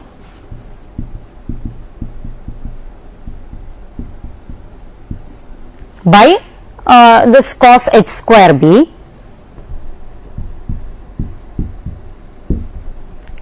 plus we have the y term as cos square A sin h square b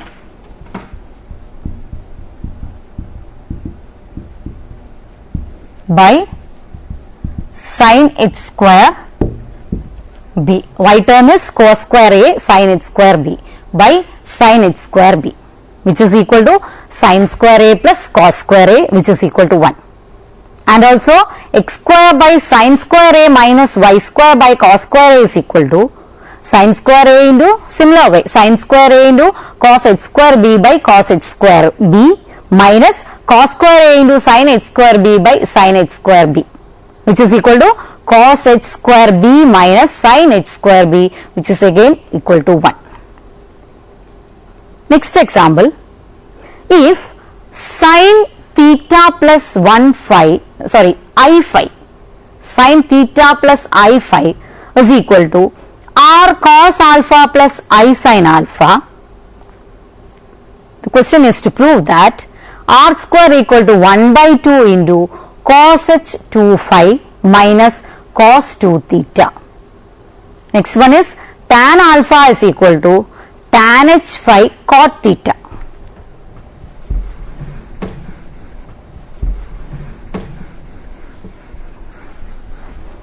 Once again, first one we have to prove is r square is equal to 1 by 2 into cos h 2 phi minus cos 2 theta.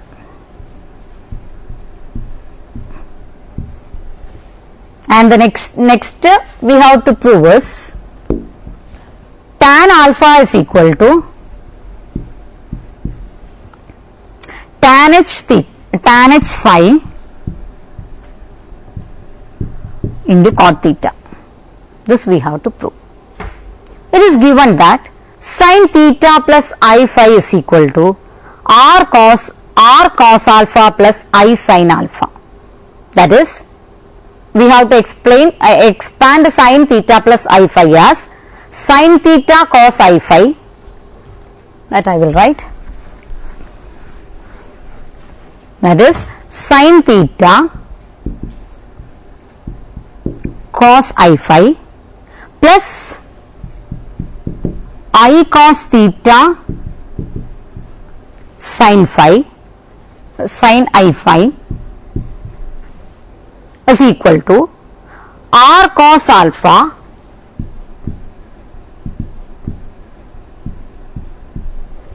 plus I r sin alpha.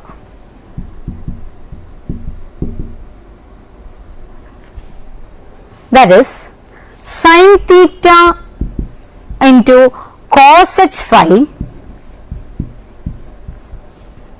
plus I into cos theta into sin h phi is equal to r cos alpha plus I r sin alpha.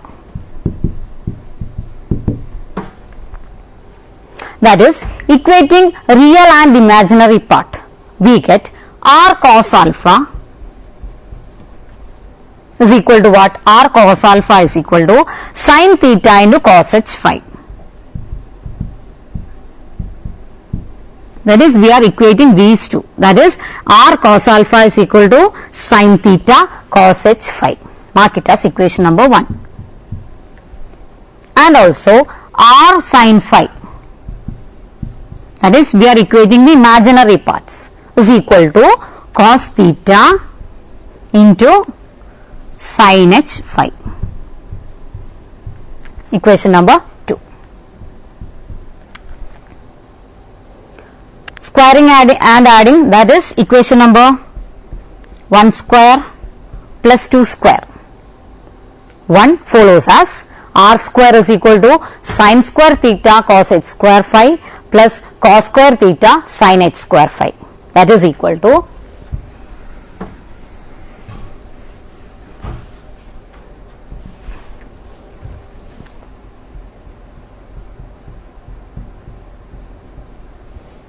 which is equal to 1 minus cos square theta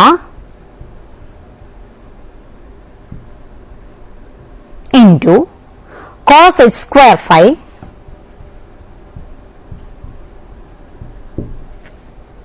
plus cos square theta into sin h square phi, which is equal to cos h square phi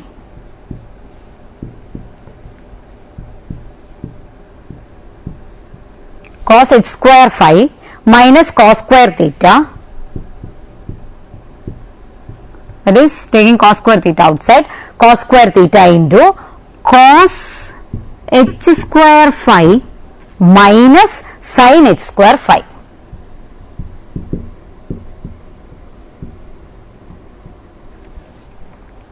So, this is equal to what? 1 by 2 times 1 plus cos h 2 phi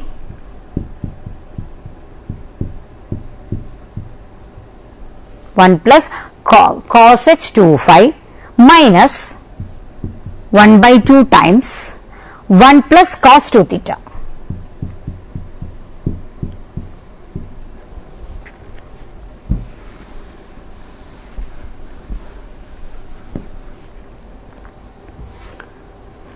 This again on simplification we can write it as 1 by 2 into cos 2 phi